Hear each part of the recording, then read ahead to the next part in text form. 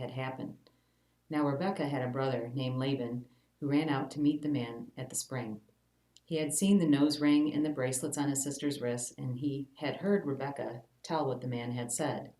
So he rushed out to the spring, where the man was still standing beside his camels. Laban said to him, "Come and stay with us, you who are blessed by the Lord. Why are you standing here outside the town when I have a room all ready for you and have a place prepared for the camels?" So the man went home with Laban, and Laban unloaded the camels, gave him straw for their bedding, fed them, and provided water for the man and the camel drivers to wash their feet. Then food was served. But Abraham's servant said, "I don't want to eat until I have told you why I have come." "All right," Laban said, "tell us." "I am Abraham's servant," he explained, "and the Lord has greatly blessed my master. He has become a wealthy man. The Lord has given him flocks of sheep and goats, herds of cattle, a fortune in silver and gold, and many male and female servants, and camels and donkeys. When Sarah, my master's wife, was very old, she gave birth to my master's son, and my master has given him everything he owns. And my master made me take an oath. He said, 'Do not allow my son to marry one of those local Canaanite women. Go instead to my father's house, to my relatives, and find a wife there for my son.' But I said to my master, 'What if I can't find a young woman who is willing to go back with me?' He responded, 'The Lord in whose presence I have lived will send his angel with you and will make your mission successful. Yes, you must find a wife for my son from among my relatives, from my father's family. Then you will have fulfilled your obligation. But if you go to my relatives and they refuse to let her go with you, you will be free from my oath.' So today, when I came to the spring, I prayed this prayer. 'O Lord, God of my master, Abraham, please give me success on this mission. See, I am standing here beside this spring. This is my request. When a young woman comes to draw water, I will say to her, "Please give me a little drink of water from your jug." If she says yes, have a drink, and I will draw water for you and your camels too. Let her be the one you have selected to be the wife of my master's son." Before I had finished praying in my heart, I saw Rebekah coming out with her water jug on her shoulder. She went down to the spring and drew water. So I said to her, "Please give me a drink." She quickly lowered her jug from her shoulder and said, "Yes, have a drink, and I will water your camels too." So I drank, and then she watered the camels. Then I asked, "Whose daughter are you?" She replied, "I am the daughter of Bethuel, and my grandparents are Nahor and Milcah." So I put the ring on her nose and the bracelets on her wrists. Then I bowed low and worshiped the Lord. I praised the Lord, the God of my master Abraham, because he had led me straight to my master's niece to be his son's wife. So tell me, will you or won't you show unfailing love and faithfulness to my master? Please tell me yes or no, and then I'll know what to do next." Then Laban and Bethuel replied, "The Lord has obviously brought you here, so there is nothing we can say. Here is Rebekah, take her and go. Yes, let her be the wife of your master's son, as the Lord has directed."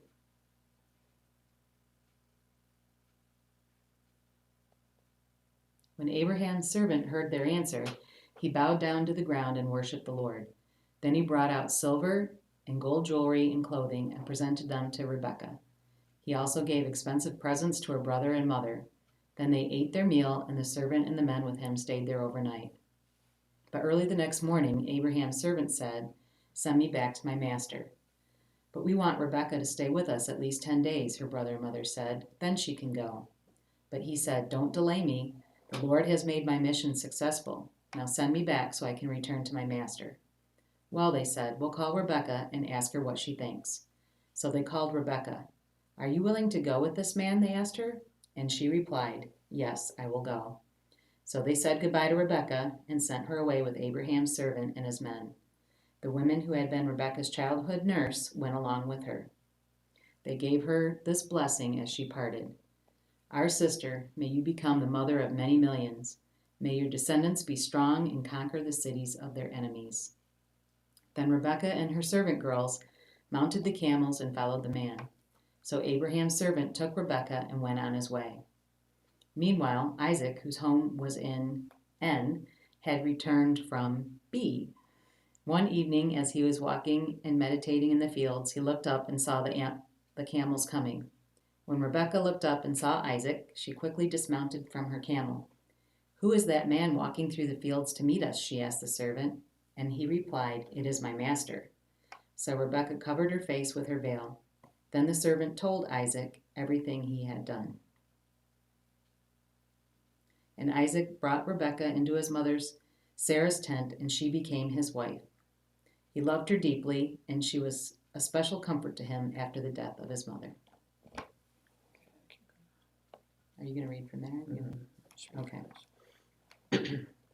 The death of Abraham. Abraham married another wife whose name was Kay. She gave birth to Z, J, M, I, and S.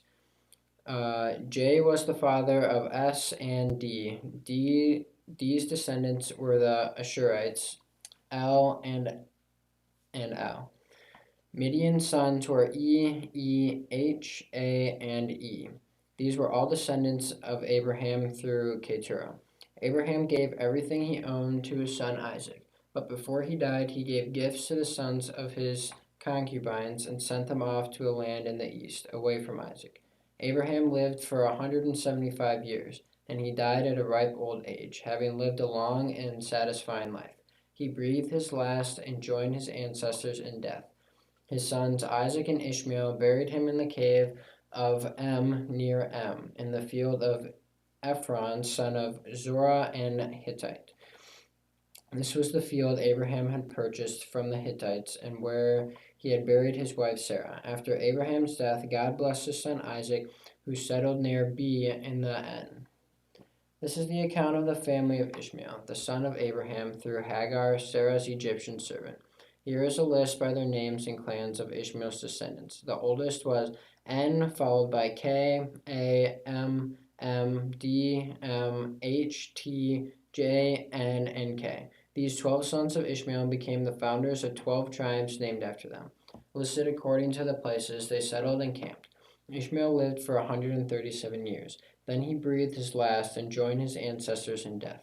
Ishmael's descendants occupied the region from H to Shur, which is east of Egypt in the direction of Assur. There they lived in open hostility toward all their relatives. The births of Esau and Jacob. This is the account of the family of Isaac, the son of Abraham. When Isaac was 40 years old, he married Rebekah, and daughter of B the A from P, and the sister of Laban and A. Isaac pleaded with the Lord on behalf of his wife because she was unable to have children. The Lord answered Isaac's prayer, and Rebekah became pregnant with twins. But the two children struggled with each other in her womb, so she went to ask the Lord about it. "Why is this happening to me?" she asked. And the Lord told her, "The sons in your womb will become two nations. From the very beginning, the two nations will be rivals. One nation will be stronger than the other, and your older son will serve your younger son." And when the time came to give birth, Rebekah discovered that she had indeed have twins. The first one was very red at birth and covered with thick hair like a fur coat, so they named him Esau. Then the other twin was born with his hand grasping Esau's heel, so they named him Jacob. Isaac was 60 years old when the twins were born. Esau sells his birthright. As the boys grew up, Esau became a skillful hunter and was an outdoorsman, but Jacob had a quiet temperament, preferring to stay at home. Isaac loved Esau because he enjoyed eating the wild game Esau brought home, but Rebekah loved Jacob. One day when Jacob was cooking some stew, Esau arrived home from the wilderness, exhausted and hungry. Esau said to Jacob, "I'm starved. Give me some of the red stew." This is how Esau got his other name, Edom, which means bread. "All right," Jacob replied, "but trade me your rights as the firstborn son." "Look, I'm dying of starvation," said Esau. "What good is my birthright to me now?" But Jacob said, "First you must swear that your birthright is mine." So Esau swore an oath, thereby selling all the rights as the firstborn to his brother, Jacob. Then Jacob gave Esau some bread and lentil stew. Esau ate the meal, then got up and left. He showed contempt for his rights as the firstborn. Keep going. I can go. Isaac deceives Abimelech. A severe famine now struck the land, as had happened before in Abraham's time. So Isaac moved to G, where Abimelech, king of the Philistines, lived. The Lord appeared to Isaac and said, "Do not go down to Egypt, but do as I tell you.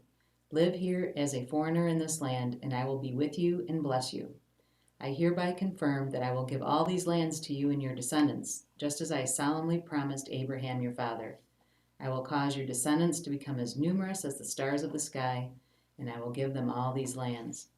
And through your descendants, all the nations of the earth will be blessed. I will do this because Abraham listened to me and obeyed all my requirements, commands, decrees, and instructions." So Isaac stayed in G. When the men who lived there asked Isaac about his wife, Rebekah, he said, "She is my sister." He was afraid to say, "She is my wife," he thought. He thought, "They will kill me to get her because she is so beautiful." But some time later, Abimelech, king of the Philistines, looked out his window and saw Isaac caressing Rebekah. Immediately, Abimelech called for Isaac and exclaimed, "She is obviously your wife. Why did you say she is my sister?" "Because I was afraid someone would kill me to get her from me," Isaac replied. "How could you do this to us?" Abimelech exclaimed. "One of my people might easily have taken your wife and slept with her, and you would have made us guilty of great sin." Then Abimelech issued a public proclamation: "Anyone who touches this man or his wife will be put to death." Conflict over water rights. When Isaac planted his crops that year, he harvested 100 times more grain than he planted, for the Lord blessed him. He became a very rich man, and his wealth continued to grow. He acquired so many flocks of sheep and goats, herds of cattle, and servants that the Philistines became jealous of him. So the Philistines filled up all of Isaac's wells with dirt. These were the wells that had been dug by the servants of his father Abraham. Finally, Abimelech ordered Isaac to leave the country. "Go somewhere else," he said, "for you have become too powerful for us." So Isaac moved away to the Gerar Valley, where he set up their tents and settled down. He reopened the wells his father had dug, which the Philistines had filled in after Abraham's death. Isaac also restored the names Abraham had given them. Isaac's servants also dug in the Gerar Valley and discovered a well of fresh water. But then the shepherds from Gerar came and claimed the spring. "This is our water," they said, and they argued over it with Isaac's herdsmen. So Isaac named the well Esek, which means argument. Isaac's men then dug another well, but again there was a dispute over it. So Isaac named it Sitnah, which means hostility. Abandoning that one, Isaac moved on and dug another well. This time there was no dispute over it, so Isaac named the place Ar, which means open space. For he said, "At last the Lord has created enough space for us to prosper in this land." From there, Isaac moved to Beersheba, where the Lord appeared to him on the night of his arrival. "I am the God of your father Abraham," he said. "Do not be afraid, for I am with you and will bless you. I will multiply your descendants, and they will become a great nation. I will do this because of my promise to Abraham, my servant." Then Isaac built an altar there and worshipped the Lord. He set up his camp at that place, and his servants dug another well. Isaac's covenant with Abimelech. One day, King Abimelech came from Gerar, from his advisor, A, and also P, his army commander. "Why have you come here?" Isaac asked. "You obviously hate me, since you kicked me off your land." They replied, "We can plainly see that the Lord is with you, so we want to enter into a sworn treaty with you. Let's make a covenant. Swear that you will not harm us, just as we have never troubled you. We have always treated you well, and we sent you away from us in peace. And now look how the Lord has blessed you." So Isaac prepared a covenant feast to celebrate the treaty, and they ate and drank together. Early the next morning, they each took a solemn oath not to interfere with each other. Then Isaac sent them home again, and they left him in peace. That very day, Isaac's servants came and told him about a new well they had dug. "We found water," they exclaimed. So Isaac named the well Sheba, which means oath. And to this day, the town that grew up there is called Beersheba, which means well of the oath. At the age of 40, Esau married 2 Hittite wives, Judith, the daughter of B, and B, the daughter of Elon. But Esau's wives made life miserable for Isaac and Rebekah. Jacob steals Esau's blessing. One day when Isaac was old and turning blind, he called for Esau, his older son, and said, "My son." "Yes, father," Esau replied. "I'm an old man now," Isaac said, "and I don't know when I may die. Take your bow and a quiver full of arrows, and go out into the open country to hunt some wild game for me. Prepare my favorite dish and bring it here for me to eat. Then I will pronounce the blessing that belongs to you, my firstborn son, before I die." But Rebekah overheard what Isaac had said to his son Esau. So when Esau left to hunt for the wild game, she said to her son Jacob, "Listen, I overheard your father say to Esau, 'Bring me some wild game and prepare me a delicious meal. Then I will bless you in the Lord's presence before I die.' Now, my son, listen to me. Do exactly as I tell you. Go out to the flocks and bring me 2 fine young goats. I'll use them to prepare your father's favorite dish.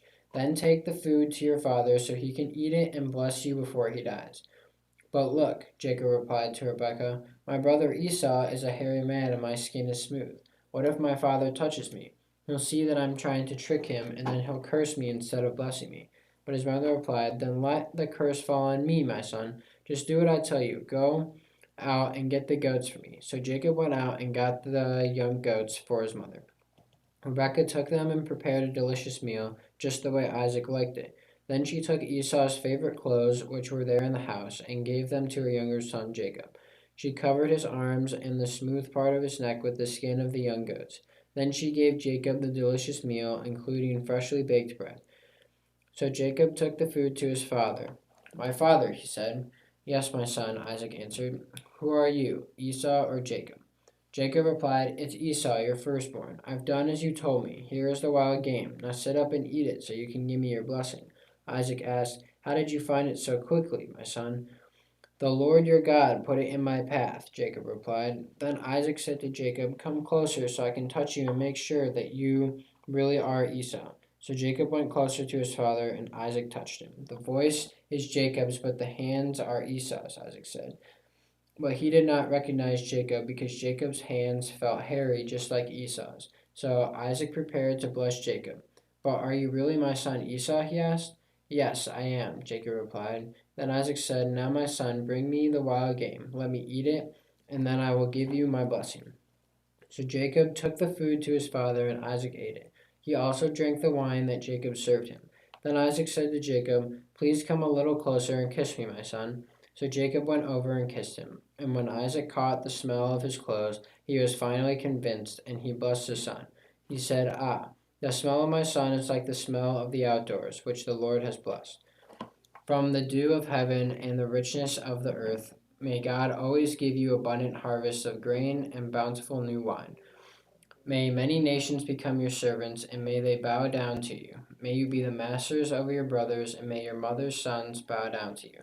All who curse you will be cursed, and all who bless you will be blessed."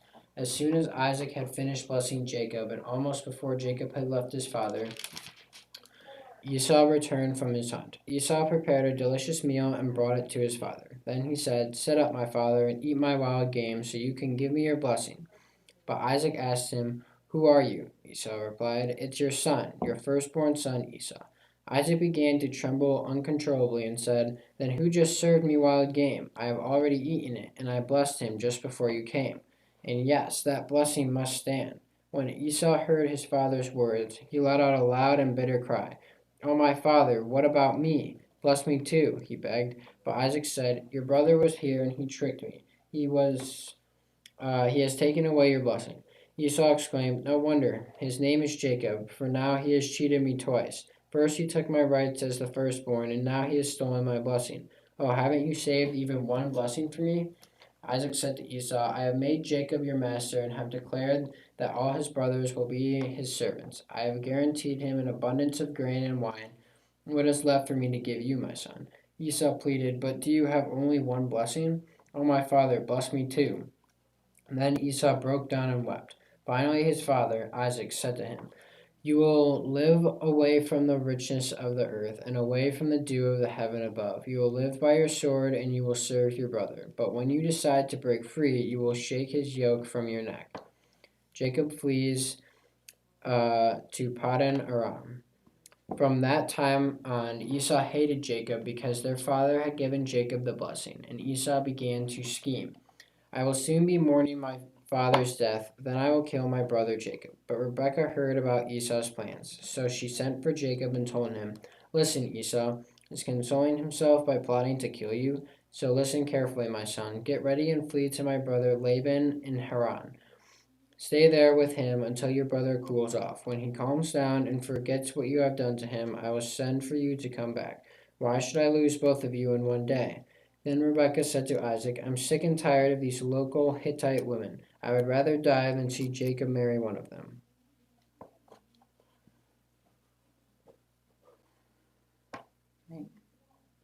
That's right. Oh, okay. So Isaac called for Jacob, blessed him, and said, You must not marry any of these Canaanite women. Instead, go at once to, do you know how to say that? Padan Aram. Padan Aram. That would have been my guess. Okay. Instead, go at once to Padan Aram, to the house of your grandfather Bethuel, and marry one of your uncle Laban's daughters. May God Almighty bless you and give you many children, and may your descendants multiply and become many nations. May God pass on to you and your descendants the blessings he promised to Abraham. May you own this land where you are now, living as a foreigner, for God gave this land to Abraham. So Isaac sent Jacob away, and he went to Padan Aram to stay with his uncle Laban, his mother's brother, the son of Bethuel the Aramean. Esau knew that his father Isaac had blessed Jacob and sent him to Padan Aram to find a wife, and that he had warned Jacob, You must not marry a Canaanite woman. He also knew that Jacob had obeyed his parents and gone to Padan Aram. It was now very clear to Esau that his father did not like the local Canaanite women.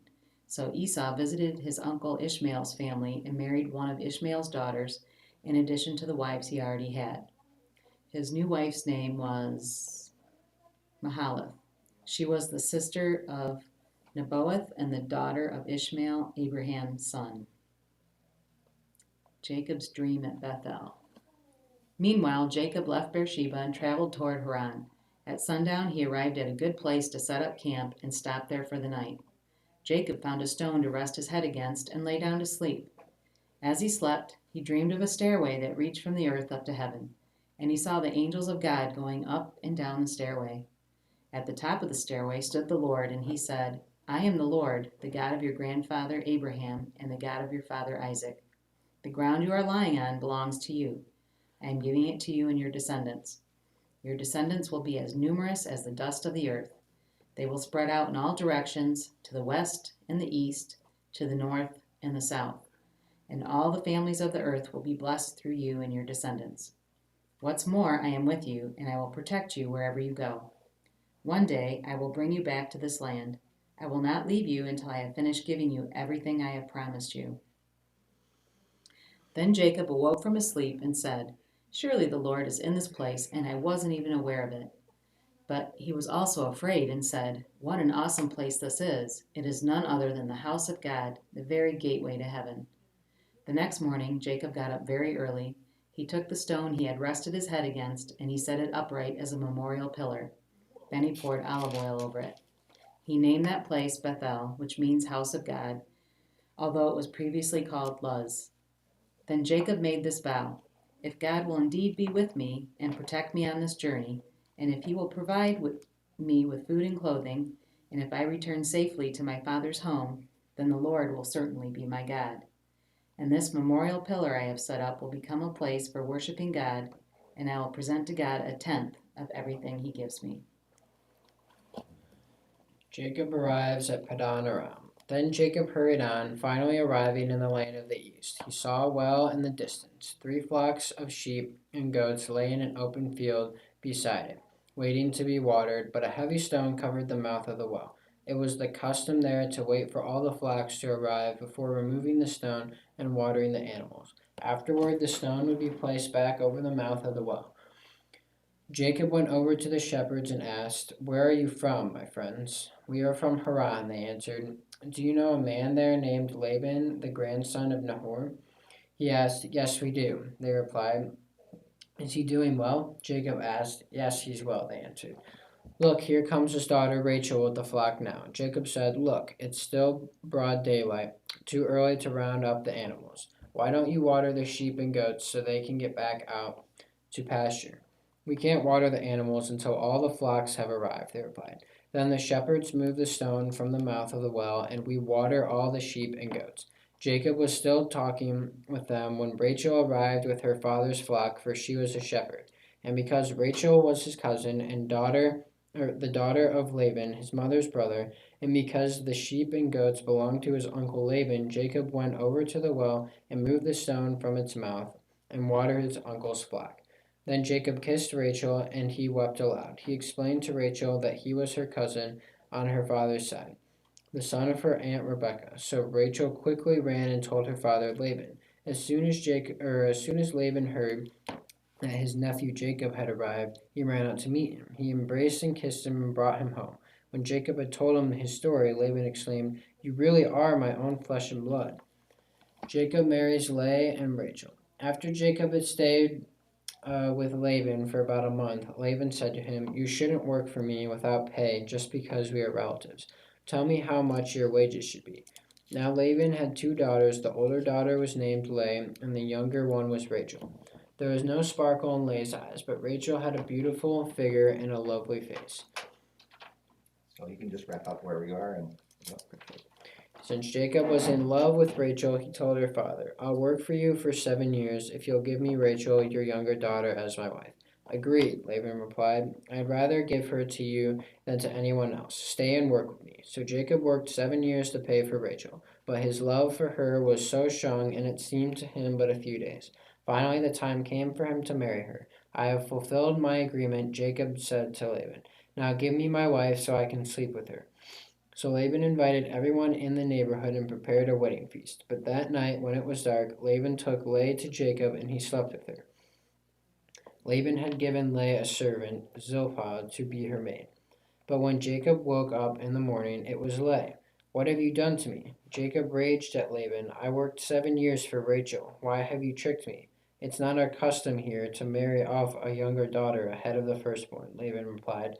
"But wait until the bridal week is over. Then we'll give you Rachel too, provided you promise to work another 7 years for me." So Jacob agreed to work 7 more years. A week after Jacob had married Leah, Laban gave him Rachel too. Laban gave Rachel a servant, Bilhah, to be her maid. So Jacob slept with Rachel too, and he loved her much more than Leah. He then stayed and worked for Laban the additional 7 years. Okay. Should I bring this up? Hi guys, thank you. Yeah. So where'd you make it to? Okay. Jacob's children. Cool. Just starting that next All right, section. so Jean's gonna be there. Okay. Sweet. All right, so Jean, you can take a seat, and I'll come back in a second, get you started. Okay. Okay, you can get going. You need to turn the AC on here. All right, so you guys want to sign this?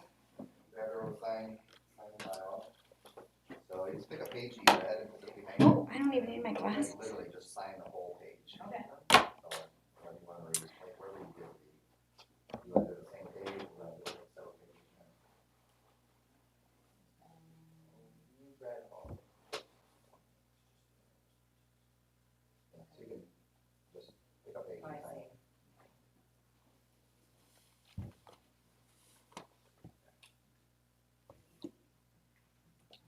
So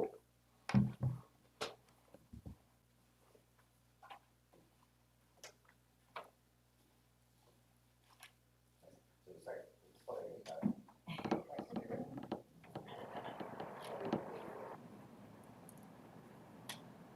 Nice. All right. Yeah, your sticker if you want one. It's kind of funny, but not me. Thanks, guys. Yeah, funny. He knows some of those words better than I do. This is a tough one too. All the tribes of Israel. Yep. Yeah. Yeah. Thanks, guys. Yeah. All right, Jean, you're welcome to read off the iPad, or you can read off the Bible. Don't care. Yeah, no, this is great Okay. because I don't even need my glasses. I know, so nice. Yep. Oh my God. So I read it like this, but Oh. most people like it like this. Gotcha. I'm good there. Yep. And then all you have to do is scroll up. Oh, super So I think duper. we get to the end of the chapter, you gotta hit the next button. But Here? Yeah. Okay. Yep. And then I don't do like chapters or say Nope. anything. Nope, we just go. Straight on through. Yep. Okay. You ready? Yeah. Let's do it. Okay. All right. Thank you. Thank I'll you. wait you in about 25 minutes. Okay. I'll Okay. leave this up. No one else is in here just to get some air in here. Okay. And when someone comes, I'll close it. Super. Jacob's many children. When the Lord saw that Leah was unloved, he enabled her to have children, but Rachel could not conceive. So Leah became pregnant and gave birth to a son. She named him Reuben, for she said, "The Lord has noticed my misery, and now my husband will love me." She soon became pregnant again and gave birth to another son. She named him Simeon, for she said, "The Lord heard that I was unloved and has given me another son." Then she became pregnant a third time and gave birth to another son. He was named Levi, for she said, "Surely this time my husband will feel affection for me, since I have given him 3 sons." Once again, Leah became pregnant and gave birth to another son. She named him Judah, for she said, "Now I will praise the Lord." And then she stopped having children. When Rachel saw that she wasn't having any children for Jacob, she became jealous of her sister. She pleaded with Jacob, "Give me children or I'll die." Then Jacob became furious with Rachel. "Am I God?" he asked. "He's the one who has kept you from having children." Then Rachel told him, "Take my maid, Bilhah, and sleep with her. She will bear children for me, and through her I can have a family too." So Rachel gave her servant Bilhah to Jacob as a wife, and he slept with her. Bilhah became pregnant and presented him with a son. Rachel named him Dan, for she said, "God has vindicated me. He has heard my request and given me a son." Then Bilhah became pregnant again and gave Jacob a second son. Rachel named him Naphtali, for she said, "I have struggled hard with my sister, and I'm winning." Meanwhile, Leah realized that she wasn't getting pregnant anymore, so she took her servant Zilpah and gave her to Jacob as a wife. Soon Zilpah presented him with a son. Leah named him Gad, for she said, "How fortunate I am." Then Zilpah,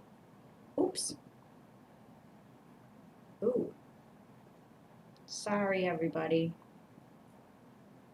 Aaron, I think I messed up. Okay, no problem. I pressed that button when I couldn't get it to do this. Was I supposed to swipe that way? I don't know. Sorry. So that's I great. was on Jacob starting his family. So, I think you're a minute. Genesis, so this is chapter, what does that say? You can't see it, so Genesis That's 28, so, 20. so let's go back. I pressed those. Oh, did it start reading or something on you? No. I think that does the same thing. Yeah, that's okay. That didn't make sense in that Oh, then, sentence. okay. Yeah, I guess if you just swipe it to that side, it'll work. Oh, that's what I didn't do. Yeah, that's Okay, fine. because he was just starting to have the kids. Oh, wait, maybe that's it.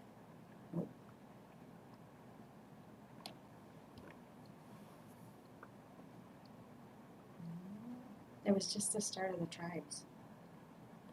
I'm so sorry. That's okay. So I can't see it. So 20. we were on 26. Oh, Right? oops. So 26. Let's go back 26. Let's come down here. No, Rachel was just having her kids and bringing in the maid servants to become the wives. I think it was past 26. Yeah. So. Still season, so we were past it, yeah. Oh, go back one. Right. Okay, yeah, I read this. Okay. Getting pregnant. Getting pregnant. Stole the husband. Okay. There's pregnant again. Okay. Yeah. Okay. Hang on. Oh wait, no. Okay, we were here. Gad. There it is. Sorry. That's So I okay. scroll up. Yeah, scroll up to go Maybe I down, went and then when you're too done, you kind of shift it to the left. Alright. That's all right. Okay. Shh, no one see So that. much Okay. already. Please All right. start. We're gonna show you how it's done. Okay. Okay. Where we're at Gad. Okay. Gad. Oh, then Zilpah gave Jacob a second son, and Leah named him Asher, for she said, "What joy is mine! Now the other women will celebrate with me." One day during the wheat harvest, Reuben found some mandrakes growing in a field and brought them to his mother Leah. Rachel begged Leah, "Please give me some of your son's mandrakes." But Leah angrily replied, "Wasn't it enough that you stole my husband? Now will you steal my son's mandrakes too?" Rachel answered, I will let Jacob sleep with you tonight if you give me some of the mandrakes. So that evening, as Jacob was coming home from the fields, Leah went out to meet him. You must come and sleep with me tonight, she said. I have paid for you with some mandrakes that my son found. So that night he slept with Leah, and God answered Leah's prayers. She became pregnant again and gave birth to a fifth son for Jacob. She named him Issachar, for she said, God has rewarded me for giving my servant to my husband as a wife. Then Leah became pregnant again and gave birth to a sixth son for Jacob. She named him Zebulun, for she said, God has given me a good reward. Now my husband will treat me with respect, for I have given him 6 sons. Later she gave birth to a daughter and named her Dinah. Then God remembered Rachel's plight and answered her prayers by enabling her to have children.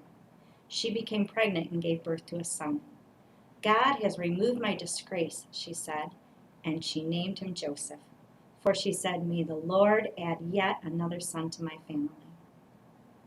Jacob's wealth increases. Soon after Rachel had given birth to Joseph, Jacob said to Laban, please release me so I can go home to my own country. Let me take my wives and children, for I have earned them by serving you, and let me be on my way. You certainly know how hard I have worked for you. Please listen to me, Laban replied. I have become wealthy, for the Lord has blessed me because of you. Tell me how much I owe you. Whatever it is, I'll pay it. Jacob replied, you know how hard I've worked for you, and how your flocks and herds have grown under my care. You have little indeed before I came, but your wealth has increased enormously. The Lord has blessed you through everything I've done. But now, what about me? When can I start providing for my own family? What wages do you want? Laban asked. Again, Jesus replied, don't give me anything. Just do this one thing, and I'll continue to tend and watch over your flocks. Let me inspect your flocks today and remove all the sheep and goats that are speckled or spotted, along with all the black sheep. Give these to me as my wages. In the future, when you check on the animals you have given me as my wages, you'll see that I have been honest. If you find in my flock any goats without speckles or spots, or any sheep that are not black, you will know that I have stolen them from you. All right, Laban replied, it will be as you say. But that very day Laban went out and removed the male goats that were streaked and spotted, all the female goats that were speckled and spotted or had white patches, and all the black sheep. He placed them in the care of his own sons, who took them to a 3 days' journey from where Jacob was. Meanwhile, Jacob stayed and cared for the rest of Laban's flock. Then Jacob took some fresh branches from poplar, almond, and plane trees and peeled off strips of bark, making white streaks on them. Then he placed these peeled branches in the watering troughs where the flocks came to drink, for that was where they mated. And when they mated in front of the white streaked branches, they gave birth to young that were streaked, speckled, and spotted. Jacob separated those lambs from the Laban's flock, and at mating time he turned the flock to face Laban's animals that were streaked or black. This is how he built his own flock instead of increasing Laban's. Whenever the stronger females were ready to mate, Jacob would place the peeled branches in the watering troughs in front of them. Then they would mate in front of the branches. But he didn't do this with the weaker ones.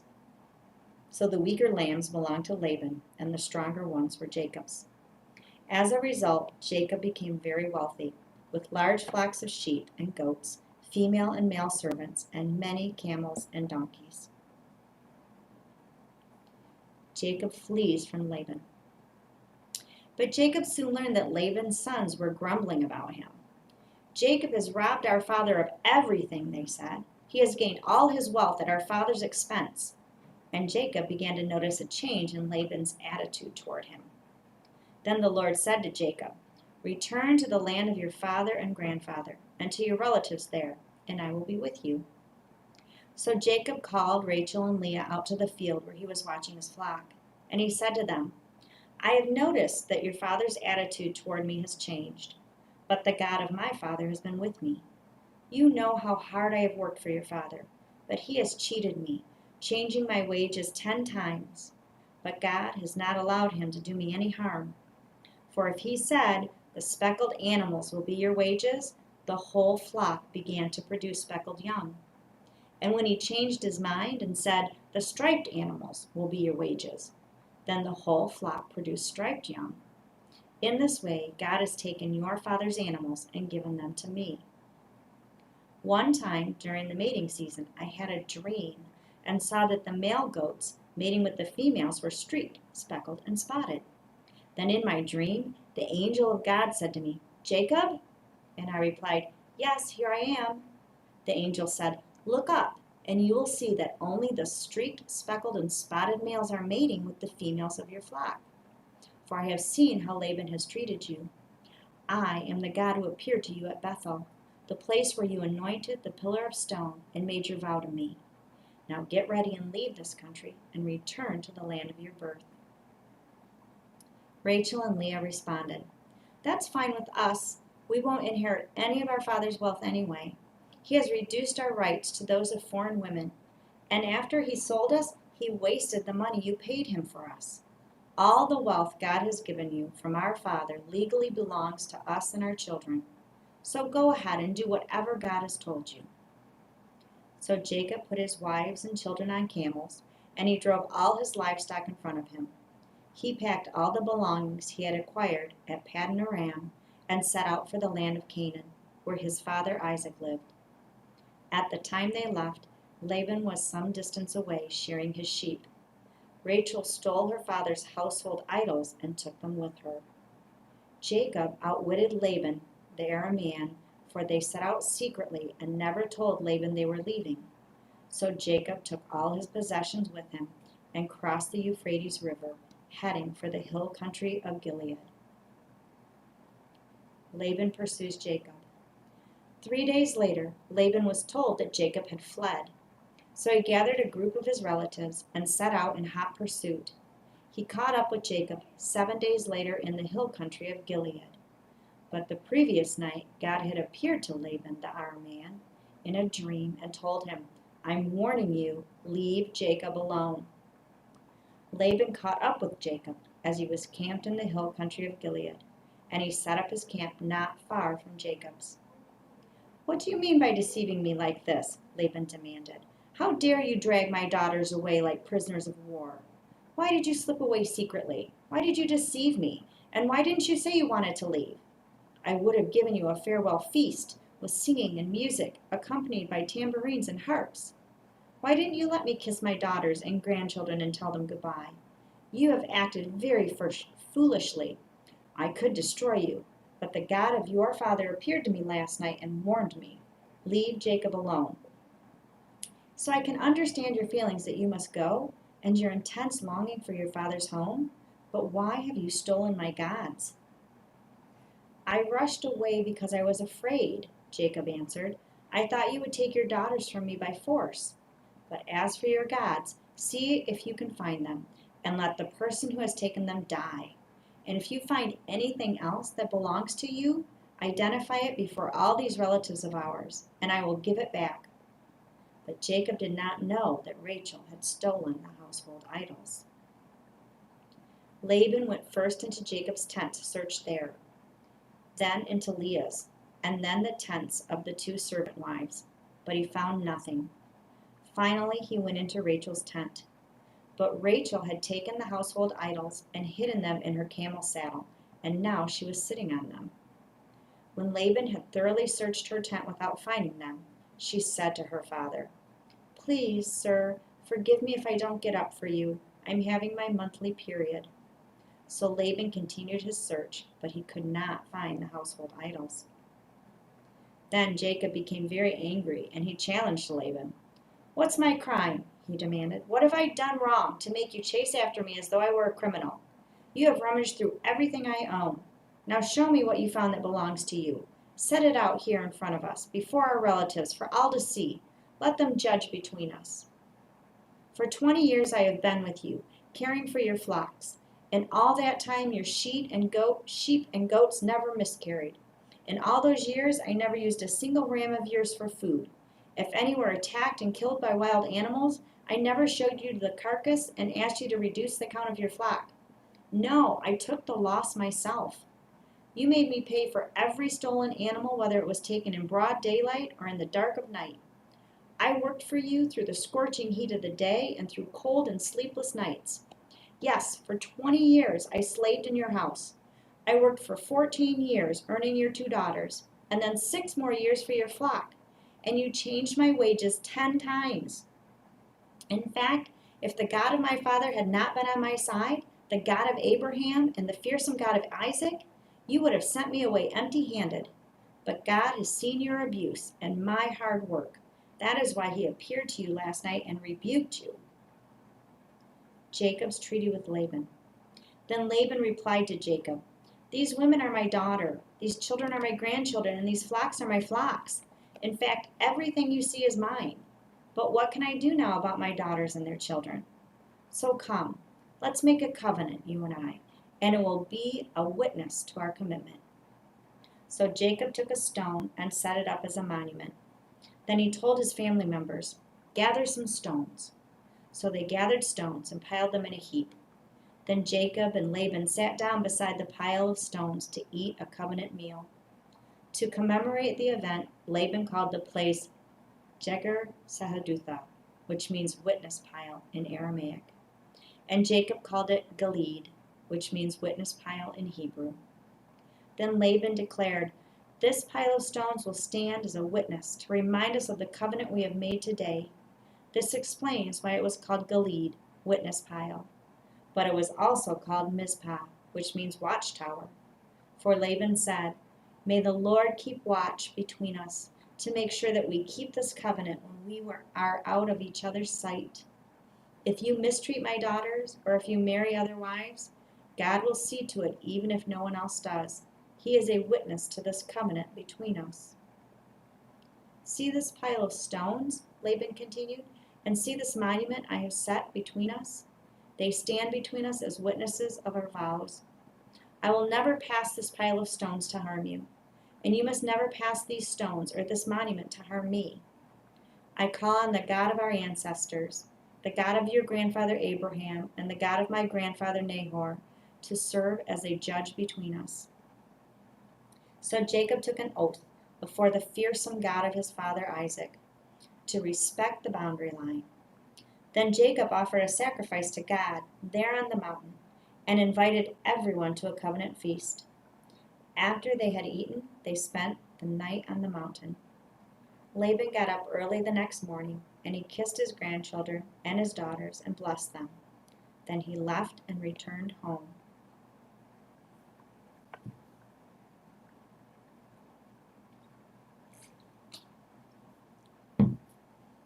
As Jacob started on his way again, angels of God came to meet him. When Jacob saw them, he exclaimed, This is God's camp. So he named the place Mahanaim. Jacob sends gifts to Esau. Then Jacob sent messengers ahead to his brother Esau, who was living in the region of Seir in the land of Edom. He told them, Give this message to my master Esau. Humble greetings from your servant Jacob. Until now I have been living with Uncle Laban, and now I own cattle, donkeys, flocks of sheep and goats, and many servants, both men and women.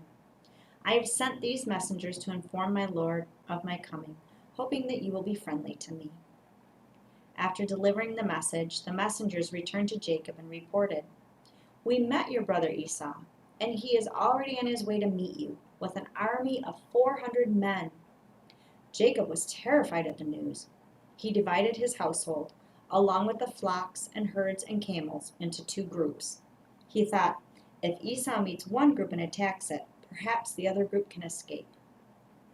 Then Jacob prayed, O God of my grandfather Abraham, and God of my father Isaac, O Lord, you told me, return to your own land and to your relatives, and you promised me I will treat you kindly. I am not worthy of all the unfailing love and faithfulness you have shown me, your servant. When I left home and crossed the Jordan River, I owned nothing except a walking stick. Now my household fills 2 large camps. O Lord, please rescue me from the hand of my brother Esau. I am afraid that he is coming to attack me along with my wives and children. But you promised me, I will surely treat you kindly, and I will multiply your descendants until they become as numerous as the sands along the seashore, too many to count." Jacob stayed where he was for the night. Then he selected these gifts from his possessions to present to his brother Esau: 200 female goats, 20 male goats, 200 ewes, 20 rams, 30 female camels with their young, 40 cows, 10 bulls, 20 female donkeys, and 10 male donkeys. He divided these animals into herds and assigned each to different servants. Then he told his servants, "Go ahead of me with the animals, but keep some distance between the herds." He gave these instructions to the men leading the first group: "When my brother Esau meets you, he will ask, 'Whose servants are you? Where are you going? Who owns these animals?' You must reply, 'They belong to your servant Jacob, but they are a gift for his master Esau. Look, he's coming right behind us.'" Jacob gave the same instructions to the second and third herdsmen and to all who followed behind the herds. "You must say the same thing to Esau when you meet him, and be sure to say, 'Look, your servant Jacob is right behind us.'" Jacob thought, "I will try to appease him by sending gifts ahead of me. When I see him in person, perhaps he will be friendly to me." So the gifts were sent on ahead, while Jacob himself spent that night in the camp. Jacob wrestles with God. During the night, Jacob got up and took his 2 wives, his 2 servant wives, and his 11 sons and crossed the Jabbok River with them. After taking them to the other side, he sent over all his possessions. This left Jacob all alone in the camp, and a man came and wrestled with him until the dawn began to break. When the man saw that he would not win the match, he touched Jacob's hip and wrenched it out of its socket. Then the man said, "Let me go, for the dawn is breaking." But Jacob said, "I will not let you go unless you bless me." "What is your name?" the man asked. He replied, "Jacob." "Your name will no longer be Jacob," the man told him. "From now on you will be called Israel, because you have fought with God and with men and have won." "Please tell me your name," Jacob said. "Why do you want to know my name?" the man replied. Then he blessed Jacob there. Jacob named the place Peniel, which means face of God. For he said, "I have seen God face to face, yet my life has been spared." The sun was rising as Jacob left Peniel, and he was limping because of the injury to his hip. Even today, the people of Israel don't eat the tendon near the hip socket because of what happened that night when the man strained the tendon of Jacob's hip. Jacob and Esau make peace. Then Jacob looked up and saw Esau coming with his 400 men. So he divided the children among Leah, Rachel, and his 2 servant wives. He put the servant wives and their children at the front, Leah and her children next, and Rachel and Joseph last. Then Jacob went on ahead. As he approached his brother, he bowed to the ground 7 times before him. Then Esau ran to meet him and embraced him, threw his arms around his neck and kissed him, and they both wept. Then Esau looked at the women and children and asked, "Who are these people with you?" "These are the children God has graciously given me, your servant," Jacob replied. Then the servant wives came forward with their children and bowed before him. Next came Leah with her children, and they bowed before him. Finally, Joseph and Rachel came forward and bowed before him. "And what were all the flocks and herds I met as I came?" Esau asked. Jacob replied, "They are a gift, my lord, to ensure your friendship." "My brother, I have plenty," Esau answered. "Keep what you have for yourself." But Jacob insisted, "No, if I have found favor with you, please accept this gift from me. And what a relief to see your friendly smile. It is like seeing the face of God. Please take this gift I have brought you, for God has been very gracious to me.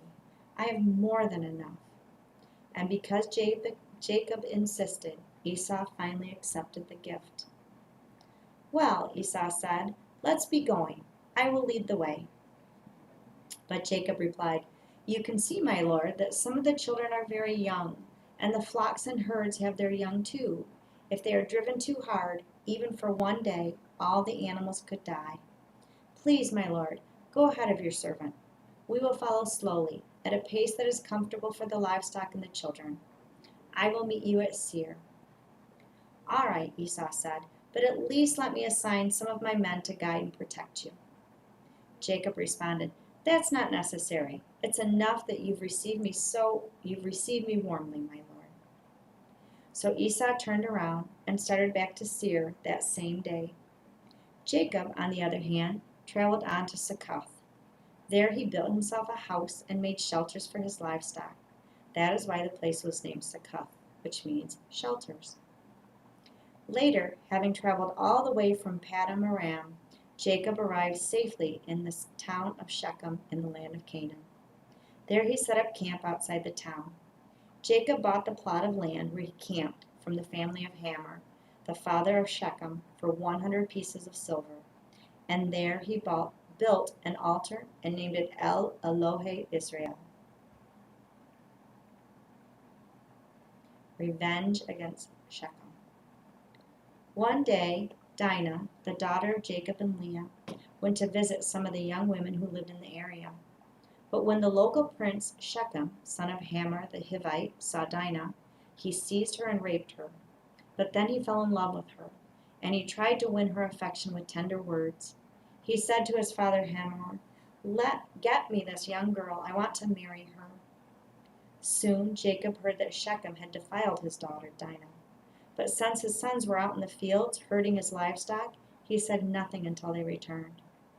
Hamor, Shechem's father, came to discuss the matter with Jacob. Just come to a stopping place and we do. Okay.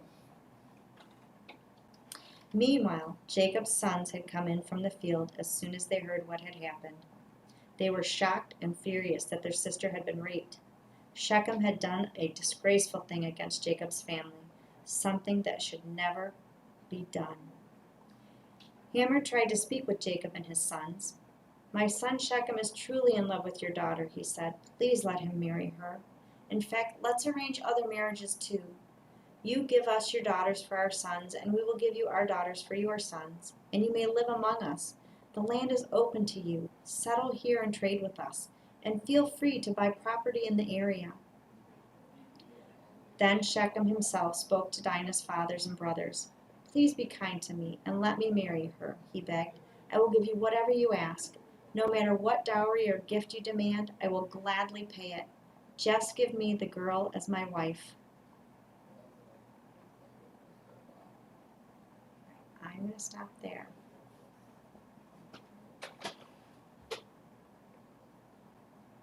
And be right back.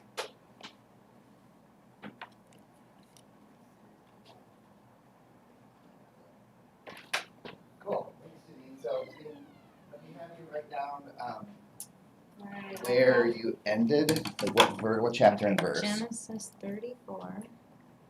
just in case something happens. Sure. I thought of it. Yeah. Since you. It's me. There we go. Cool. All All right, so if you want to come in here and take a look at this, see if this works for you. I'll come back in a second and get you started. Okay. Let me, Oh yeah, this looks good.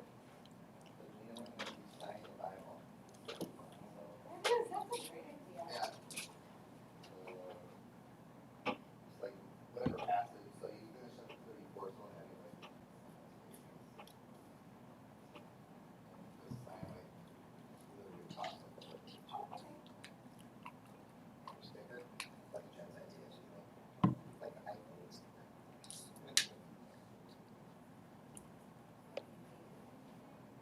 I'll take it on myself. Cool. Okay, thank you so much. Should I right back?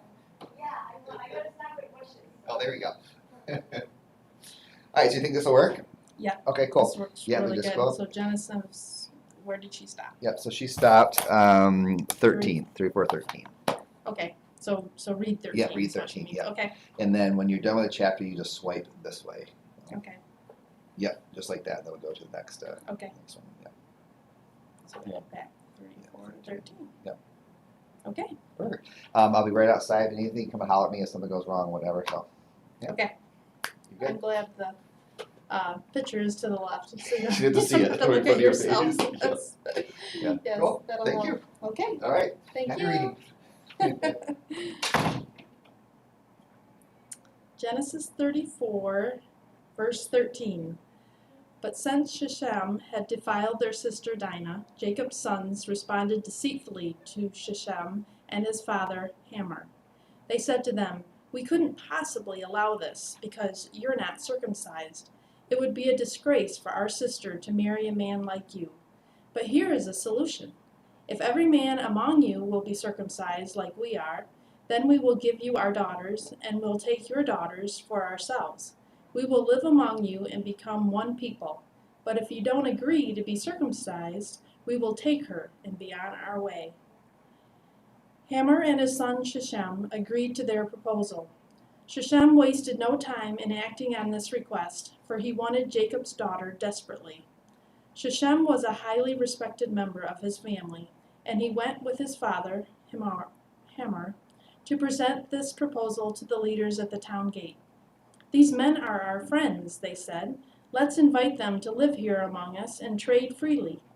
Look, the land is large enough to hold them. We can take their daughters as wives and let them marry ours. But they will consider staying here and becoming one people with us only if all of our men are circumcised just as they are. But if we do this, all their livestock and possessions will eventually be ours. Come, let's agree to their terms and let them settle here among us." So all the men in the town council agreed with Hamor and Shechem, and every male in the town was circumcised. But 3 days later, when their wounds were still sore, 2 of Jacob's sons, Simeon and Levi, who were Dinah's full brothers, took their swords and entered the town without opposition. Then they slaughtered every male there, including Hamor and his son Shechem. They killed them with their swords, then took Dinah from Shechem's house and returned to their camp. Meanwhile, the rest of Jacob's sons arrived. Finding the men slaughtered, they plundered the town because their sister had been defiled there. They seized all the flocks and herds and donkeys, everything they could lay their hands on, both inside the town and outside in the fields. They looted all their wealth and plundered their houses. They also took all their little children and wives and led them away as captives. Afterward, Jacob said to Simeon and Levi, "You have ruined me. You've made me stink among all the people of this land, among all of the Canaanites and Perizzites. We are so few that they will join forces and crush us. I will be ruined, and my entire household will be wiped out." "But why should we let him treat our sister like a prostitute?" they retorted angrily. Jacob's return to Bethel. Then God said to Jacob, "Get ready and move to Bethel and settle there. Build an altar there to the God who appeared to you when you fled from your brother Esau." So Jacob told everyone in his household, "Get rid of all your pagan idols, purify yourselves, and put on clean clothing. We are now going to Bethel, where I will build an altar to the God who answered my prayers when I was in distress. He has been with me wherever I have gone." So they gave Jacob all their pagan idols and earrings, and he buried them under the great tree near Shechem. As they set out, a terror from God spread over the people in all the towns of that area, so no one attacked Jacob's family. Eventually, Jacob and his household arrived at Luz, also called Bethel, in Canaan. Jacob built an altar there and named the place El Bethel, which means God of Bethel, because God had appeared to him there when he was fleeing from his brother Esau. Soon after this, Rebekah's old nurse, Deborah, died. She was buried beneath the oak tree in the valley below Bethel. Ever since, the tree has been called Elon Bakuth, which means Oak of Weeping. Now that Jacob had returned from Paddan Aram, God appeared to him again at Bethel. God blessed him, saying, "Your name is Jacob, but you will not be called Jacob any longer. From now on, your name will be Israel. So God renamed him Israel. Then God said, I am El Shaddai, God Almighty. Be fruitful and multiply. You will become a great nation, even many nations. Kings will be among your descendants. And I will give you the land I once gave to Abraham and Isaac. Yes, I will give it to you and your descendants after you. Then God went up from the place where he had spoken to Jacob. Jacob set up a stone pillar to mark the place where God had spoken to him. Then he poured wine over it as an offering to God and anointed the pillar with olive oil. And Jacob named the place Bethel, which means house of God, because God had spoken to him there. The deaths of Rachel and Isaac. Verse 16. Leaving Bethel, Jacob and his clan moved on toward Ephrath. But Rachel went into labor while they were still some distance away. Her labor pains were intense. After a very hard delivery, the midwife finally exclaimed, Don't be afraid, you have another son. Rachel was about to die, but with her last breath, she named the baby Benoni, which means son of my sorrow. The baby's father, however, called him Benjamin, which means son of my right hand. So Rachel died and was buried on the way to Ephrath, that is Bethlehem. Jacob set up a stone monument over Rachel's grave, and it can be seen there to this day. Then Jacob traveled on and camped beyond Migdal Eder. While he was living there, Reuben had intercourse with Bilhah, his father's concubine, and Jacob soon heard about it. These are the names of the 12 sons of Jacob. The sons of Leah were Reuben, Jacob's oldest son, Simeon, Levi, Judah, Issachar, and Zebulun. The sons of Rachel were Joseph and Benjamin. The sons of Bilhah, Rachel's servant, were Dan and Naphtali. The sons of Zilpah, Leah's servant, were Gad and Asher. These are the names of the sons who were born to Jacob at Padan Aram.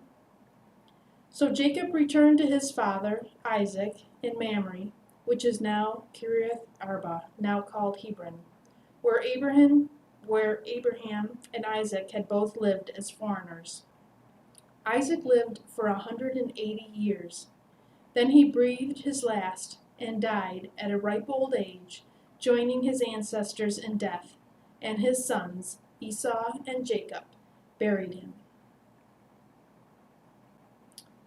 Genesis chapter 36, Descendants of Esau. This is the account of the descendants of Esau, also known as Edom. Esau married 2 young women from Canaan, Adah, the daughter of Elon the Hittite, and Oholibamah, the daughter of Anah and granddaughter of Zibeon the Hivite. He also married his cousin Basemath, who was the daughter of Ishmael and the sister of Nebaioth. Adah gave birth to a son named Eliphaz for Esau. Basemath gave birth to a son named Reuel. Oholibamah gave birth to sons named Jeush, Jalam, and Korah. All these sons were born to Esau in the land of Canaan. Esau took his wives, his children, and his entire household, along with his livestock and cattle, all the wealth he had acquired in the land of Canaan, and moved away from his brother Jacob. There was not enough land to support them both because of all the livestock and possessions they had acquired. So Esau, also known as Edom, settled in the hill country of Seir. This is the account of Esau's descendants, the Edomites, who lived in the hill country of Seir. These are the names of Esau's sons: Eliphaz, the son of Esau's wife Adah, and Reuel, the son of Esau's wife Basemath. The descendants of Eliphaz were Timon, Omar, Zepho, Garam, and Kenaz. Timnah, the concubine of Esau's son Eliphaz, gave birth to a son named Amalek. These are the descendants of Esau's wife Adah. The descendants of Reuel were Nahath, Zerah, Shammah, and Mizah. These are the descendants of Esau's wife Basemath. Esau also had sons through Oholibamah, the daughter of Anah and granddaughter of Zibeon. Their names were Jush, Jalam, and Korah. These are the descendants of Esau who became the leaders of various clans. The descendants of Esau's oldest son, Eliphaz, became the leaders of the clans of Teman, Omar, Zepho, Kenaz, Korah, Gatam, and Amalek. These are the clan leaders in the land of Edom who descended from Eliphaz. All these were descendants of Esau's wife, Adah. The descendants of Esau's son, Reuel, became the leaders of the clans of Nahath, Zerah, Shammah, and Mizah. These are the clan leaders in the land of Edom who descended from Reuel. All these were descendants of Esau's wife, Basemath.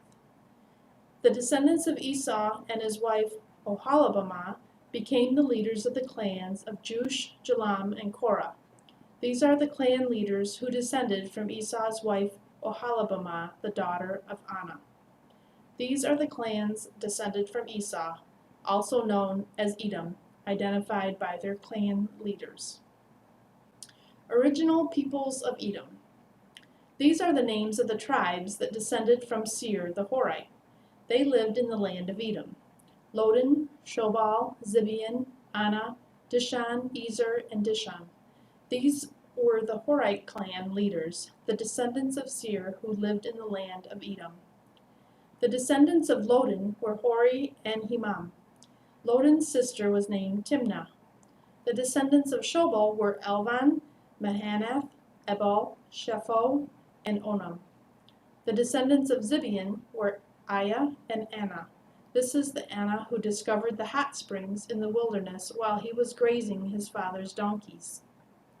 The descendants of Anah were his son Dishan and his daughter Oholibamah. The descendants of Dishan were Hemdan, Eshben, Ithran, and Karen. The descendants of Ezer were Bilhan, Zavan, and Akan. The descendants of Dishan were Uz and Aran. So these were the leaders of the Horite clans: Lodan, Shobal, Zibeon, Anah, Dishan, Ezer, and Dishan. The Horite clans are named after their clan leaders who lived in the land of Seir. Rulers of Edom. These are the kings who ruled in the land of Edom before any king ruled over the Israelites. Bela, son of Beor, who ruled in Edom from his city of Dinhabah.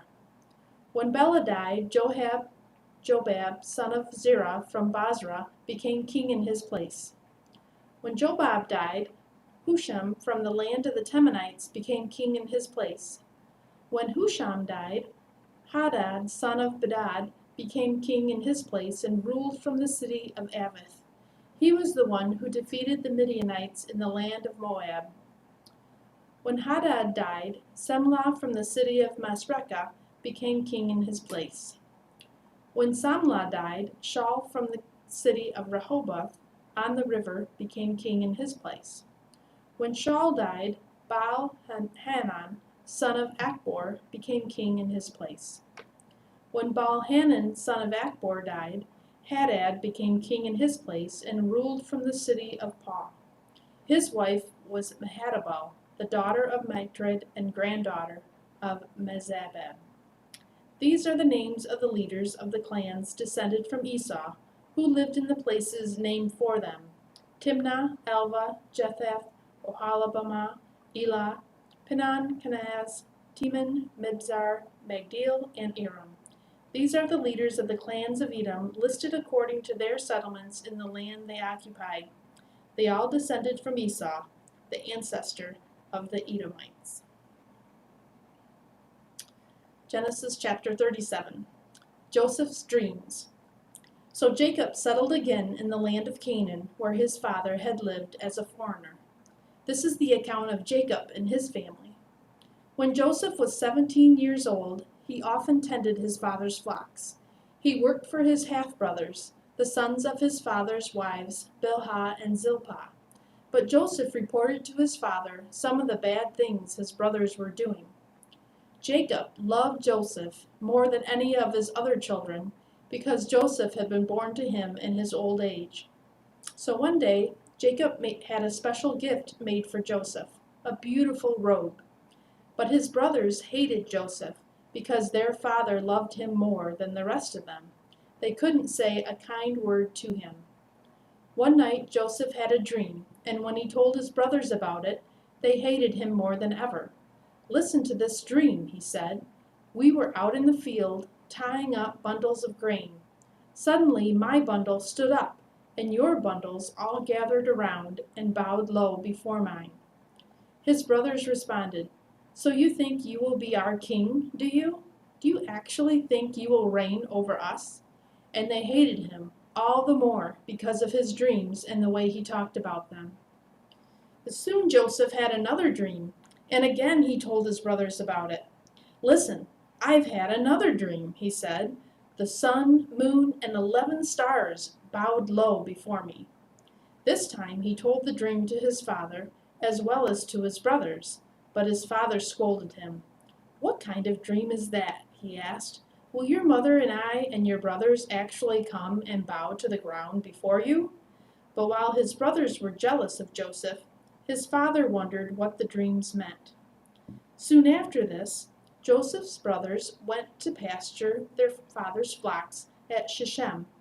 When they had been gone for some time, Jacob said to Joseph, "Your brothers are pasturing the sheep at Shechem. Get ready, and I will send you to them." "I'm ready to go," Joseph replied. "Go and see how your brothers and the flocks are getting along," Jacob said. "Then come back and bring me a report." So Jacob sent him on his way, and Joseph traveled to Shechem from their home in the valley of Hebron.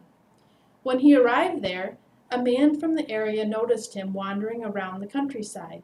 "What are you looking for?" he asked. "I'm looking for my brothers," Joseph replied. "Do you know where they are pasturing their sheep?" "Yes," the man told him. "They have moved on from here, but I heard them say, 'Let's go on to Dothan.'" So Joseph followed his brothers to Dothan and found them there. When Joseph's brothers saw him coming, they recognized him in the distance. As he approached, they made plans to kill him. "Here comes the dreamer," they said. "Come on, let's kill him and throw him into one of these cisterns. We can tell our father a wild animal has eaten him. Then we'll see what becomes of his dreams." But when Reuben heard of their scheme, he came to Joseph's rescue. "Let's not kill him," he said. "Why should we shed any blood? Let's just throw him into this empty cistern here in the wilderness. Then he'll die without our laying a hand on him."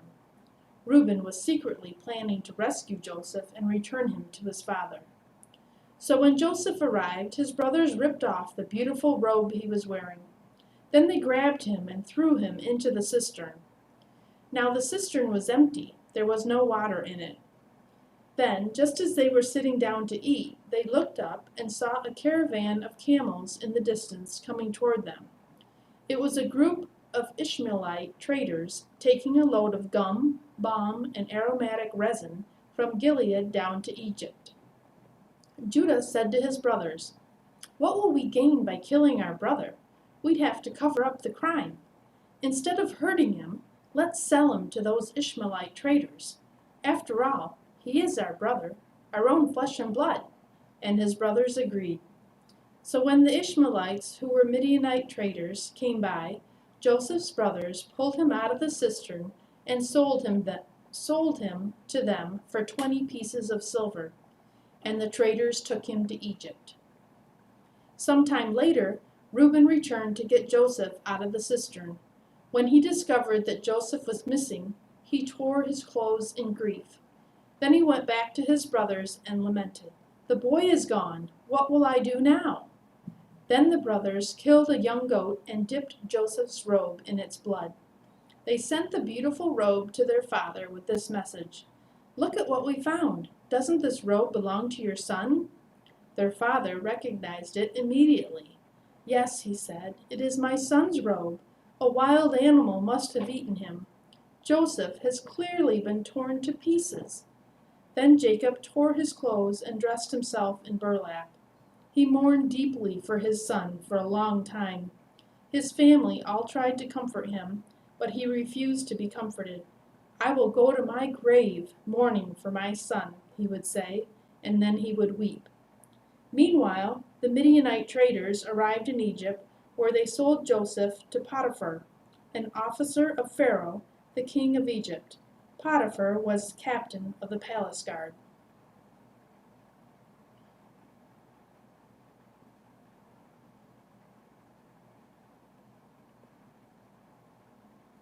Genesis chapter 38. Judah and Tamar. About this time, Judah left home and moved to Adullam, where he stayed with a man named Hira. There he saw a Canaanite woman, the daughter of Shua, and he married her.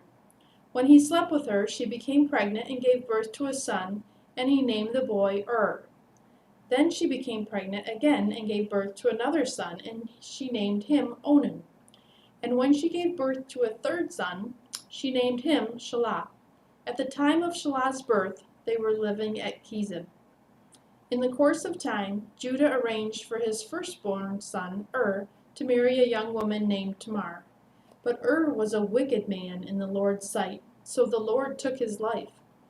Then Judah said to Er's brother Onan, "Go and marry Tamar, as our law requires of the brother of a man who has died. You must produce an heir for your brother." But Onan was not willing to have a child who would not be his own heir. So whenever he had intercourse with his brother's wife, he spilled the semen on the ground. This prevented her from having a child who would belong to his brother. But the Lord considered it evil for Onan to deny a child to his dead brother. So the Lord took Onan's life too. Then Judah said to Tamar, his daughter-in-law, "Go back to your parents' home and remain a widow until my son Shelah is old enough to marry you." But Judah didn't really intend to do this because he was afraid Shelah would also die like his two brothers. So Tamar went back to live in her father's home. Some years later, Judah's wife died. After the time of mourning was over, Judah and his friend Hira the Adullamite went up to Timnah to supervise the shearing of his sheep. Someone told Tamar, "Look, your father-in-law is going up to Timnah to shear his sheep." Tamar was aware that Shelah had grown up, but no arrangements had been made for her to come and marry him. So she changed out of her widow's clothing and covered herself with a veil to disguise herself. Then she sat beside the road at the entrance to the village of Enam, which is on the road to Timnah. Judah noticed her and thought she was a prostitute, since she had covered her face. So he stopped and propositioned her. "Let me have sex with you," he said, not realizing that she was his own daughter-in-law. "How much will you pay to have sex with me?" Tamar asked. "I'll send you a young goat from my flock," Judah promised. "But what will you give me to guarantee that you will send the goat?" she asked. "Well, what kind of guarantee do you want?" he replied. She answered, "Leave me your identification seal and its cord and the walking stick you are carrying." So Judah gave them to her. Then he had intercourse with her, and she became pregnant. Afterward, she went back home, took off her veil, and put on her widow's clothing as usual. Later, Judah asked his friend Hira the Adullamite to take the young goat to the woman and to pick up the things he had given her as his guarantee. But Hira could not find her. So he asked the men who lived there, "Where can I find the shrine prostitute who is sitting beside the road at the entrance to Enam?" "We've never had a shrine prostitute here," they replied. So Hira returned to Judah and told him, "I couldn't find her anywhere, and the men of the village claim they've never had a shrine prostitute there." Then let her keep the things I gave her," Judah said. "I sent the young goat as we agreed, but you couldn't find her. We'd be the laughingstock of the village if we went back again to look for her." About 3 months later, Judah was told, "Tamar, your daughter-in-law, has acted like a prostitute, and now because of this, she's pregnant." "Bring her out and let her be burned," Judah demanded. But as they were taking her out to kill her, she sent this message to her father-in-law. "The man who owns these things made me pregnant. Look closely. Whose seal and cord and walking stick are these?" Judah recognized them immediately and said, "She is more righteous than I am, because I didn't arrange for her to marry my son Shelah." And Judah never slept with Tamar again. When the time came for Tamar to give birth, it was discovered that she was carrying twins. While she was in labor, one of the babies reached out his hand. The midwife grabbed it and tied a scarlet string around the child's wrist, announcing, "This one came out first." But then he pulled back his hand, and out came his brother. "What?" the midwife exclaimed. "How did you break out first?" So he was named Perez. Then the baby with the scarlet string on his wrist was born, and he was named Zerah.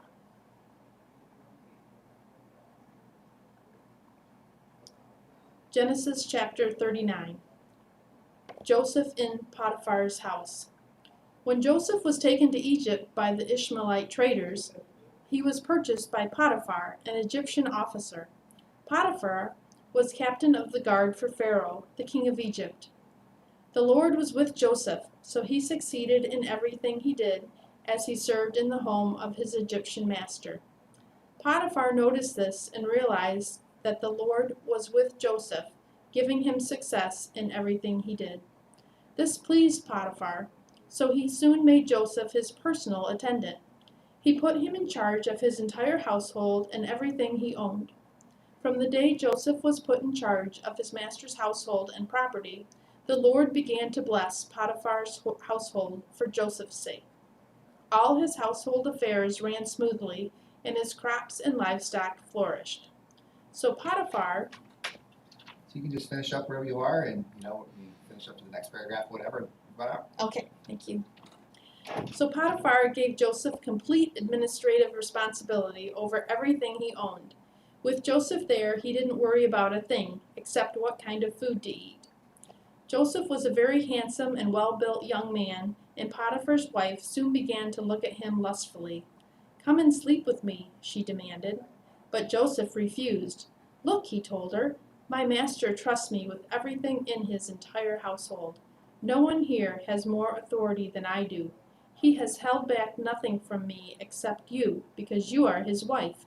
How could I do such a wicked thing? It would be a great sin against God."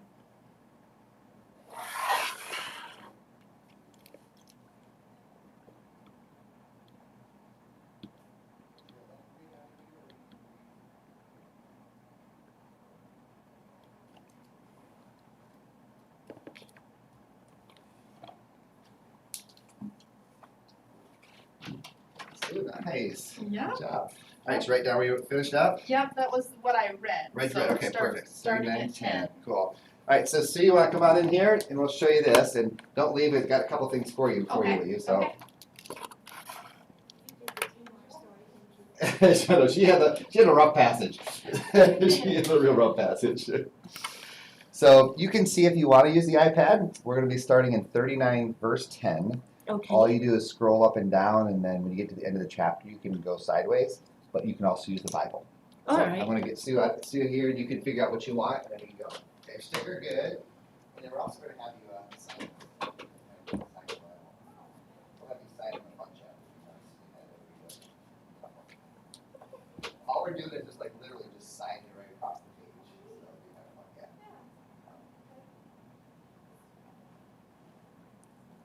Kind of fun keep taking it down. Sure. 10-10.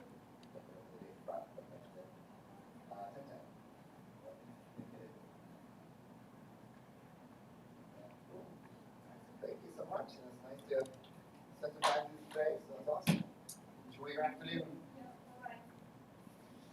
All right, so if you want to read out of here or on the iPad, it's totally up to This you. is much better. Yeah, that's what I Yeah. think. So Yeah. I'll show you too. This is, oh yeah. Oh, thank you, honey. This is how I read. Oops, 1, 2, 3. If you'd rather have it like this or the other way. I usually do this, You like- white on Like the black. verse, okay, perfect. Yeah, That's how I read. yeah. So when you get to the end of the passage, you're going to scroll up. When you get to the end, all you do is like go this way. Click to the Yeah, next next section. page. Yeah. Okay. So we're starting in verse 10, wherever that is. See You kept putting pressure on Joseph. that? All right, and in about 25 minutes, I'll come in and I'll grab you. Okay. Thank you very much. Thank you. Exciting, yeah. Yeah. Cool. Go for it. Genesis 39:10. She kept putting pressure on Joseph day after day, but he refused to sleep with her, and he kept out of her way as much as possible. One day, however, no one else was around when he went in to do his work. She came and grabbed him by his cloak, demanding, "Come on, sleep with me." Joseph tore himself away, but he left his cloak in her hand as he ran from the house. When she saw that she was holding his cloak and he had fled, she called out to her servants. Soon all the men came running. "Look," she said, "my husband has brought this Hebrew slave here to make fools of us. He came into my room to rape me, but I screamed. When he heard me scream, he ran outside and got away, but he left his cloak behind with me." She kept the cloak with her until her husband came home. Then she told him her story. "That Hebrew slave you brought into our house tried to come in and fool around with me," she said. "But when I screamed, he ran outside, leaving his cloak with me." Potiphar was furious when he heard his wife's story about how Joseph had treated her. So he took Joseph and threw him into the prison where the king's prisoners were held, and there he remained. But the Lord was with Joseph in the prison and showed him his faithful love. And the Lord made Joseph a favorite with the prison warden. Before long, the warden put Joseph in charge of all the other prisoners and over everything that happened in the prison. The warden had no more worries because Joseph took care of everything. The Lord was with him and caused everything he did to succeed. Sometime later, Pharaoh's chief cupbearer and chief baker offended their royal master. Pharaoh became angry with these two officials, and he put them in the prison where Joseph was in the palace of the captain of the guard. They remained in prison for quite some time, and the captain of the guard assigned them to Joseph, who looked after them. While they were in prison, Pharaoh's cupbearer and baker each had a dream one night, and each dream had its own meaning. When Joseph saw them the next morning, he noticed that they both looked upset. "Why do you look so worried today?" he asked them. And they replied, "We both had dreams last night, but no one can tell us what they mean." "Interpreting dreams is God's business," Joseph replied. "Go ahead and tell me your dreams." So the chief cupbearer told Joseph his dream first. "In my dream," he said, "I saw a grapevine in front of me. The vine had," where do we go here? Okay. "The vine had 3 branches that began to bud and blossom, and soon it produced clusters of ripe grapes. I was holding Pharaoh's wine cup in my hand, so I took a cluster of grapes and squeezed the juice into the cup. Then I placed the cup in Pharaoh's hand." "This is what the dream means," Joseph said. "The 3 branches represent 3 days. Within 3 days, Pharaoh will lift you up and restore you to your position as his chief cupbearer. And please remember me and do me a favor when things go well for you. Mention me to Pharaoh so that he might let me out of this place. For I was kidnapped from my homeland, the land of the Hebrews, and now I'm here in prison, but I did nothing to deserve it." When the chief baker saw that Joseph had given the first dream such a positive interpretation, he said to Joseph, "I had a dream too. In my dream, there were 3 baskets of white pastries stacked on my head. The top basket contained all kinds of pastries for Pharaoh, but the birds came and ate them from the baskets on my head." "This is what the dream means," Joseph told him. "The 3 baskets also represent 3 days. 3 days from now, Pharaoh will lift you up and impale your body on a pole, and then birds will come and peck away at your flesh." Pharaoh's birthday came 3 days later, and he prepared a banquet for all his officials and staff. he summoned his chief cupbearer and chief baker to join the other officials. He then restored the chief cupbearer to his former position so he could again hand Pharaoh his cup. But Pharaoh impaled the chief baker just as Joseph had predicted when he interpreted his dream. Pharaoh's chief cupbearer, however, forgot all about Joseph, never giving him another thought. 2 full years later, Pharaoh dreamed that he was standing on the bank of the Nile River. In his dream, he saw 7 fat, healthy cows come up out of the river and begin grazing in the marsh grass. Then he saw 7 more cows come up behind them from the Nile. But these were scrawny and thin. These cows stood beside the fat cows on the riverbank. Then the scrawny, thin cows ate the 7 healthy fat cows. At this point in the dream, Pharaoh woke up. But he fell asleep again and had a second dream. This time he saw 7 heads of grain, plump and beautiful, growing on a single stalk. Then 7 more heads of grain appeared, but these were shriveled and withered by the east wind, and these thin heads swallowed up the 7 plump, well-formed heads. Then Pharaoh woke up again and realized it was a dream. The next morning, Pharaoh was very disturbed by the dreams, so he called for all the magicians and wise men of Egypt. When Pharaoh told them his dreams, not one of them could tell him what they meant. Finally, the king's chief cupbearer spoke up. "Today I have been reminded of my failure," he told Pharaoh.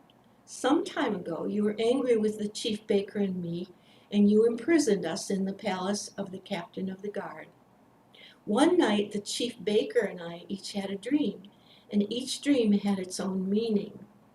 There was a young Hebrew man with us in the prison who was a slave of the captain of the guard. We told him our dreams, and he told us what each of our dreams meant. And everything happened just as he had predicted. I was restored to my position as cupbearer, and the chief baker was executed and impaled on a pole." Pharaoh sent for Joseph at once, and he was quickly brought from the prison. After he shaved and changed his clothes, he went in and stood before Pharaoh. Then Pharaoh said to Joseph, "I had a dream last night, and no one here can tell me what it means. But I've heard that when you hear about a dream, you can interpret it." "It is beyond my power to do this," Joseph replied, "but God can tell you what it means and set you at ease." So Pharaoh told Joseph the dream. "In my dream," he said, "I was standing on the bank of the Nile River, and I saw 7 fat, healthy cows come up out of the river and begin grazing in the marsh grass.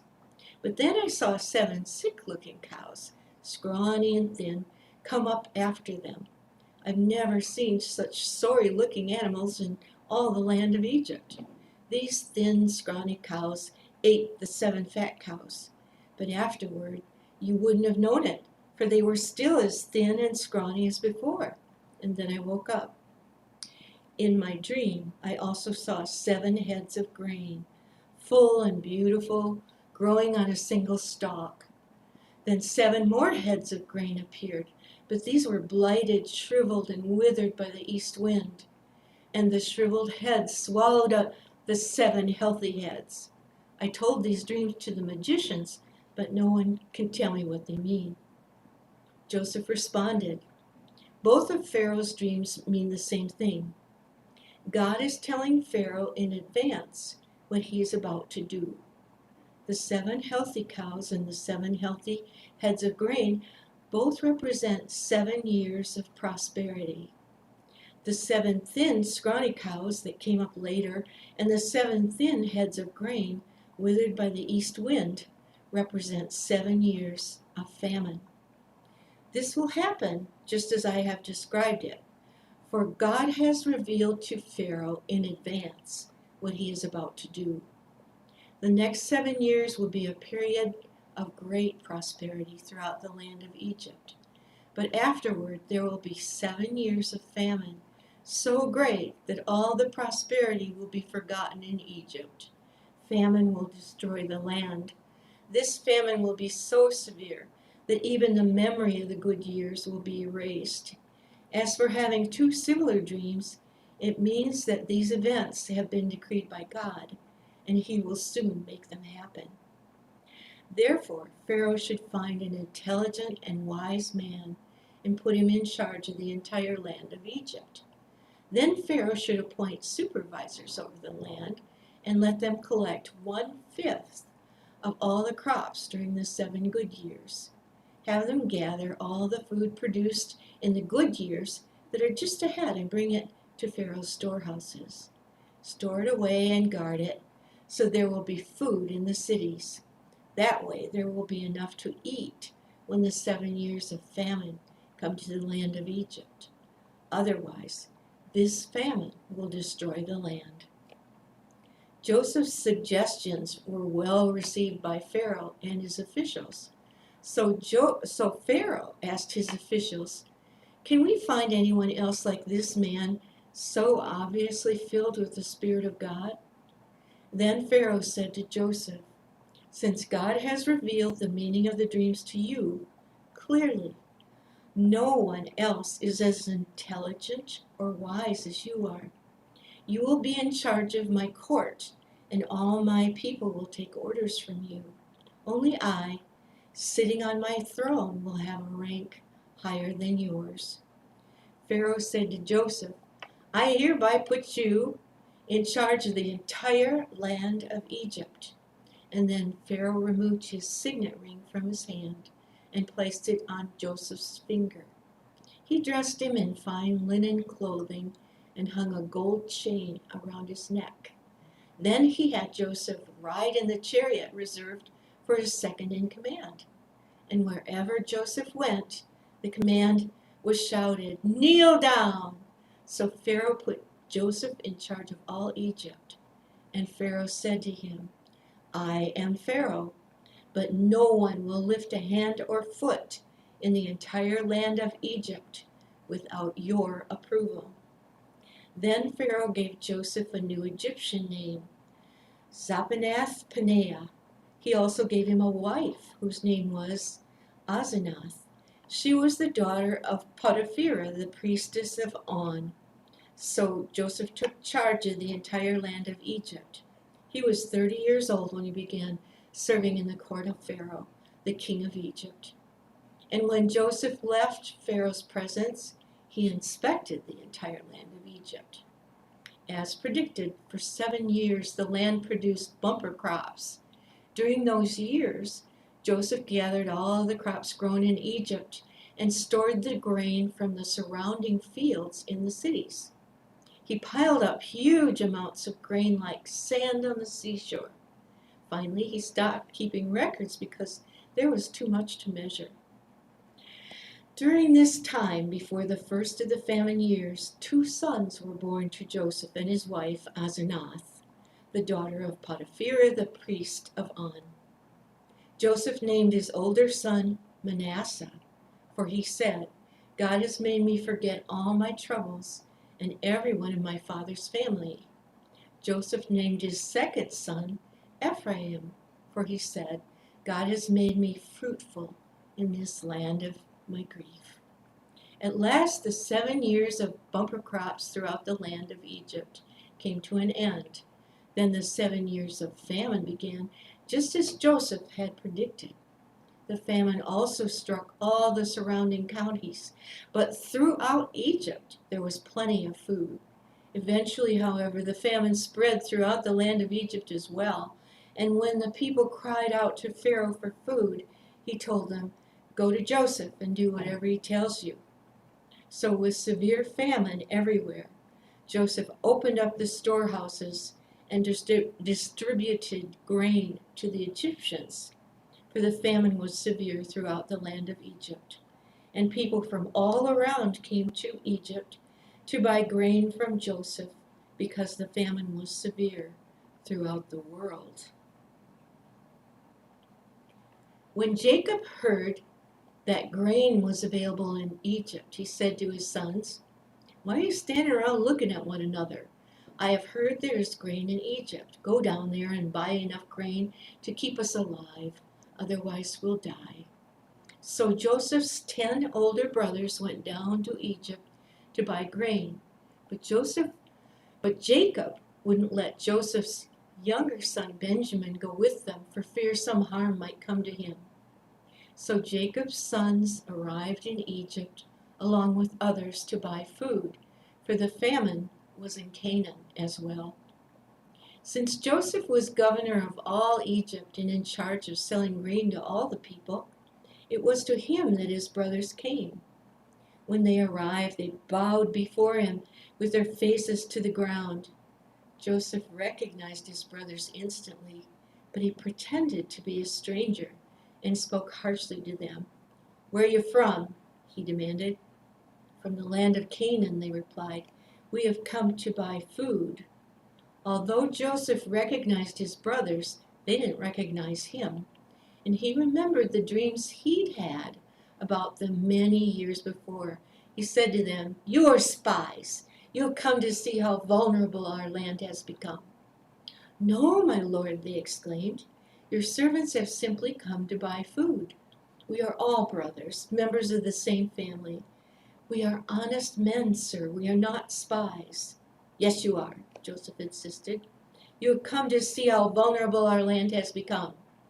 "Sir," they said, "there are actually 12 of us. We, your servants, are all brothers, sons of a man living in the land of Canaan. Our youngest brother is back there with our father right now, and one of our brothers is no longer with us." But Joseph insisted, "As I said, you are spies. This is how I will test your story. I swear by the life of Pharaoh that you will never leave Egypt unless your youngest brother comes here. One of you must go and get your brother. I'll keep the rest of you here in prison. Then we'll find out whether or not your story is true.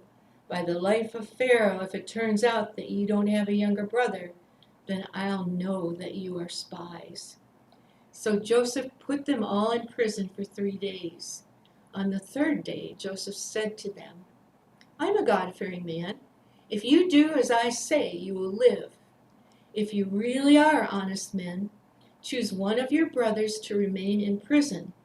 The rest of you may go home with grain for your starving families. But you must bring your youngest brother back to me. This will prove that you are telling the truth and you will not die." To this they agreed. Speaking among themselves, they said, "Clearly we're being punished because of what we did to Joseph long ago. We saw his anguish when he pleaded for his life, but we wouldn't listen. That's why we're in this trouble." "Didn't I tell you not to sin against the boy?" Reuben asked. "But you wouldn't listen, and now we all have to answer for his blood." Of course, they didn't know that Joseph understood them, for he had been speaking to them through an interpreter. Now he turned away from them and began to weep. When he regained his composure, he spoke to them again. Then he chose Simeon from among them and had him tied up right before their eyes. Joseph then ordered his servants to fill the men's sack with grain, but he also gave secret instructions to return each brother's payment at the top of his sack. He also gave them supplies for their journey home. So the brothers loaded their donkeys with the grain and headed for home. But when they stopped for the night and one of them opened his sack to get grain for his donkey, he found his money in the top of his sack. "Look," he exclaimed to his brothers, "my money has been returned. It's here in my sack." Then their hearts sank. Trembling, they said to each other, "What has God done to us?" When the brothers came to their father Jacob in the land of Canaan, they told him everything that had happened to them. "The man who is governor of the land spoke very harshly to us," they told him. "He accused us of being spies, scouting the land. But we said, 'We are honest men, not spies. We are 12 brothers, son of one father. One brother is no longer with us, and the youngest is at home with our father in the land of Canaan.' Then the man who is governor of the land told us, "This is how I will find out if you are honest men. Leave one of your brothers here with me and take grain for your starving families and go home. But you must bring your youngest brother back to me. Then I will know you are honest men and not spies. Then I will give you back your brother, and you may trade freely in the land." As they emptied out their sacks, there in each man's sack was the bag of money he had paid for the grain. The brothers and their father were terrified when they saw the bags of money. Jacob exclaimed, "You're robbing me of my children. Joseph is gone, Simeon is gone, and now you want to take Benjamin too? Everything is going against me." And then Reuben said to his father, "You may kill my 2 sons if I don't bring Benjamin back to you. I'll be responsible for him, and I promise to bring him back." But Jacob replied, "My son will not go down with you. His brother Joseph is dead, and he's all I have left. If anything should happen to him on your journey, you would send this grieving white-haired man to his grave." But the famine continued to ravage the land of Canaan. When the grain they had brought from Egypt was almost gone, Jacob said to his sons, "Go back and buy us a little more food." But Judah said, "The man was serious when he warned us, 'You won't see my face again unless your brother's with you. If you send Benjamin with us, we will go down and buy some more food. But if you don't let Benjamin go, we won't go either.' Remember, the man said, 'You won't see my face again unless my brother is with you.'" "Why were you so cruel to me?" Jacob moaned. "Why did you tell him you had another brother?" "The man kept asking us questions about our family," they replied. "He asked, 'Is your father still alive? Do you have another brother?' So we answered his questions. How could we know he would say, 'Bring your brother down here'?" Judah said to his father, "Send the boy with me, and we will be on our way. Otherwise we will all die of starvation, and not only we, but you and our little ones. I personally guarantee his safety. You may hold me responsible if I don't bring him back to you. Then let me bear the blame forever." If we hadn't wasted all this time, we could have gone and returned twice by now. So their father Jacob finally said to them, "If it can't be avoided, then at least do this. Pack your bags with the best products of this land. Take them down to the man as gifts: balm, honey, gum, aromatic resin, pistachio nuts, and almonds. Also take double the money that was put back in your sacks, as it was probably someone's mistake. Then take your brother and go back to the man. May God Almighty give you mercy as you go before the man, so that he will release Simeon and let Benjamin return. But if I must lose my children, so be it." So the men packed Jacob's gifts and doubled the money and headed off with Benjamin. They finally arrived in Egypt and presented themselves to Joseph.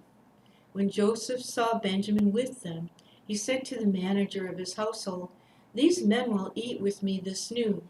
Take them inside the palace, then go slaughter an animal and prepare a big feast." So the man did as Joseph told him and took them into Joseph's palace.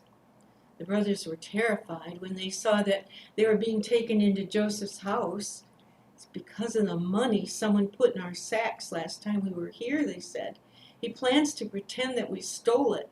Then he will seize us, make us slaves, and take our donkeys." The brothers approached the manager of Joseph's household and spoke to him at the entrance of the palace. "Sir," they said, "we came to Egypt once before to buy food. But as we were returning home, we stopped for the night and opened our sacks. Then we discovered that each man's money, the exact amount paid, was in the top of his sack. Here it is. We have brought it back with us. We also have additional money to buy more food. We have no idea who put money in our sacks." "Relax, don't be afraid," the household manager told them. Your God, the God of your father, must have put this treasure into your sacks. I know I received your payment." Then he released Simeon and brought him out to them. The manager then led the men into Joseph's palace. He gave them water to wash their feet and provided food for their donkeys. They were told they would be eating there, so they prepared their gifts for Joseph's arrival at noon. When Joseph came home, they gave him the gifts they had brought him, then bowed low to the ground before him. After greeting them, he asked, "How is your father, the old man you spoke about? Is he still alive?" "Yes," they replied, "our father, your servant, is alive and well." And they bowed low again. Then Joseph looked at his brother Benjamin, the son of his own mother. "Is this your youngest brother, the one you told me about?" Joseph asked. "May God be gracious to you, my son." Then Joseph hurried from the room because he was overcome with emotion for his brother. He went to his private room where he broke down and wept. After washing his face, he came back out, keeping himself under control, and then he ordered, "Bring out the food." The waiters served Joseph at his own table, and his brothers were served at a separate table. The Egyptians who ate with Joseph sat at their own table because Egyptians despise Hebrews and refused to eat with them. Joseph told each of his brothers where to sit, and to their amazement, he seated them according to age from oldest to youngest.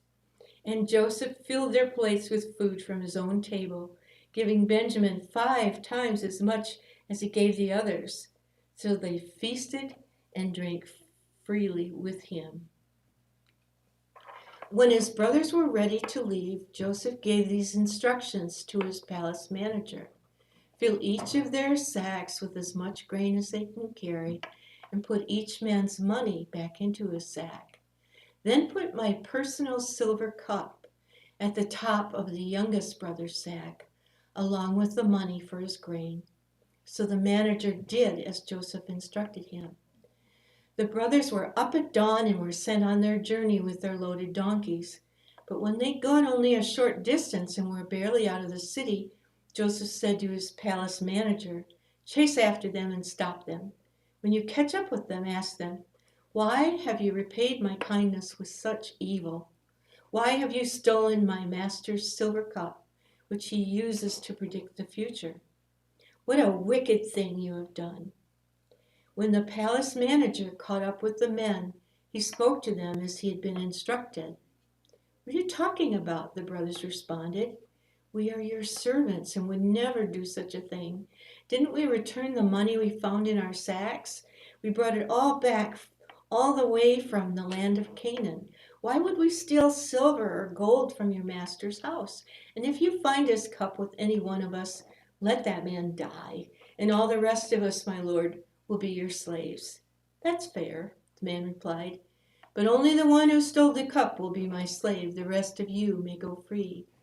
They all quickly took their sacks from the backs of their donkeys and opened them.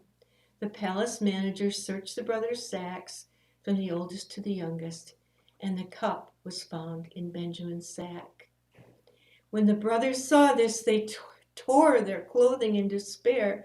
Then they loaded their donkeys again and returned to the city. Joseph was still in his palace when Judah and his brothers arrived. They fell to the ground before him. "What have you done?" Joseph demanded. "Don't you know that a man like me can predict the future?" Judah answered, "Oh, my lord, what can we say to you? How can we explain this? How can we prove our innocence? God is punishing us for our sins. My lord, we have all returned to be your slaves, all of us, not just our brother who had your cup in his sack." "No," Joseph said, "I would never do such a thing. Only the man who stole the cup will be my slave. The rest of you may go back to your father in peace." Then Judah stepped forward and said, "Please, my lord, let your servant say just one word to you, please. Do not be angry with me, even though you are as powerful as Pharaoh himself. My lord, previously you asked us, your servants, do you have a father or brother?" You want to find a spot to stop? Sure. Yeah, thank you. And we responded, Yes, my Lord. We have a father who is an old man, and his youngest son is a child of his old age. His full brother is dead, and he alone is left of his mother's children, and his father loves him very much.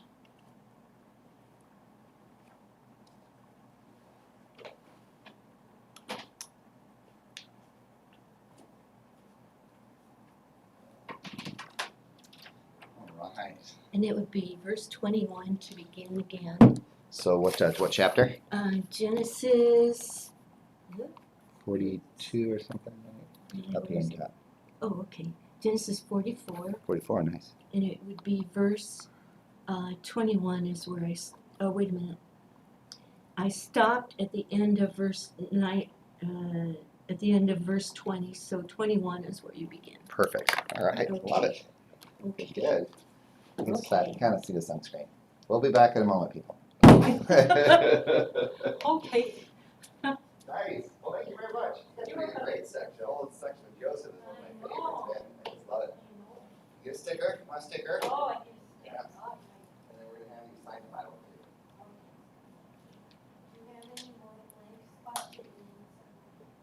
I do, like throughout the week. I've got a couple today, but it's throughout the week I do, so I can catch you those are. We're just going to like sign like right across the page. That's kind of where you get right there, yeah. Stuff like that.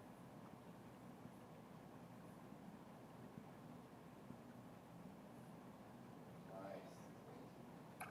Yeah, so this is what I have so far. You want to get a picture of that in your phone? Okay. Just kind of see where we're at. You can see kind of the side of it. So I got one at 4:30, I believe. And what I'll do, I'll just read it until I show up. Okay. At 4:30 and then 8:30 tonight, and then tomorrow I got you. I think look at my make it easier to see on the clipboard. Just check there.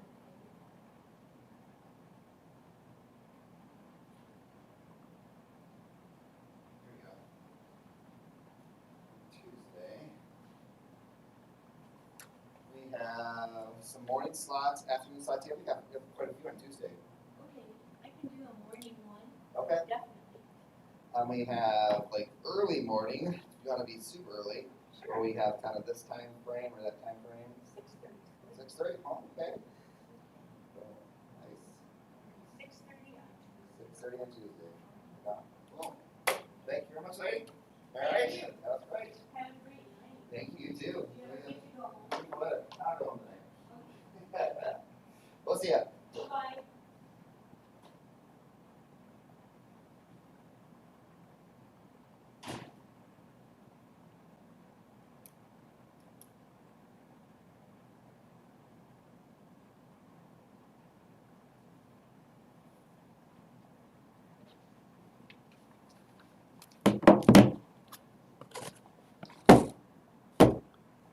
Well, that's better. But I think I can read though. All right, so we finished Genesis 42, 44, 20.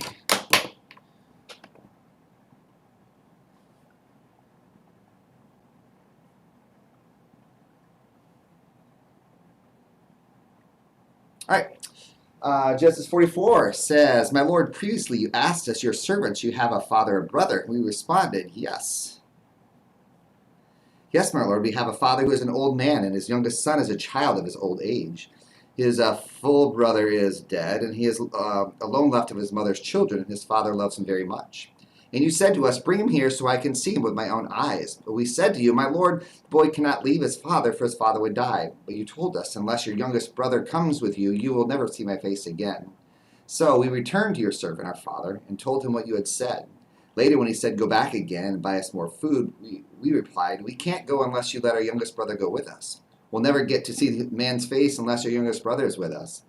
Then my father said to us, As you know, my wife had 2 sons, and one of them went away and never returned. Doubtless he was torn to pieces by some wild animal. I have never seen him since. Now if you take his brother away from me, and any harm comes to him, you will send this grieving white-haired man to his grave. And now, my Lord, I cannot go back to my father without the boy. Our father's life is bound up in the boy's life. If he sees that the boy is not with us, our father will die.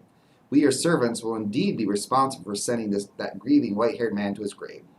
My lord, I guaranteed to my father that I would take care of the boy. I told him if I don't bring him back to you, I will bear the blame forever.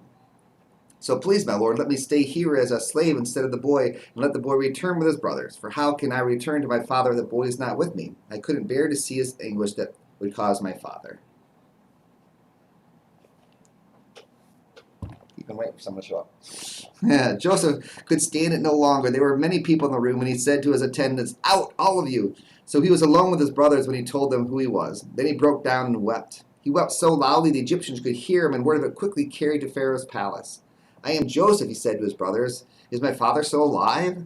Brothers were speechless. They were stunned to realize that Joseph was standing there in front of them. "Please come closer," he said to them. So they came closer, and he said to them, "I am Joseph, your brother, whom you sold into slavery in Egypt.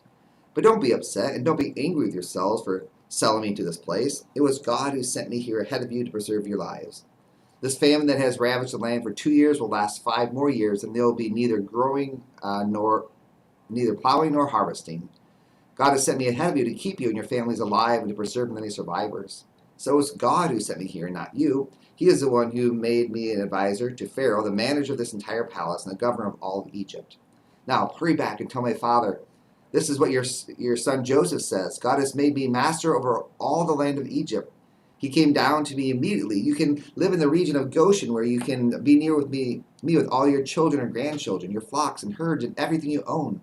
I will take care of you there, for there are still 5 years of famine ahead of us. Otherwise, you, your household, and all your animals will starve." Then Joseph added, "Look, you can see for yourselves, and so can my brother Benjamin, that I really am Joseph. So go tell my father my honored position here in Egypt. Describe for him everything you have seen, and then bring my father here quickly." Weeping with joy, he embraced Benjamin, and Benjamin did the same. Then Joseph kissed each of his brothers and wept over them, and after that they began talking freely with him.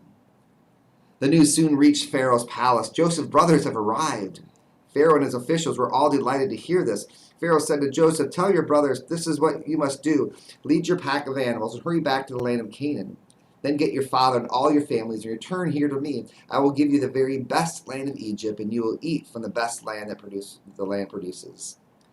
Then Pharaoh said to Joseph, "Tell your brothers, take wagons to the land of Egypt to carry your little children and your wives and bring your father here. Don't worry about all your personal belongings, for the best of the land of Egypt is yours." So the sons of Jacob did as they were told. Joseph provided them with wagons as Pharaoh had commanded, and he gave them supplies for the journey. And he gave each of them new clothes, but to Benjamin he gave 5 changes of clothes and 300 pieces of silver.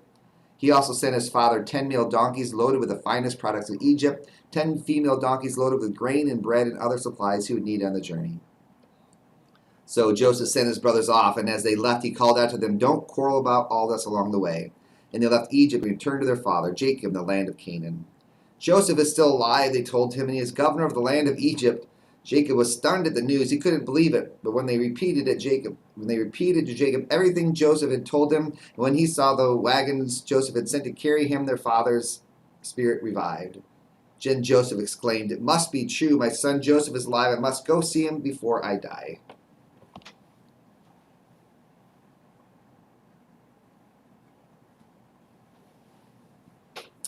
So Jacob set out for Egypt with all his possessions. When he came to Beersheba, he offered sacrifices to the God of his father Isaac. During the night, God spoke to him in a dream. "Jacob, Jacob," he called. "Here I am," Jacob replied. "I am God, the God of your father," the voice said. "Do not be afraid to go down to Egypt, for there I will make your family into a great nation. I will go with you down to Egypt, and I will bring you back again. You will die in Egypt, but Joseph will be with you to close your eyes." So Jacob left Beersheba, and his sons took him to Egypt. They carried him and their little ones and their wives in the wagons Pharaoh had provided for them. He took all their livestock and all the personal belongings they had required in the land of Canaan. So Jacob and his entire family went to Egypt, sons and grandsons, daughters and granddaughters, all his descendants. These are the names of the descendants of Israel, the sons of Jacob, who went to Egypt. Reuben was Jacob's oldest son. The sons of Reuben were Hanok, Palu, Hezron, and Carmi. The sons of Simeon were Jemuel, Jamin, Ohad, Jachin, Zohar, and Shaul. Shaul's mother was a Canaanite woman. The sons of Levi were Gershon, Kohath, and Merari. The sons of Judah were Onan, Shelah, Perez, and Zerah. Though Aaron and Onan had died in the land of Canaan. The sons of Perez were Hezron and Hamul. The sons of Issachar were Tola, Pezrah, Jashu, and Shimron. The sons of Zebulun were Serad, Elon, and Jahtiel. These were the sons of Leah and Jacob who were born to Padam Aram in addition to their daughters Dinah. The number of Jacob's descendants, male and female, through Leah was 33. The sons of Gad were Zephon, Haggai, Shuna, Ezra, Arudi, and Areli. The sons of Asher were Imnah, Ishvi, and Beriah. Their sister was Sarah. Beriah's sons were Heber and Malchiel. These were the sons of Zilpah, the servant given to Leah by her father Laban. The number of Jacob's descendants through Zilpah was 16. The sons of Jacob's wife Rachel were Joseph and Benjamin. Joseph's sons born in the land of Egypt were Manasseh and Ephraim. Their mothers was Asenath, a daughter of Potiphar, the priest of On. Benjamin's sons were Bela, Becher, Ashbel, Gera, Naaman, Ehi, Rosh, Mupin, Huppin, and Ard. These were the sons of Rachel and Jacob. The number of Jacob's descendants through Rachel was 14. The son of Dan was Hushim. The son of Naphtali was Jaziel, Jeru, Jezer, and Shalem. These were the sons of Bilhah, the servant given to Rachel by her father Laban. The number of Jacob's descendants through Bilhah was 7. The total number of Jacob's direct descendants who went with him to Egypt, not counting his father's sons, was 66. His sons' wives was 66. In addition, Joseph had 2 sons who were born in Egypt. So altogether there were 70 members of Jacob's family in the land of Egypt.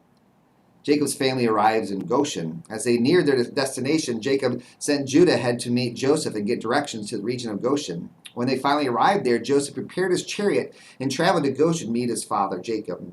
When Joseph arrived, he embraced his father and wept, holding him for a long time. Finally, Jacob said to Joseph, "Now I am ready to die, since I have seen your face again and know you are still alive." And Joseph said to his brothers and to his father's entire family, "I will go to Pharaoh and tell him, my brothers and my father's entire family have come to me from the land of Canaan. These men are shepherds, and they raise livestock. They have brought with them their flocks and herds and everything they own." Then he said, "When Pharaoh calls for you and asks about your occupation, you must tell him, we your servants have raised livestock all our lives, and as our ancestors have always done. When you tell him this, he will let you live here in the region of Goshen, for Egyptians despise shepherds." Then Joseph went to see Pharaoh and told him, "My father and my brothers have arrived in the land of Canaan. They have come with all their flocks and herds and possessions. They are now in the region of Goshen." Joseph took 5 of his brothers with him and presented them to Pharaoh. And Pharaoh asked the brothers, "What is your occupation?" They replied, "We, your servants, are shepherds, just like our ancestors. We have come to live here in Egypt for a while, for there is no pasture for our flocks in Canaan. The famine is very severe there, so please, we request permission to live in the region of Goshen." Then Pharaoh said to Joseph, "Now that your father and brothers have joined you here, choose any place in the entire land of Egypt for them to live. Give them the best land of Egypt. Let them live in the region of Goshen. If any of them have special skills, put them in charge of my livestock too." Then Joseph brought in his father Jacob and presented him to Pharaoh, and Jacob blessed Pharaoh. "How old are you?" Pharaoh asked him. Jacob replied, "I have traveled this earth for 130 hard years, but my life has been short compared to the lives of my ancestors." Then Jacob blessed Pharaoh again before leaving his court. So Joseph assigned the best land of Egypt, the region of Ramesses, to his father and his brothers, and he settled them there, just as Pharaoh has commanded. And Joseph provided for food for his father and his brothers in an amount appropriate to the number of the dependents, including the smallest children. Meanwhile, this famine became so severe that all the food was used up, and people were starving throughout the land of Egypt and Canaan. By selling grain to the people, Joseph eventually collected all the money in Egypt and Canaan, and he put the money in Pharaoh's treasury. When the people of Egypt and Canaan ran out of money, all the Egyptians came to Joseph. "Our money is gone," they cried, "but please give us food or we will die before your very eyes." Joseph replied, "Since your money is gone, bring me your livestock. I will give you food in exchange for your livestock." So they brought their livestock to Joseph in exchange for food, in exchange for their horses, flocks of sheep, and goats, herds of cattle, and donkeys. Joseph provided them with food for another year. But after that year ended, and the next year they came again and said, "We cannot hide the truth from you, my lord. Our money is gone, and all our livestock and cattle are yours. We have nothing left to give but our bodies and our land. Why should we die before your very eyes? Buy us and our land in exchange for food. We offer our land and ourselves as slaves to Pharaoh. Just give us rain so that we may live and not die, and so the land does not become empty and desolate."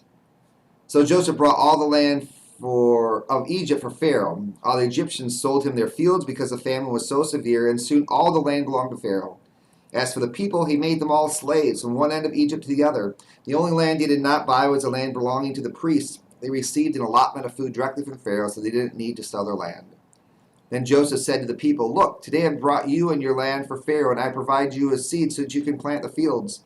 Then when you harvest it, 1/5 of your crop will belong to Pharaoh. You may keep the remaining 4/5 as seed for your fields and as food for you, your household, and little ones." "You have saved our lives," they exclaimed. "May it please you, my lord, to let us be Pharaoh's servants." Joseph then issued a decree, still in effect in the land of Egypt, that Pharaoh should receive 1/5 of all the crops grown on his land. Only the land belonging to the priests was not given to Pharaoh. Meanwhile, the people of Israel settled in the region of Goshen in Egypt. There they acquired property, and there they were fruitful, and their population grew rapidly. Jacob lived for 17 years after his arrival in Egypt, so he lived 147 years in all. At the time of his death, Jacob drew near. Jacob called for his son Joseph and said to him, "Please do me this favor. Put your hand under my thigh and swear that you will treat me with unfailing love by honoring this last request. Do not bury me in Egypt. When I die, please take my body out of Egypt and bury me with my ancestors." So Jacob promised, "I will do as you ask." "Swear that you will do it," Jacob insisted. So Joseph gave his oath, and Jacob bowed humbly on his bed.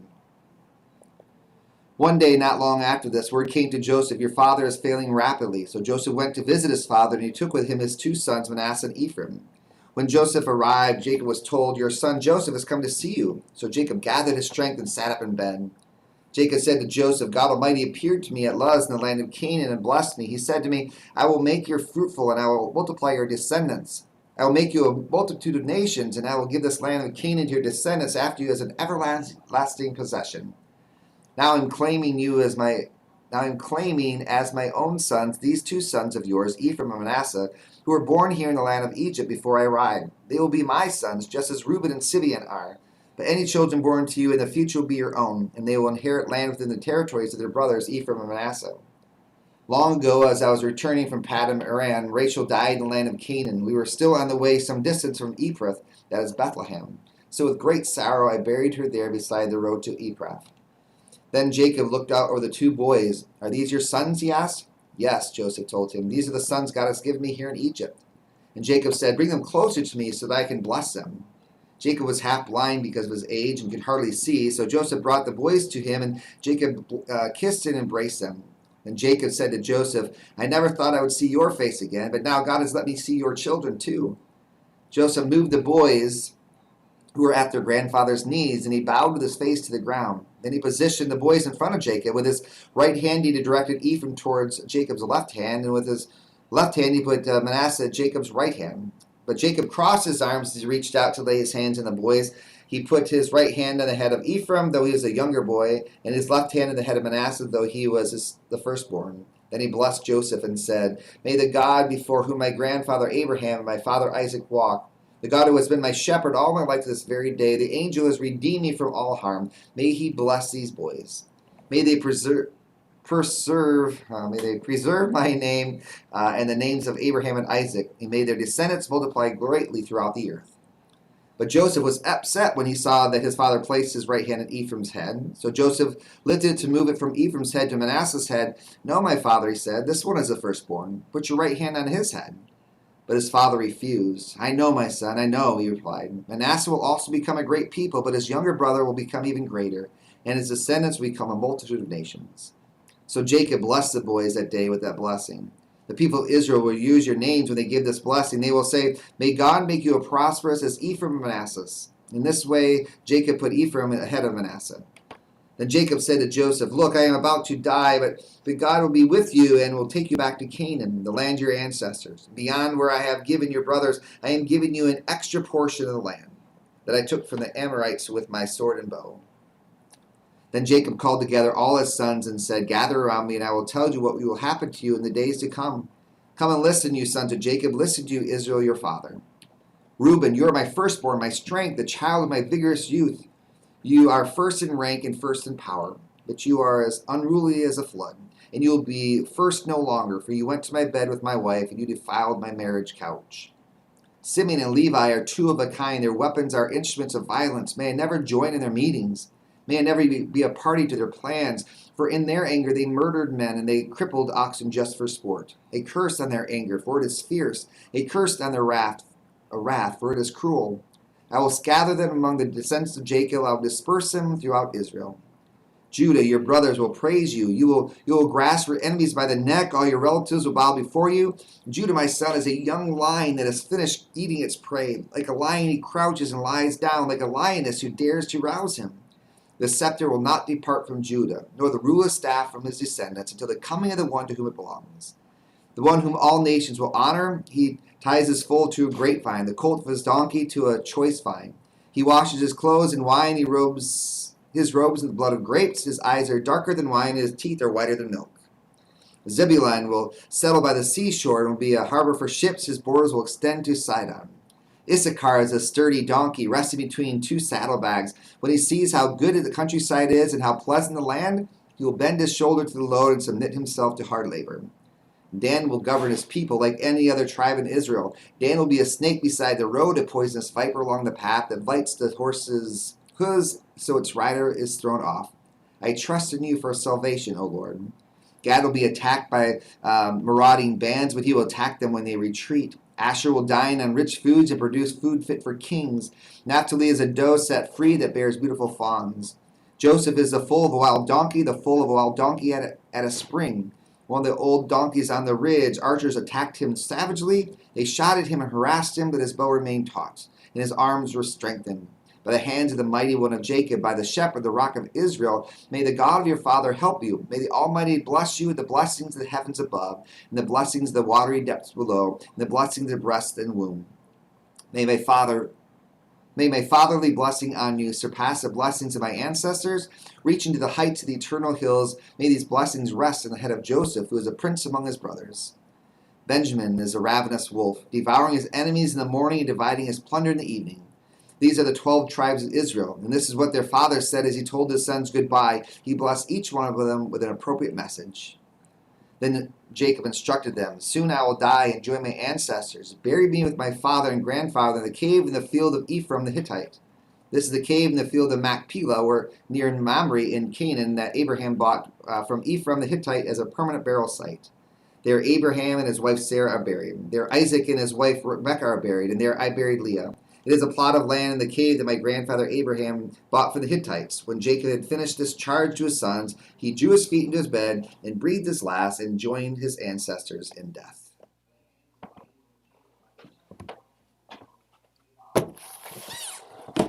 Back in a moment. You can almost see that.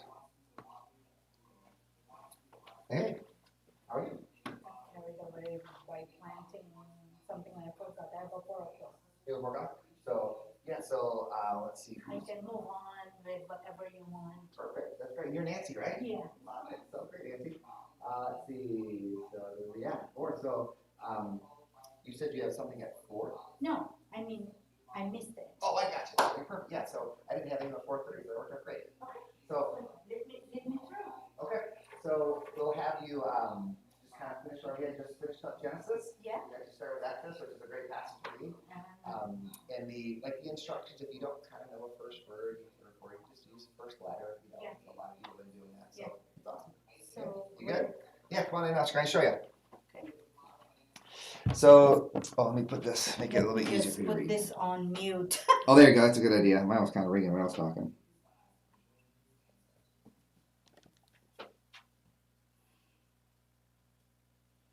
All right. There we are. So that was so we're starting with Exodus 1. Woohoo, Exodus. One book down. 65 to go. So is this okay to see? Yeah, Genesis 50. Oh, 50. I guess we're not done with Exodus. So you get to finish Genesis. Sweet. So you know how to use this? You're just going to scroll up. Sure. And then when it gets to the bottom of the page, you're just going to kind of swipe it this way. Switch to the next one. Back top. So so Genesis 50. Yeah. So down, when I see the end, I should Swipe it that way. there. Up to what? I'll come Verse. I'll come and get you in about 25 minutes or so. Got We'll it. just have you go. Let me know when to start. Yep. You can start right So do now. I say the verse, the Nope. chapter and the verse? Nope. You can just read. Okay. Yeah. So thanks, Nancy. That's great. Sure. All right, go for it. Yep. Ready? Yep, we're all right. Joseph threw himself on his father and wept over him and kissed him. Then Joseph told the physicians who served him to embalm his father's body. So Jacob was embalmed. The embalming process took the usual 40 days, and the Egyptians mourned his death for 70 days. When the period of mourning was over, Joseph approached Pharaoh's advisers and said, "Please do me this favor and speak to Pharaoh on my behalf. Tell him that my father made me swear an oath. He said to me, 'Listen, I'm about to die. Take my body back to the land of Canaan and bury me in the tomb I prepared for myself. So please allow me to go and bury my father. After his burial, I will return without delay.'" Pharaoh agreed to Joseph's request. "Go and bury your father as he made you promise," he said. So Joseph went up to bury his father. He was accompanied by all of Pharaoh's officials, all the senior members of Pharaoh's household, and all the senior officers of Egypt. Joseph also took his entire household and his brothers and their households. But they left their little children and flocks and herds in the land of Goshen. A great number of chariots and charioteers accompanied Joseph. When they arrived at the threshing floor of Atad, near the Jordan River, they held a very great and solemn memorial service with a 7-day period of mourning for Joseph's father. The local residents, the Canaanites, watched them mourning at the threshing floor of Atad. Then they renamed that place, which is near the Jordan, Abel Mizraim, for they said, "This is a place of deep mourning for these Egyptians." So Jacob's sons did as he had commanded them. They carried his body to the land of Canaan and buried him in the cave in the field of Machpelah, near Mamre. This is the cave that Abram had bought as a permanent burial site from Ephron the Hittite. Joseph reassures his brothers. After burying Jacob, Joseph returned to Egypt with his brothers and all who had accompanied him to his father's burial. But now that their father was dead, Joseph's brothers became fearful. "Now Joseph will show his anger and pay us back for all the wrong we did to him," they said. So they sent this message to Joseph: "Before your father died, he instructed us to say to you, 'Please forgive your brothers for the great wrong they did to you, for their sin in treating you so cruelly. So we, the servants of the God of your father, beg you to forgive our sin.'" When Joseph received the message, he broke down and wept. Then his brothers came and threw themselves down before Joseph. "Look, we are your slaves," they said. But Joseph replied, "Don't be afraid of me. Am I God that I can punish you? You intended to harm me, but God intended it all for good. He brought me to this position so I could save the lives of many people. No, don't be afraid. I will continue to take care of you and your children." So he reassured them by speaking kindly to them. The death of Joseph. So Joseph and his brothers and their families continued to live in Egypt. Joseph lived to the age of 110. He lived to see 3 generations of descendants of his son Ephraim, and he lived to see the birth of the children of Manasseh's son Machir, whom he claimed as his own. "Soon I will die," Joseph told his brothers, "but God will surely come to help you and lead you out of this land of Egypt. He will bring you back to the land he solemnly promised to give to Abraham, to Isaac, and to Jacob." Then Joseph made the sons of Israel swear an oath, and he said, When God comes to help you and lead you back, you must take my bones with you." So Joseph died at the age of 110. The Egyptians embalmed him, and his body was placed in a coffin in Egypt. The Israelites in Egypt. These are the names of the sons of Israel, that is Jacob, who moved to Egypt with their father, each with his family: Reuben, Simeon, Levi, Judah, Issachar, Zebulun, Benjamin, Dan, Naphtali, Gad, and Asher. In all, Jacob had 70 descendants in Egypt, including Joseph, who was already there. In time, Joseph and all of his brothers died, ending that entire generation. But their descendants, the Israelites, had many children and grandchildren. In fact, they multiplied so greatly that they became extremely powerful and filled the land. Eventually, a new king came to power in Egypt who knew nothing about Joseph or what he had done. He said to his people, "Look, the people of Israel now outnumber us and are stronger than we are. We must make a plan to keep them from growing even more. If we don't, and if war breaks out, they will join our enemies and fight against us. Then they will escape from the country." So the Egyptians made the Israelites their slaves. They appointed brutal slave drivers over them, hoping to wear them down with crushing labor.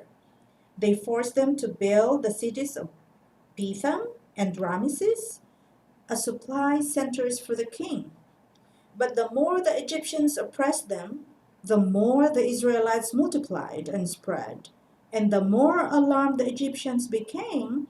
So the Egyptians worked the people of Israel without mercy. They made their lives bitter, forcing them to mix mortar and make bricks and do all the work in the fields. They were ruthless in all their demands. Then Pharaoh, the king of Egypt, gave this order to the Hebrew midwives, Shiphrah and Puah. "When you help the Hebrew women as they give birth, watch as they deliver. If the baby is a boy, kill him. If it is a girl, let her live." But because the midwives feared God, they refused to obey the king's orders. They allowed the boys to live too.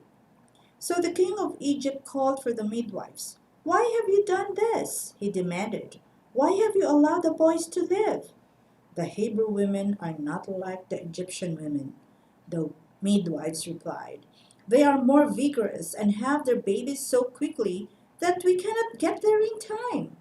So God was good to the midwives, and the Israelites continued to multiply, growing more and more powerful. And because the midwives feared God, he gave them families of their own. Then Pharaoh gave his order to all his people: "Throw every newborn Hebrew boy into the Nile River, but you may let the girls live." The birth of Moses. About this time, a man and woman from the tribe of Levi got married. The woman became pregnant and gave birth to a son. She saw that he was a special baby and kept him hidden for 3 months. But when she could no longer hide him, she got a basket made of papyrus reeds and waterproofed it with tar and pitch.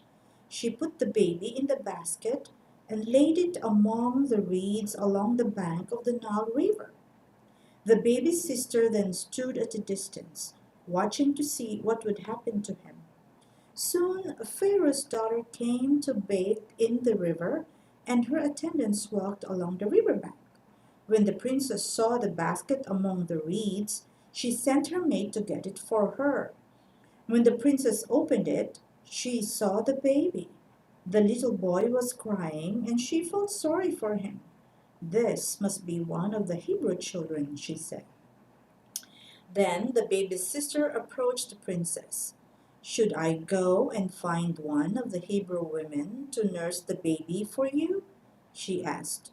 "Yes, do," the princess replied. So the girl went and called the baby's mother. Take this baby and nurse him for me, the princess told the baby's mother. I will pay you for your help. So the woman took her baby home and nursed him. Later, when the boy was older, his mother brought him back to Pharaoh's daughter, who adopted him as her own son. The princess named him Moses, for she explained, I lifted him out of the water. Moses escapes to Midian. Many years later, when Moses had grown up, he went out to visit his own people, the Hebrews, and he saw how hard they were forced to work. During his visit, he saw an Egyptian beating one of his fellow Hebrews. After looking in all directions to make sure no one was watching, Moses killed the Egyptian and hid the body in the sand. The next day, when Moses went out to visit his people again, he saw two Hebrew men fighting. Why are you beating up your friend? Moses said to the one who had started the fight. The man replied, Who appointed you to be our prince and judge? Are you going to kill me as you killed that Egyptian yesterday? Then Moses was afraid, thinking, Everyone knows what I did. And sure enough, Pharaoh heard what had happened, and he tried to kill Moses.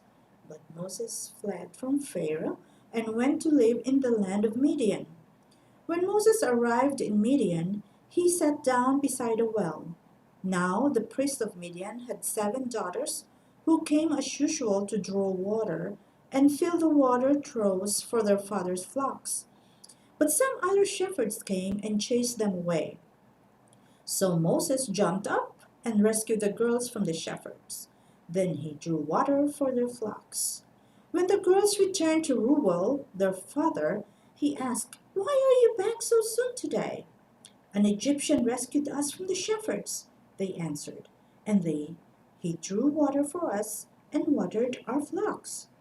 Then where is he? Their father asked. Why did you leave him there? Invite him to come and eat with us. Moses accepted the invitation, and he settled there with him. In time, Reuel gave Moses his daughter Zipporah to be his wife. Later, she gave birth to a son, and Moses named him Gershom, for he explained, I have been a foreigner in a foreign land. Years passed, and the king of Egypt died. But the Israelites continued to groan under their burden of slavery. They cried out for help, and their cry rose up to God.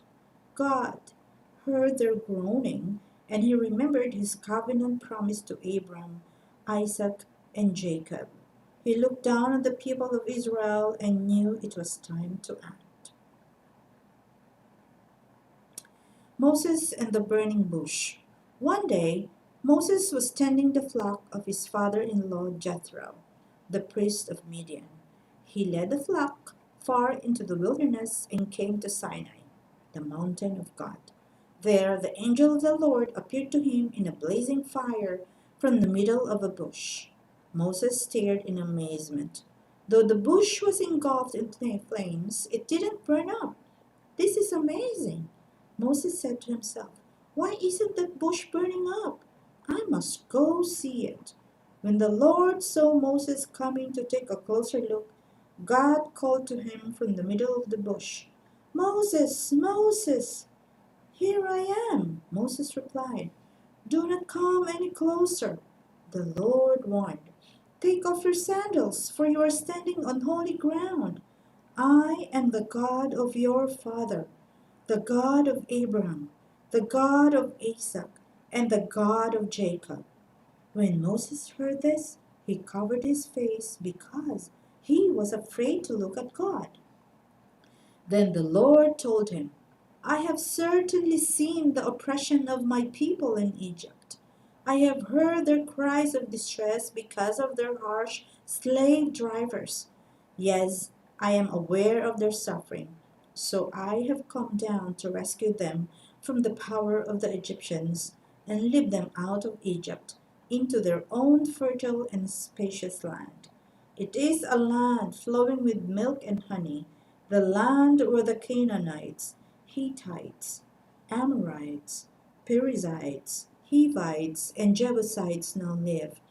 Look, the cry of the people of Israel has reached me, and I have seen how harshly the Egyptians abuse them.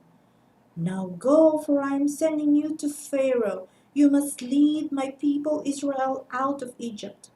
But Moses protested to God, who am I to appear before Pharaoh? Who am I to lead the people of Israel out of Egypt? God answered, I will be with you, and this is your sign that I am the one who has sent you. When you have brought the people out of Egypt, you will worship God at this very mountain. But Moses protested, if I go to the people of Israel and tell them, the God of your ancestors has sent me to you, they will ask me, what is his name? Then what should I tell them? God replied to Moses, I am who I am. Say this to the people of Israel, I am has sent me to you. God also said to Moses, say this to the people of Israel, Yahweh, the God of your ancestors, the God of Abraham, the God of Isaac, and the God of Jacob, has sent me to you. This is my eternal name, my name to remember for all generations. Now go and call together all the elders of Israel. Tell them, Yahweh, the God of your ancestors, the God of Abraham, Isaac, and Jacob, has appeared to me. He told me, I have been watching closely, and I see how the Egyptians are treating you. I have promised to rescue you from your oppression in Egypt. I will lead you to a land flowing with milk and honey, the land where the Canaanites, Hittites, Amorites, Perizzites, Hivites, and Jebusites now live. The elders of Israel will accept your message. Then you and the elders must go to the king of Egypt and tell him, the Lord, the God of the Hebrews, has met with us. So please let us take a 3-day journey into the wilderness to other sacrifices to the Lord our God. But I know that the king of Egypt will not let you go unless a mighty hand forces him. So I will raise my hand and strike the Egyptians, performing all kinds of miracles among them. Then at last he will let you go, and I will cause the Egyptians to look favorably on you. They will give you gifts when you go, so you will not leave empty-handed. Every Israelite woman will ask for articles of silver and gold and fine clothing from her Egyptian neighbors and from the foreign women in their houses. You will dress your sons and daughters with this, stripping the Egyptians of their wealth. Signs of the Lord's power. But Moses protested again. What if they won't believe me or listen to me? What if they say, the Lord never appeared to you? Then the Lord asked him, what is that in your hand? A shepherd's staff, Moses replied. Throw it down on the ground, the Lord told him. So Moses threw down the staff, and it turned into a snake. Moses jumped back. Then the Lord told him, reach out and grab its tail. So Moses reached out and grabbed it, and it turned back into a shepherd's staff in his hand. Perform this sign, the Lord told him. Then they will believe that the Lord, the God of their ancestors, the God of Abraham, the God of Isaac, and the God of Jacob, really has appeared to you. Then the Lord said to Moses, now put your hand inside your cloak. So Moses put his hand inside his cloak, and when he took it out again, his hand was white as snow with a severe skin disease. Now put your hand back into your cloak, the Lord said. So Moses put his hand back in, and when he took it out again, it was as healthy as the rest of his body. The Lord said to Moses, if they do not believe you and are not convinced by the first miraculous sign, they will be convinced by the second sign. And if they don't believe you or listen to you even after those two signs, then take some water from the Nile River and pour it out on the dry ground. When you do, the water from the Nile will turn to blood on the ground. But Moses pleaded with the Lord. Oh Lord, I'm not very good with words. I never have been, and I'm not now. Even though you have spoken to me, I get tongue-tied and my words get tangled. Then the Lord asked Moses, who makes a person's mouth? Who decides whether people speak or do not speak? Hear or do not hear? See or do not see? Is it I? Is it not I, the Lord? Now go, I will be with you as you speak, and I will instruct you in what to say. But Moses again pleaded, Lord, please send anyone else. Then the Lord became angry with Moses. All right, he said. What about your brother Aaron, the Levite? I know he speaks well. And look, he is on his way to meet you now. He will be delighted to see you. Talk to him and put the words in his mouth. I will be with both of you as you speak, and I will instruct you both in what to do. Aaron will be your spokesman to the people. He will be your mouthpiece, and you will stand in the place of God for him, telling him what to say. And take your shepherd's staff with you and use it to perform the miraculous signs I have shown you. Moses returns to Egypt. So Moses went back to Jethro, his father-in-law. Please let me return to my relatives in Egypt, Moses said. I don't even know if they are still alive. Go in peace, Jethro replied. Before Moses left Midian, the Lord said to him, Return to Egypt, for all those who wanted to kill you have died. So Moses took his wife and sons, put them on a donkey, and headed back to the land of Egypt. In his hand he carried the staff of God.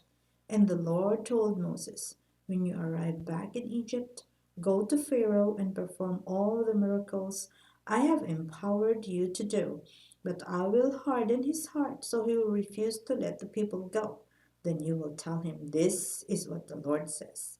Israel is my firstborn son. I commanded you, let my son go so he can worship me. But since you have refused, I will now kill your firstborn son. On the way to Egypt, at a place where Moses and his family had stopped for the night, the Lord confronted him and was about to kill him. But Moses' wife, Zipporah, took a flint knife and circumcised her son. She touched his feet with a foreskin and said, Now you are a bridegroom of blood to me. When she said, a bridegroom of blood, she was referring to the circumcision. After that, the Lord left him alone. Now the Lord had said to Aaron, Go out into the wilderness to meet Joseph. So Aaron went and met Joseph at the mountain of God, and he embraced him.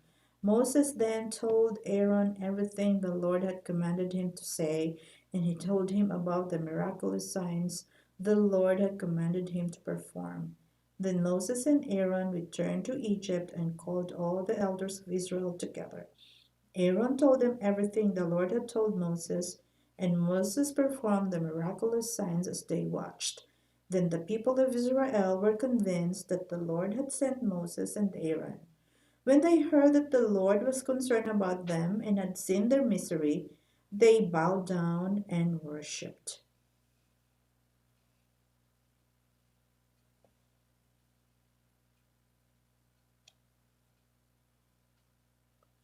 Moses and Aaron spake to Pharaoh.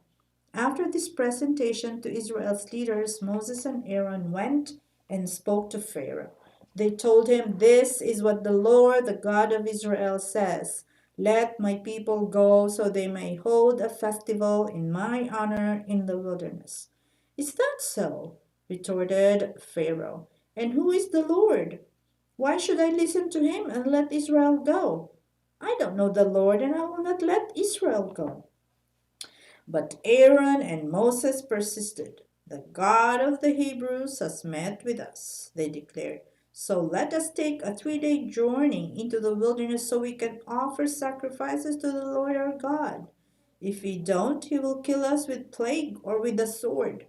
Pharaoh replied, Moses and Aaron, why are you distracting the people from their tasks? Get back to work. Look, there are many of your people in the land, and you are stopping them from their work, making bricks without straw.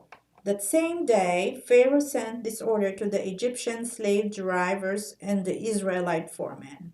Do not supply any more straw for making bricks. Make the people get it themselves, but still require them to make the same number of bricks as before. Don't reduce the quota. They are lazy. That's why they are crying out, Let us go and offer sacrifices to our God. Load them down with more work. Make them sweat. That will teach them to listen to lies. So the slave drivers and foremen went out and told the people, This is what Pharaoh says. I will not provide any more straw for you. Go and get it yourselves. Find it whenever you can. But you must produce just as many bricks as before. So the people scattered throughout the land of Egypt in search of stubble to use as straw. Meanwhile, the Egyptian slave drivers continued to push hard. Meet your daily quota of bricks, just as you did when we provided you with straw, they demanded. Then they whipped the Israelite foremen they had put in charge of the crew of the work crews. Why haven't you met your quotas either yesterday or today? They demanded.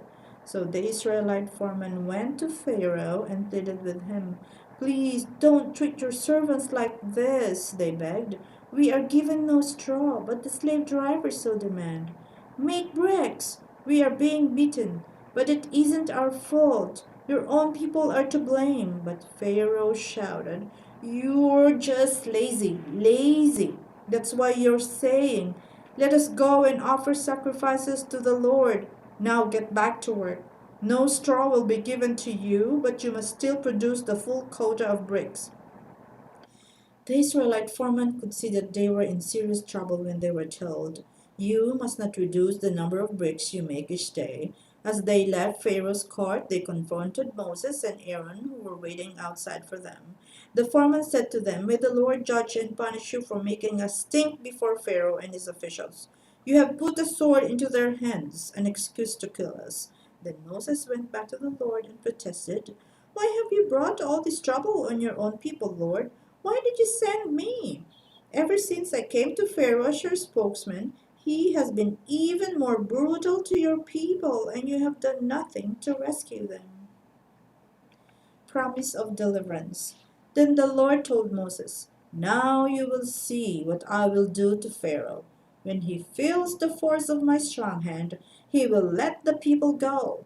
In fact, he will force them to leave his land. And God said to Moses, I am Yahweh, the Lord.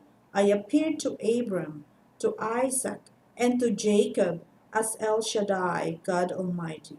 But I did not reveal my name, Yahweh, to them, and I reaffirmed my covenant with them.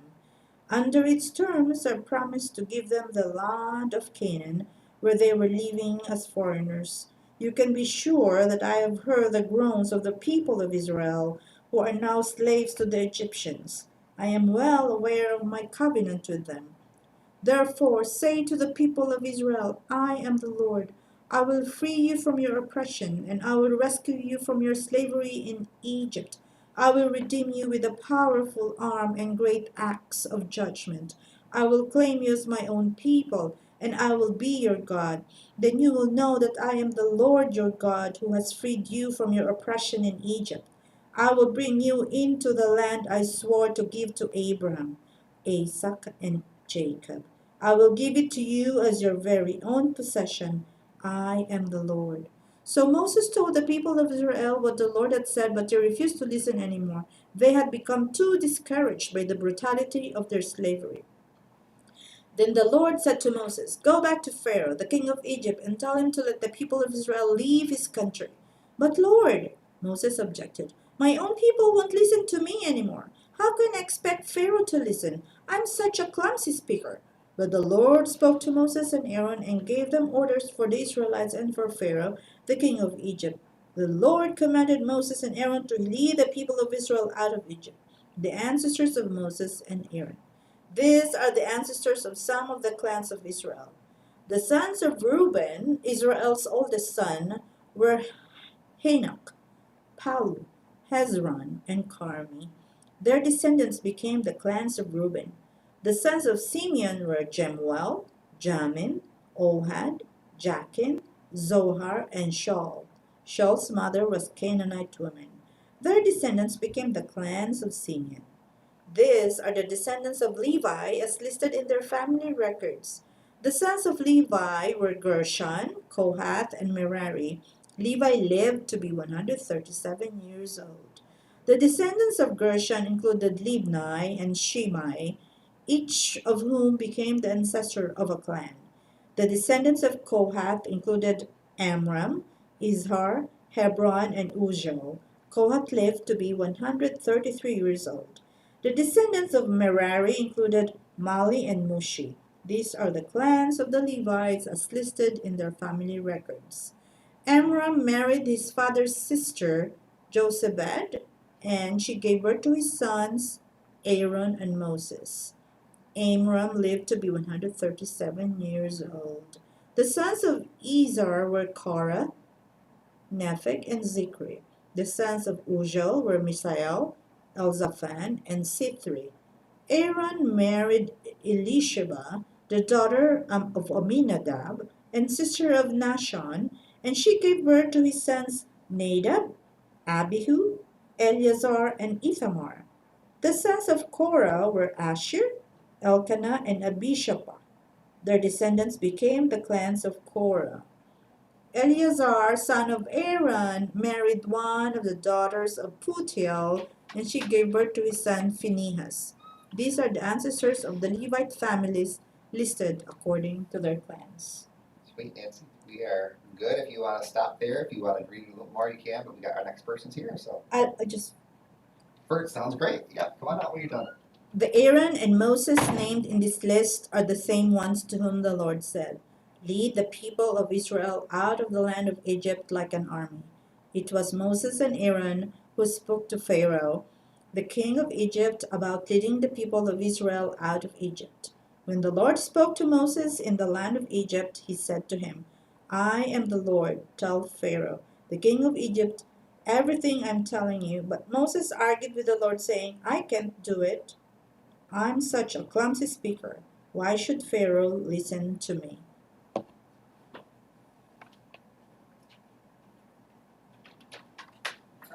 Perfect. I So- ended up there. So let me see where you ended. I'll write this down so you don't get lost. So Sure. what is that? I can see. Yeah, I can't see it here. That's why I make it super big. So Exodus 6, and then Up to here. all right, there you go. There, perfect. Exodus 6, whatever verse it is. So basically through 29:30. I'll say 30. Cool. Okay, I need water. Yeah, no doubt. It's a long haul. Yeah. Okay, Cool. see ya. Yeah. So just a second. So Okay. and just take a look at that, and I'll come back when we get started. But I got a couple things for you, Nancy. Okay. So I got these handy dandy little stickers. You can grab one. It's kind of fun. It's kind of like I voted today. Yeah. And then we're gonna have you sign the Exodus 1 page. Okay. So we can have people just like literally sign right across the top of it over here. So you can put it there. Yep. So it's kind of cool and keeps taking it down. So sign right across the top. Yeah,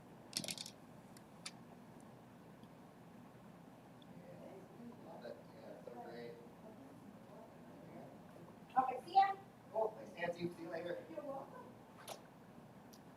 So, Angela, if you want to, is that too That's big, where too she- small? Is it no, okay? That's good, that's Okay, good. perfect. And then, Where does she stop, right here? yep, so we can, if you know how to use iPad, so at the end of the chapter, you're gonna scroll this way.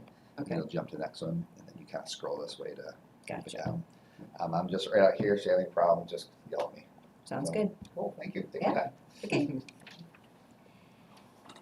Aaron's staff becomes a serpent. Then the Lord said to Moses, "Pay close attention to this. I will make you seem like God to Pharaoh, and your brother Aaron will be your prophet. Tell Aaron everything I command you, and Aaron must command Pharaoh to let the people of Israel leave his country. But I will make Pharaoh's heart stubborn, so I can multiply by my miraculous designs and wonders in the land of Egypt. Even then, Pharaoh will refuse to listen to you. So I will bring down my fist on Egypt. Then I will rescue my forces, my people, the Israelites, from the land of Egypt with great acts of judgment. When I raise my powerful hand and bring out the Israelites, the Egyptians will know that I am the Lord. So Moses and Aaron did just as the Lord had commanded them. Moses was 80 years old and Aaron was 83 when they made their demands to Pharaoh. Then the Lord said to Moses and Aaron, Pharaoh will demand, "Show me a miracle." When he does this, say to Aaron, "Take your staff and throw it down in front of Pharaoh, and it will become a serpent."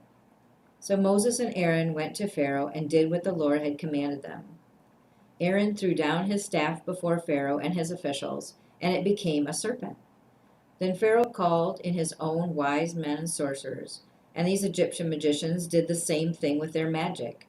They threw down their staffs, which also became serpents. But then Aaron's staff swallowed up their staffs.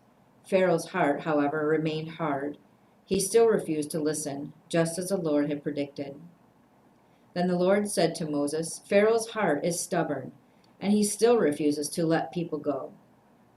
So go to Pharaoh in the morning as he goes down to the river. Stand on the bank of the Nile and meet him there. Be sure to take along the staff that turned into a snake. Then announce to him, "The Lord, the God of the Hebrews, has sent me to you. Let my people go so they can worship me in the wilderness. Until now you have refused to listen to him. So this is what the Lord says. I will show you that I am the Lord. Look, I will strike the water of the Nile with the staff in my hand, and the river will turn to blood. The fish in it will die, and the river will stink. The Egyptians will not be able to drink any water from the Nile." Then the Lord said to Moses, "Tell Aaron, take your staff and raise your hand over the waters of Egypt, all its rivers, canals, ponds, and all the reservoirs. Turn all the water into blood. Everywhere in Egypt the water will turn to blood, even the water stored in wooden bowls and stone pots." So Moses and Aaron did just as the Lord commanded them. As Pharaoh and all of his officials watched, Aaron raised his staff and struck the water of the Nile. Suddenly, the whole river turned to blood. The fish in the river died, and the water became so foul that the Egyptians couldn't drink it. There was blood everywhere throughout the land of Egypt. But again, the magicians of Egypt used their magic, and they too turned water into blood. So Pharaoh's heart remained hard. He refused to listen to Moses and Aaron, just as the Lord had predicted. Pharaoh turned to his palace and put the whole thing out of his mind. And then all Egyptians dug along the riverbank to find drinking water, for they couldn't drink the water from the Nile. 7 days passed from the time the Lord struck the Nile. Then the Lord said to Moses, "Go back to Pharaoh and announce to him, 'This is what the Lord says. Let my people go so they can worship me. If you refuse to let them go, I will send a plague of frogs across your entire land. The Nile River will swarm with frogs.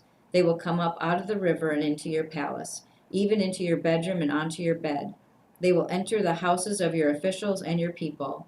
They will even jump into your ovens and your kneading bowls.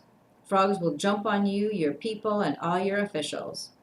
Then the Lord said to Moses, "Tell Aaron, raise the staff of your hand over all the rivers, canals, and ponds of Egypt, and bring up the frogs over all the land."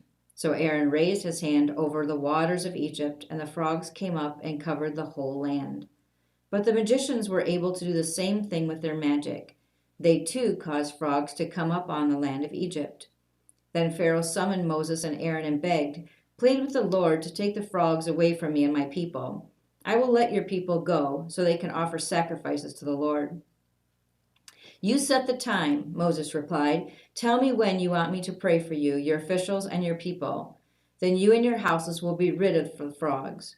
They will remain only in the Nile River." "Do it tomorrow," Pharaoh said. "All right," Moses replied. "It will be as you have said." Then you will know that there was no one like the Lord our God. The frogs will leave you and your houses, your officials and your people.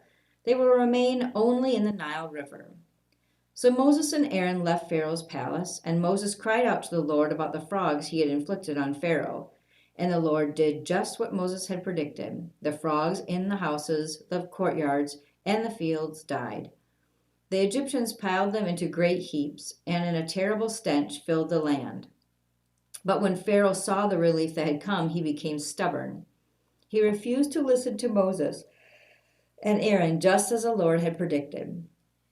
So the Lord said to Moses, "Tell Aaron, raise your staff and strike the ground. The dust will turn into swarms of gnats throughout the land of Egypt." So Moses and Aaron did just as the Lord had commanded them. When Aaron raised his hand and struck the ground with his staff, gnats infested the entire land, covering the Egyptians and their animals. All the dust in the land of Egypt turned to gnats. Pharaoh's magicians tried to do the same thing with their secret arts, but this time they failed, and the gnats covered everyone, people and animals alike. "This is the finger of God," the magicians exclaimed to Pharaoh, but Pharaoh's heart remained hard. He would not listen to them, just as the Lord had predicted. Then the Lord told Moses, "Get up early in the morning and stand in Pharaoh's way as he goes down to the river. Say to him, 'This is what the Lord says. Let my people go so they can worship me. If you refuse, then I will send swarms of flies on you, your officials, your people, and all the houses. The Egyptian homes will be filled with flies, and the ground will be covered with them. But this time I will spare the region of Goshen, where my people live.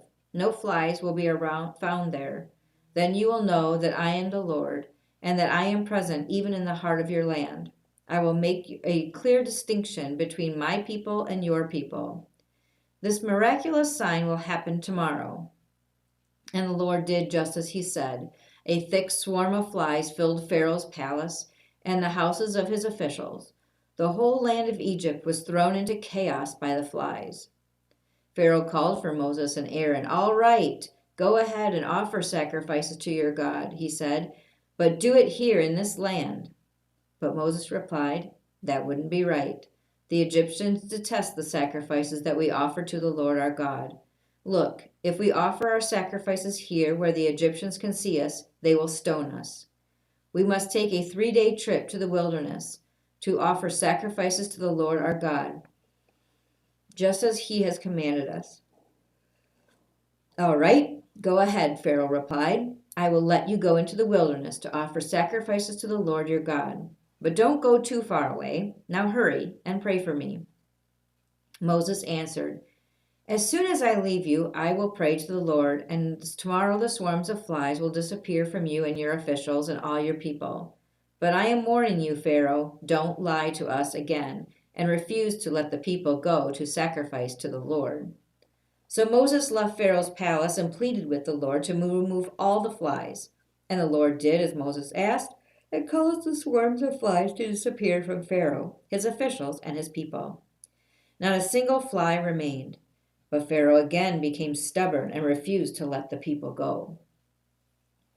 "Go back to Pharaoh," the Lord commanded Moses. "Tell him, 'This is what the Lord, the God of the Hebrews, says. Let my people go so they can worship me. If you continue to hold them and refuse to let them go, the hand of the Lord will strike all your livestock, your horses, donkeys, camels, cattle, sheep, and goats, with a deadly plague. But the Lord will again make a distinction between the livestock of the Israelites and that of the Egyptians. Not a single one of the Israel's animals will die. The Lord has already set the time for the plague to begin. He has declared that he will strike the land tomorrow." And the Lord did just as he had said. The next morning, all the livestock of the Egyptians died, but the Israelites did not lose a single animal. Pharaoh sent his officials to investigate, and they discovered that the Israelites had not lost a single animal. But even so, Pharaoh's heart remained stubborn, and he still refused to let the people go.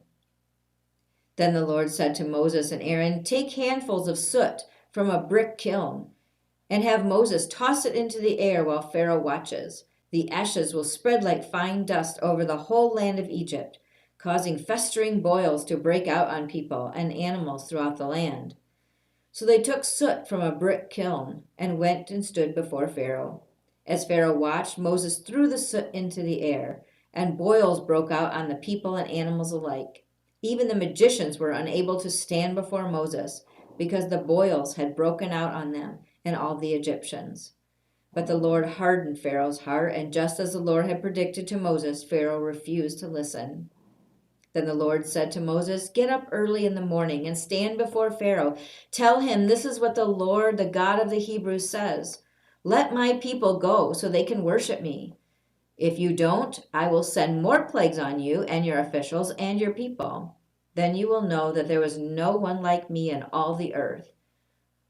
By now I could have lifted my head and struck you and your people with a plague to wipe you off the face of the earth, but I have spared you for a purpose, to show you my power, and to spread my fame throughout the earth.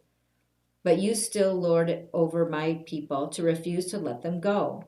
So tomorrow, at this time, I will send a hailstorm more devastating than any in all of the history of Egypt. Quick, order your livestock and servants to come in from the fields to find shelter. Any person or animal left outside will die when the hail falls."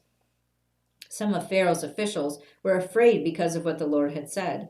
They quickly brought their servants and livestock in from the fields, but those who had paid no attention to the word of the Lord left theirs out in the open. Then the Lord said to Moses, "Lift your hand toward the sky, so hail may fall on the people and the livestock and all the plants throughout the land of Egypt." So Moses lifted his staff toward the sky, and the Lord sent thunder and hail and lightning flashed toward the earth. The Lord sent a tremendous hailstorm against the land of Egypt. Never in all the history of Egypt had there been a storm like that, with such devastating hail and continuous lightning. It left all of Egypt in ruins. The hail struck down everything in the open field, people, animals, and plants alike. Even the trees were destroyed. The only place without hail was the region of Goshen, where the people of Israel lived. Then Pharaoh quickly summoned Moses and Aaron. This time I have sinned," he confessed. "The Lord is the righteous one, and my people and I are wrong. Please beg the Lord to end this terrifying thunder and hail. We've had enough. I will let you go. You don't need to stay any longer."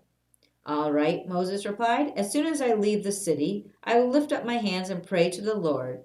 Then the thunder and hail will stop, and you will know that the earth belongs to the Lord. But I know that you and your officials still do not fear the Lord." All the flax and barley were ruined by the hail, because the barley had formed heads and the flax was budding. But the wheat and the emmer wheat were spared, because they had not yet sprouted from the ground. So Moses left Pharaoh's court and went off out of the city. When he lifted his hands to the Lord, the thunder and hail stopped, and the downpour ceased. But when Pharaoh saw that the rain, hail, and thunder had stopped, he and his officials sinned. The Pharaoh became stubborn. Because his heart was hard, Pharaoh refused to let the people leave, just as the Lord had predicted through Moses. Then the Lord said to Moses, "Return to Pharaoh and make your demands again. I have made him and his officials stubborn, so I can display my miraculous signs among them. I have also done it so you can tell your children and grandchildren about how I made a mockery of the Egyptians and about the signs I displayed among them, so you will know that I am the Lord." So Moses and Aaron went to Pharaoh and said, "This is what the Lord, the God of the Hebrews, says. How long will you refuse to submit to me? Let my people go so they can worship me. If you refuse, watch out, for tomorrow I will bring a swarm of locusts on your country. They will cover the land so that you won't be able to see the ground. They will devour what little is left of your crops after the hailstorm, including all the trees growing in the field. They will overrun your palaces and the homes of your officials and all the houses in Egypt. Never in the history of Egypt have your ancestors seen a plague like this one." And with that, Moses turned and left Pharaoh. Pharaoh's officials now came to Pharaoh and appealed to him. "How long will you let this man hold us hostage? Let the men go to worship the Lord their God. Don't you realize that Egypt lies in ruins?" So Moses and Aaron were brought back to Pharaoh. "All right," he told them, "go and worship the Lord your God, but who exactly will be going with you?" So Moses replied, "We will all go, young and old, our sons and daughters, and our flocks and herds." We must all join together in celebrating a festival to the Lord." Pharaoh retorted, "The Lord will certainly need to be with you if you make your little ones. I can see through your evil plan. Never. Only the men may go and worship the Lord, since that is what you requested." And Pharaoh threw them out of the palace. Then the Lord said to Moses, "Raise your hand over the land of Egypt and bring on the locusts. Let them cover the land and devour every plant that survives the hailstorm." So Moses raised his staff over Egypt, and the Lord caused an east wind to blow over the land all that day and through the night. Then morning arrived, the east wind had brought the locust, and the locusts swarmed over the whole land of Egypt, settling in dense swarms from one end of the country to the other. It was the worst locust plague in Egypt history, and there had never been another one like it. For the locusts covered the whole country and darkened the land. They devoured every plant in the fields and all the fruit on the trees that had survived the hailstorm. Not a single leaf was left on the trees and plants throughout the land of Egypt. Pharaoh quickly summoned Moses and Aaron. "I have sinned against the Lord your God, and against you," he confessed. "Forgive my sin just this once, and plead with the Lord your God to take away this death from me." So Moses left Pharaoh's court and pleaded with the Lord. The Lord responded by shifting the wind, and the strong west wind blew the locusts into the Red Sea. Not a single locust remained in all the land of Egypt. But the Lord hardened Pharaoh's heart again, and so he refused to let the people go. Then the Lord said to Moses, "Lift your hand toward heaven, and the land of Egypt will be covered with a darkness so thick you can feel it." So Moses lifted his hand to the sky, and a deep darkness covered the entire land of Egypt for 3 days. During all that time, the people could not see each other, and no one moved. But there was a light, as usual, where the people of Israel lived. Finally, Pharaoh called for Moses. "Go and worship the Lord," he said, "but leave your flocks and herds here. You may even take your little ones with you." "No," Moses said, "you must provide us with animals for sacrifices and burnt offerings to the Lord our God. All our livestock must go with us too. Not a hoof can be left behind. We must choose our sacrifices for the Lord our God from among these animals, and we won't know how we are to worship the Lord until we get there." But the Lord hardened Pharaoh's heart once more, and he would not let them go. "Get out of here!" Pharaoh shouted at Moses. "I'm warning you, never come back to see me again. The day you see my face, you will die." "Very well," Moses replied. "I will never see your face again." Then the Lord said to Moses, "I will strike Pharaoh and the land of Egypt with one more blow. After that, Pharaoh will let you leave this country. In fact, he will be so eager to get rid of you that he will force you all to leave. Then all the Israelite men and women will ask their Egyptian neighbors for articles of silver and gold."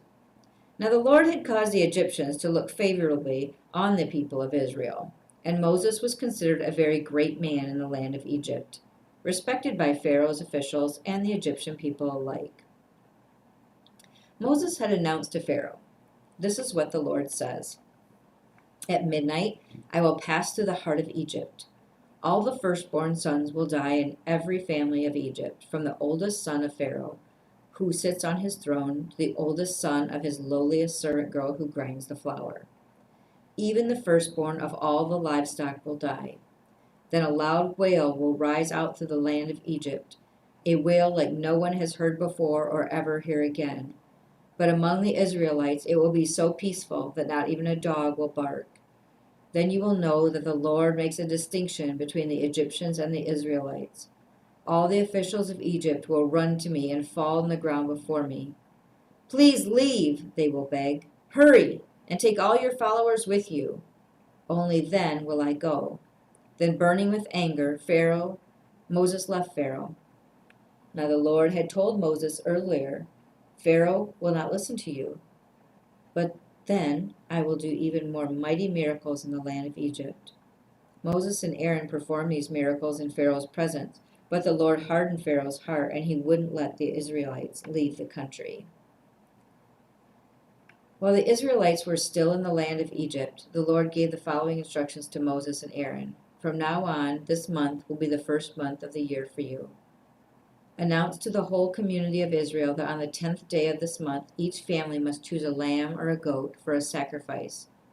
The animal for each household. If a family is too small to eat a whole animal, let them share with another family in the neighborhood. Divide the animal according to the size of each family and how much they can eat. The animal you select must be 1-year-old male, either a sheep or a goat with no defects.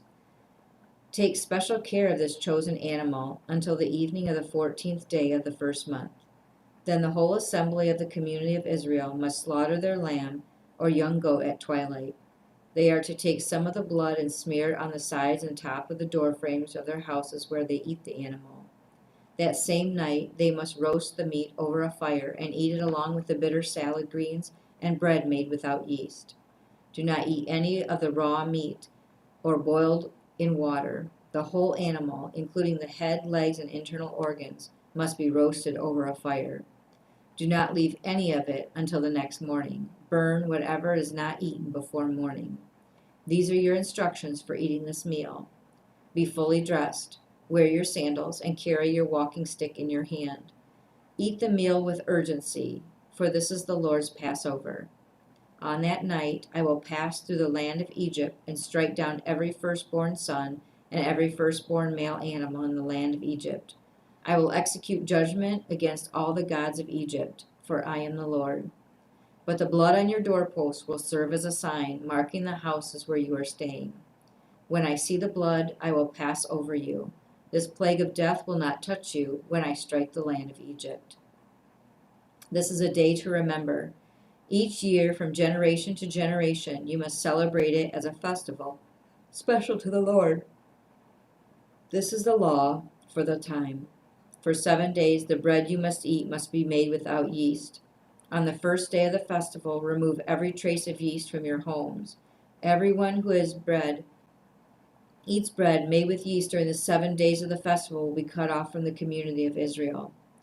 On the first day of the festival, and again on the 7th day, all the people must observe an official day for holy assembly. No work of any kind may be done on these days except in the preparation of food. Celebrate this festival of unleavened bread, for it will remind you that I brought your forces out of the land of Egypt on this very day. This festival will be a permanent law for you. Celebrate this day from generation to generation. The bread you eat must be made without yeast from evening of the 14th day of the first month until the evening of the 21st day of that month.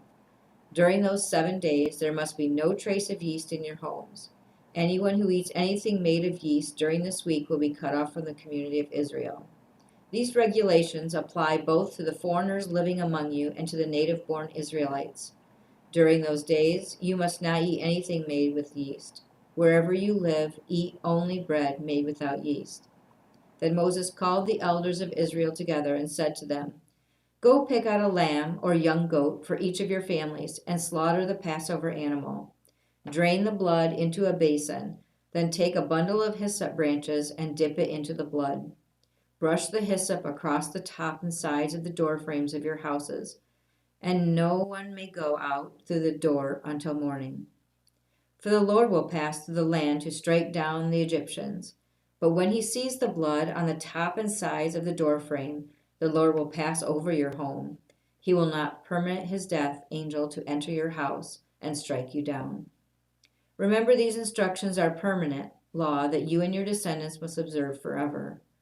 When you enter the land that has promised to give you, you will continue to observe this ceremony. When your children will ask, what does the ceremony mean? And you will reply, it is the Passover sacrifice to the Lord, for he passed over the houses of the Israelites in Egypt. And though he struck the Egyptians, he spared our families. When Moses had finished speaking, all the people bowed down to the ground and worshipped. So the people of Israel did just as the Lord had commanded through Moses and Aaron. And that night at midnight the Lord struck down all the firstborn sons in the land of Egypt, from the firstborn son of Pharaoh who sat on his throne to the firstborn son of the prisoner of the dungeon. Even the firstborn of their livestock were killed.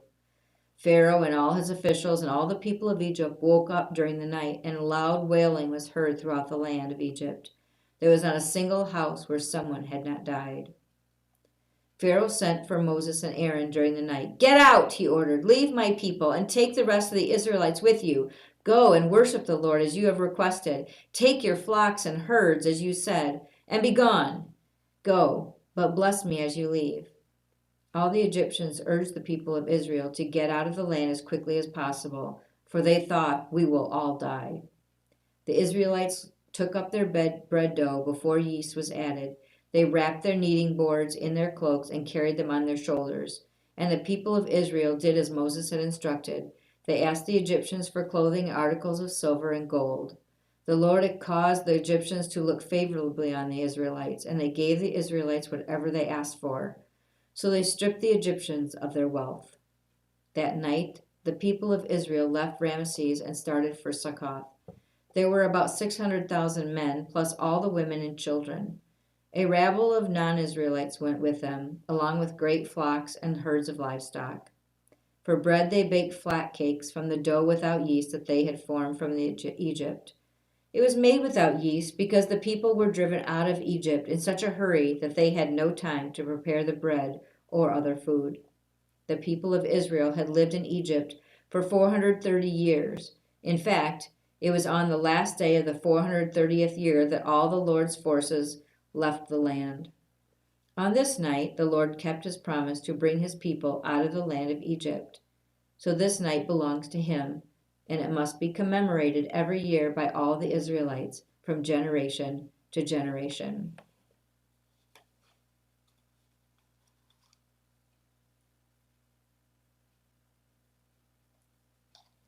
Then the Lord said to Moses and Aaron, "These are the instructions for the festival of Passover.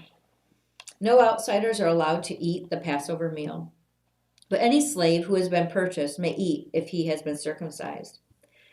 Temporary residents and hire servants may not eat it.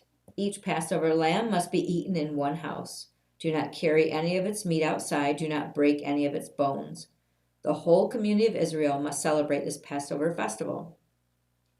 If there are foreigners living among you who want to celebrate the Lord's Passover, let all their males be circumcised. Only then may they celebrate the Passover with you like any native-born Israelite. But no uncircumcised male may ever eat the Passover meal. This instruction applies to everyone, whether a native-born Israelite or a foreigner living among you." So all the people of Israel followed all the Lord's commands to Moses and Aaron. On that very day, the Lord brought the people out of Israel out of the land of Egypt like an army. Then the Lord said to Moses, "Dedicate to me every firstborn among the Israelites. The first offspring to be born of both humans and animals belongs to me." So Moses said to the people, "This is the day to remember forever, the day you left Egypt, the place of your slavery. Today the Lord has brought you out by the power of his mighty hand. Remember, eat no food containing yeast. On this day in early spring, in the month of Habib, you have been set free. You must celebrate this event in the month of each year after the Lord brings you to the land of the Canaanites, Hittites, Amorites, Hivitites, and Jebusites. He swore to your ancestors that he would give you this land, a land flowing with milk and honey. For 7 days, the bread you eat must be made without yeast. Then on the 7th day, celebrate the feast of the Lord. Eat bread without yeast during those 7 days. In fact, there must be no yeast bread or any yeast at all found within the borders of your land during this time. On the 7th day, you must explain to your children, I am celebrating what the Lord did for me when I left Egypt. This annual festival will be a visible sign to you, like a mark branded on your hand or your forehead. Let it remind you always to recite this teaching of the Lord. With a strong right hand, the Lord rescued you from Egypt. So observe the decree of the festival at that appointed time each year. This is what you must do when the Lord fulfills the promise he swore to you and to your ancestors. When he gives you the land where the Canaanites now live, you must present all firstborn sons and firstborn male animals to the Lord, for they belong to him. A firstborn donkey may be brought back from the Lord by presenting a lamb or young goat in its place. But if you do not buy it back, you must break its neck. However, you must buy back every firstborn son. And in the future, your children will ask you, what does all this mean? And then you will tell them, with the power of his mighty hand, the Lord brought us out of Egypt, the place of slavery. Pharaoh stubbornly refused to let us go, so the Lord killed all the firstborn males throughout the land of Egypt, both people and animals. That is why I now sacrifice all the firstborn males to the Lord, except the firstborn sons that are always brought back. This ceremony will be like a mark branded on your hand or on your forehead. It is a reminder that the power of the Lord's mighty hand brought us out of Egypt. Then, when Pharaoh finally let the people go, God did not lead them along the main road that runs through the Philistine territory, even though that was the shortest route to the Promised Land. God said if the people are faced with a battle, they might change their minds and return to Egypt. So God led them in a roundabout way through the wilderness toward the Red Sea. Thus the Israelites left Egypt like an army ready for battle. Moses took the bones of Joseph with him, for Joseph had made the sons of Israel swear to do this. He said, God will certainly come to help you, and when he does, you must take my bones with you from this place. The Israelites left Succoth and encamped at Etham at the edge of the wilderness. The Lord went ahead of them. He guided them during the day with a pillar of cloud, and he provided light at the night with a pillar of fire. This allowed them to travel by day or by night, and the Lord did not remove the pillar of cloud or the pillar of fire from its place in front of the people. Then the Lord gave these instructions to Moses. Order the Israelites to turn back and camp by between Migdol and the sea. Camp there along the shore across from Baal-zephon. Then Pharaoh will think the Israelites are confused. They are trapped in the wilderness. And once again, I will harden Pharaoh's heart and he will chase after you. I have planned this in order to display my glory through Pharaoh and his whole army. After this, the Egyptians will know that I am the Lord. So the Israelites camped as they were told. When word reached the king of Egypt that the Israelites had fled, Pharaoh and his officials changed their minds. What have we done letting those Israelite slaves get away? They asked. So Pharaoh hardened his chariots and called up his troops. He took with him 600 of Egypt's best chariots, along with the rest of the chariots of Egypt, each with its commander. The Lord hardened the heart of Pharaoh and the king of Egypt, so he chased after the people of Israel, who had left with his fists raised in defiance. The Egyptians chased after them with all the forces in Pharaoh's army, all his horses and chariots, his charioteers, and his troops. The Egyptians caught up with the people of Israel, and they were encamped beside the shore near Pi across the Baal-zephon. As Pharaoh approached, the people of Israel looked up and panicked when they saw the Egyptians overtaking them. They cried out to the Lord, and they said to Moses, "Why did you bring us here to die in the wilderness? Weren't there enough graves for us in Egypt? Why have you done this to us? Why did you make us leave Egypt? Didn't we tell you that this would happen while we were still in Egypt? We said, 'Leave us alone! Let us be slaves to the Egyptians. It's better to be a slave in Egypt than a corpse in the wilderness.'" But Moses told the people, "Don't be afraid. Just stand still and watch the Lord rescue you today. The Egyptians you see today will never be seen again. The Lord himself will fight for you. Just stay calm."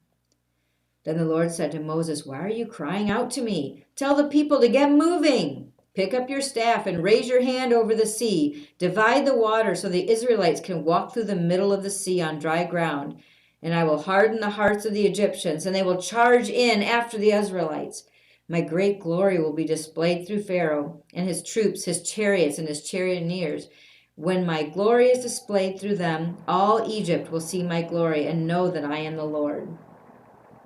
Then the angel of God, who had been leading the people of Israel, moved to the rear of the camp. The pillar of cloud also moved from the front and stood behind them. The cloud settled between the Egyptian and Israelite camps. As darkness fell, the cloud turned to fire, lighting up the night. But the Egyptians and Israelites did not approach each other all night. Then Moses raised his hand over the sea, and the Lord opened up a path along the water with a strong east wind. The wind blew all that night, turning the seabed into dry land. So the people of Israel walked through the middle of the sea on dry ground with walls of water on each side. Then the Egyptians, all of Pharaoh's horses, chariots, and charioteers, chased them into the middle of the sea. But just before dawn, the Lord looked down on the Egyptian army from the pillar of fire and cloud, and he threw their forces in total confusion. He twisted their chariot wheels, making their chariots difficult to drive. "Let's get out of here, away from these Israelites," the Egyptians shouted. "The Lord is fighting for them against Egypt." When all the Israelites had reached the other side, the Lord said to Moses, "Raise your hand over the sea again, and the waters will rush back and cover the Egyptians and their chariots and charioteers." So as the sun began to rise, Moses raised his hand over the sea, and the water rushed back into its usual place. The Egyptians tried to escape, but the Lord swept them into the sea. Then the waters returned and covered all the chariots and charioteers, the entire army of Pharaoh. All of the Egyptians who had chased the Israelites into the sea, not a single one survived. For the people of Israel, had walked through the middle of the sea on dry ground as the water stood up like walls on both sides. And that is how the Lord rescued Israel from the hand of the Egyptians that day. And the Israelites saw the bodies of the Egyptians washed up on the seashore. When the people of Israel saw the mighty power that God had unleashed against the Egyptians, they were filled with awe before him. They put their faith in the Lord and in his servant Moses. Then Moses and the people of Israel sang this song to the Lord. "I will sing to the Lord, for he has triumphed gloriously. He has hurled both horse and rider into the sea. The Lord is my strength and my song. He has given me victory. This is my God, and I will praise him. My father's God, and I will exalt him. The Lord is a warrior. Yahweh is his name.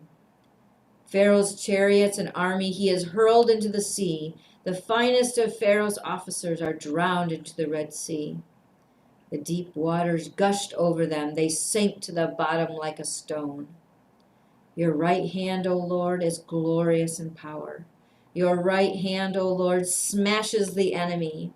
In the greatness of your majesty, you overthrow those who rise against you. You unleash your blazing fury. It consumes them like a straw. And at the blast of your breath, the waters piled up. The surging waters stood straight like a wall. In the heart of the sea, the deep waters became hard. The enemy boasted, "I will chase them and I will catch up with them. I will plunder them, I will consume them, and will flash my sword. My powerful hand will destroy them." But you blew with your breath, and the sea covered them. They sank like lead in the mighty waters. Who is like you among the gods, O Lord? Glorious in holiness, awesome in splendor, performing great wonders. You raised your right hand, and the earth swallowed your enemies. With all your unfailing love, you led the people you have redeemed. In your might, you guided them with your sacred home. The people hear and tremble. Anguish grips those who live in Philistia. The leaders of Edom are terrified. The nobles of Moab tremble. All who live in Canaan melt away. Terror and dread fell upon them. The power of your arm makes them lifeless as stone, until your people pass by, O Lord, until the people you purchased pass by. You will bring them in and plant them on your own mountain, the place of the Lord, O Lord, reserved in your own dwelling, the sanctuary, O Lord, that your hands have established. The Lord will reign forever and ever. When Pharaoh's horses and charioteers rushed into the sea, the Lord brought the water crashing down on them. But the people of Israel had walked through the middle of the sea on dry ground. Then Miriam, the prophet, Aaron's sister, took a tambourine and led all the women as they played their tambourines and danced, and Miriam sang this song. "Sing to the Lord, for he has triumphed gloriously. He has hurled both horse and rider into the sea." Then Moses led the people of Israel away from the Red Sea, and they moved out into the desert of Shur. They traveled into this desert for 3 days without finding any water. When they came to the oasis of Marah, the water was too bitter to drink, so they called the place Marah, which means bitter. Then the people complained and turned against Moses. "What are we going to drink?" they demanded. So Moses cried out to the Lord for help, and the Lord showed him a piece of wood. Moses threw it into the water, and this made the water good to drink.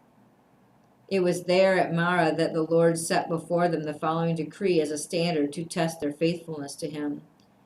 He said, "If you will listen carefully to the voice of the Lord your God and do what is right in his sight, obeying his commands and keeping all his decrees, then I will not make you suffer any of the diseases I sent on the Egyptians, for I am the Lord who heals you." After leaving Marah, the Israelites left on to the oasis of Elim, and they found 12 springs and 70 palm trees. They camped there beside the water.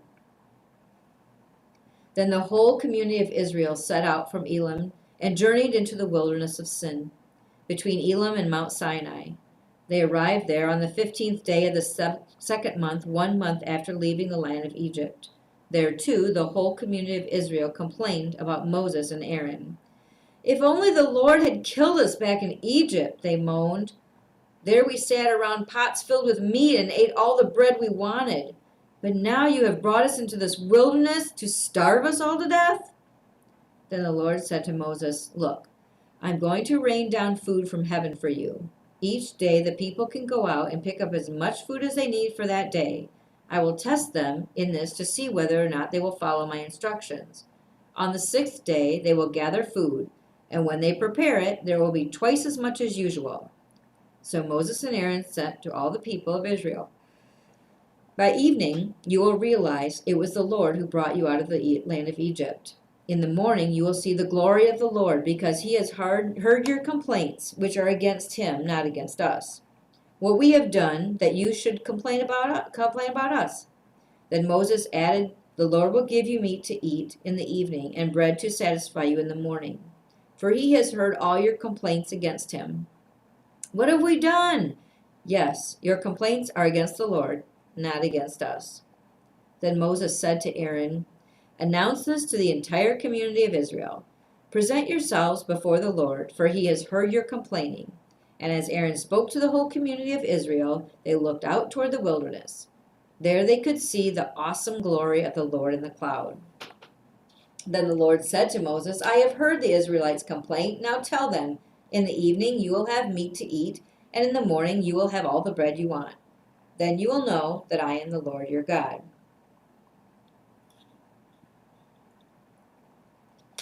That evening, vast numbers of quail flew in and covered the camp.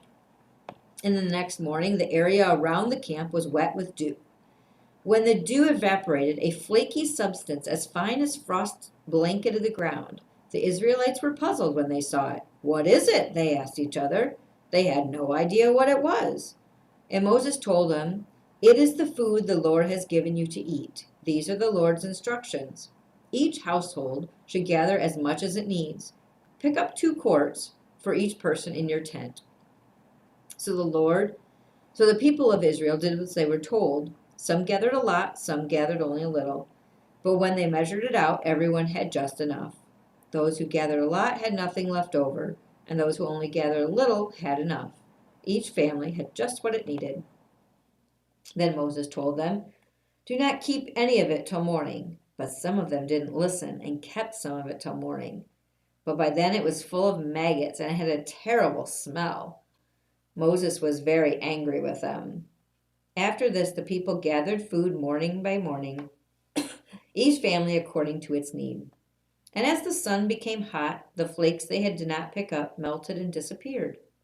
On the 6th day, they gathered twice as much as usual for 4 quarts for each person instead of 2. Then all the leaders of the community came and asked Moses for an explanation. He told them, "This is what the Lord commanded. Tomorrow will be a day of complete rest, a holy Sabbath day set apart for the Lord.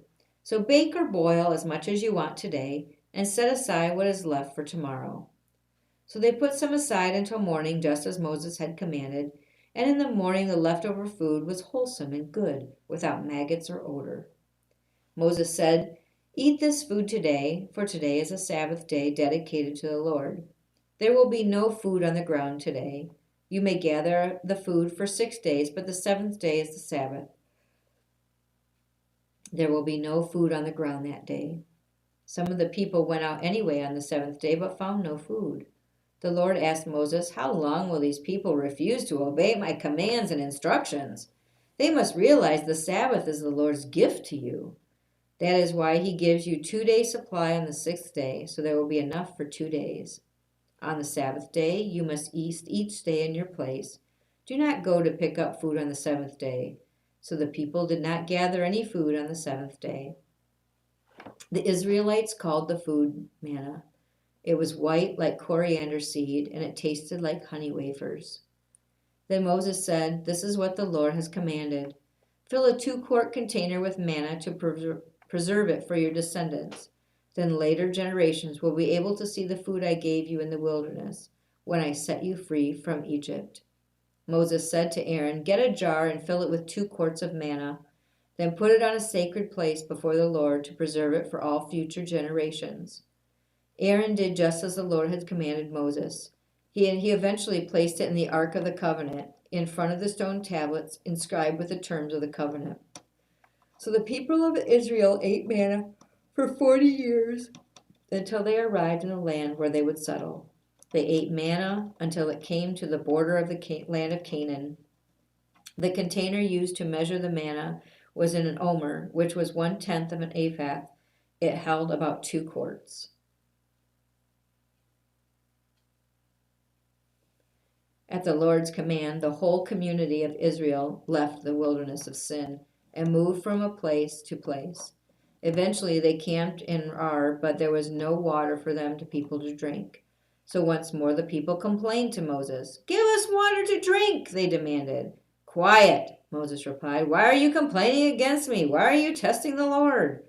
But tormented by thirst, they continued to argue with Moses. "Why did you bring us out of Egypt? Are you trying to kill us, your children, and our livestock with thirst?" Then Moses cried out to the Lord, "What should I do with these people? They are already ready to stone me." The Lord said to Moses, "Walk out in front of the people. Take your staff, the one you used when you struck the water of the Nile, and call some of the elders of Israel to join you. I will stand before you on the rock at Mount Sinai. Strike the rock, and water will come gushing out. Then the people will be able to drink." So Moses struck the rock as he was told, and water gushed out as the elders looked on.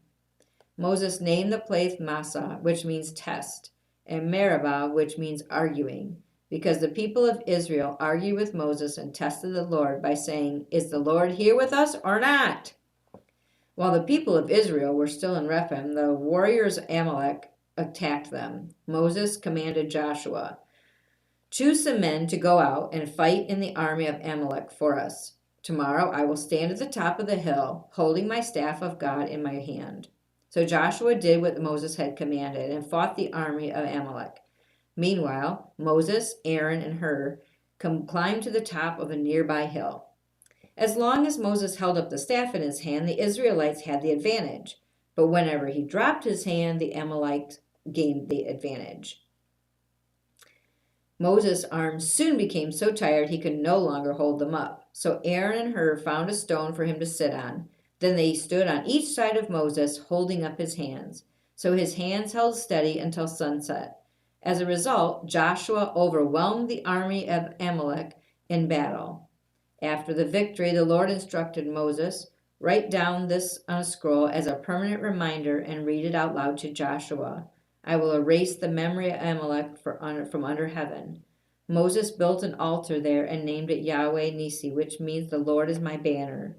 He said, "They have raised their fists against the Lord's throne, so now the Lord will be at war with Amalek generation after generation." Moses' father-in-law Jethro, the priest of Midian, heard about everything God had done for Moses and his people, the Israelites. He heard especially about how the Lord had rescued them from Egypt. Earlier, Moses had sent his wife Zipporah and his 2 sons back to Jethro, who had taken them in. Moses' first son was named Gershom, for Moses had said when the boy was born, "I have been a foreigner in a foreign land." His second son was named Eleazar, for Moses had said, "The God of my ancestors was my helper. He rescued me from the sword of Pharaoh." Jethro, Moses' father-in-law, now came to visit Moses in the wilderness. He brought Moses' wife and 2 sons with him, and they arrived while Moses and the people were camped near the mountain of God. Jethro had sent a message to Moses saying, I, Jethro, your father-in-law, am coming to see you with your wife and your 2 sons. So Moses went out to meet his father-in-law. He bowed low and kissed him. They asked about each other's welfare and then went to Moses' tent. Moses told his father-in-law everything the Lord had done to Pharaoh and Egypt on behalf of Israel. He also told about the hardships they had experienced along the way and how the Lord had rescued his people from all their troubles. Jethro was delighted when he heard all about the good things that the Lord had done for Israel, as he rescued them from the hand of the Egyptians. Praise the Lord, Jethro said, for he has rescued you from the Egyptians and from Pharaoh. Yes, he has rescued Israel from the powerful hand of Egypt. I know now that the Lord is greater than all other gods, because he rescued his people from the oppression of the proud Egyptians. Then Jethro, Moses' father-in-law, brought a burnt offering and sacrifices to God. Aaron and all the elders of Israel came out and joined him in a sacrificial meal in God's presence. The next day, Moses took his seat near the people's disputes against each other. They waited before him until morning, till evening. When Moses' father-in-law saw that all that Moses was doing for the people, he asked, What are you really accomplishing here? Why are you trying to do all this alone while everyone stands around you from the morning till evening? Hello. I am ready to read whenever you are done. So All right, I'll finish ready this to take a chapter. break, yeah. Okay. Moses replied, Because the people came to me and get a ruling from God. When a dispute arises, they come to me, and I am the one who settles the case between the quarreling parties. I inform the people of God's decree and give them his instructions. This is not good, Moses' father-in-law exclaimed. You're going to wear yourself out, and the people too. This job is too heavy a burden for you to handle all by yourself. Now listen to me and give you a word of advice, and may God be with you. You should continue being the people's representative before God, bringing their disputes to him. Teach them God's decrees and give them his instructions. Show them how to conduct their lives. But select from all the people same capable, honest men who fear God and hate bribes. Appoint them as leaders over the groups of 1,150 and 10. They should always be available to solve people's common disputes and have them bring the major cases to you. Let the leaders decide the smaller matters themselves, and they will help you carry the load, making the task easier for you. If you follow this advice, and if God commands you to do so, then you will be able to endure the pressures of all these people, will go home in peace. Moses listened to his father-in-law's advice and followed his suggestions. He chose capable men from all over Israel and appointed them as leaders over the people. He put them in charge of groups of 1,150 and 10. These men were always available to solve the people's common disputes. They brought the major cases to Moses, but they took care of the smaller matters themselves. Soon after this, Moses said goodbye to his father-in-law, who returned to his own land.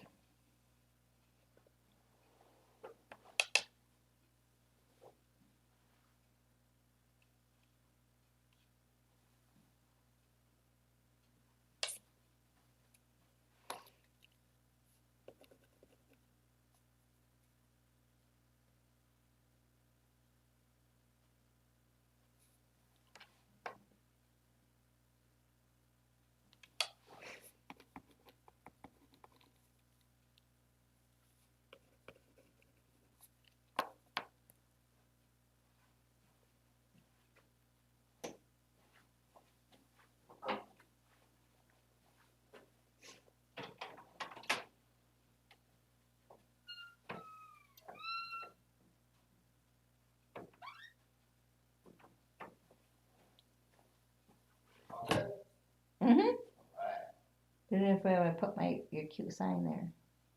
Yeah, usually put it like on top of the on top of here so it actually can fit. Oh, there you go. It's pretty old school. Good enough. I'll be back a couple seconds. Okay, I just finished this, but I didn't cool. forward the slide. Okay, great. Yeah, I didn't forward it yet. Nice. All right, well, you get a sticker. Yeah, I get a sticker.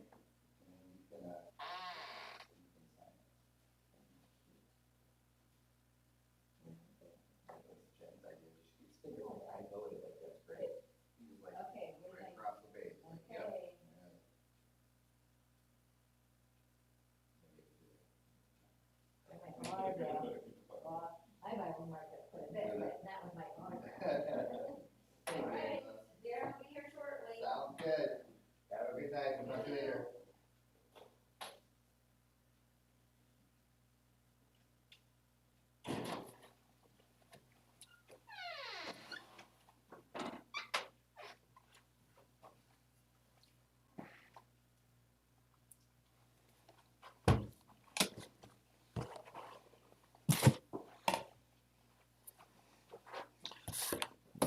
so that is 1828.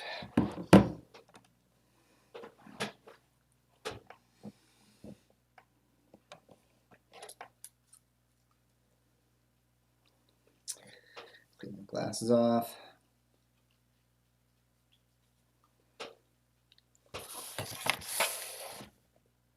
Yep.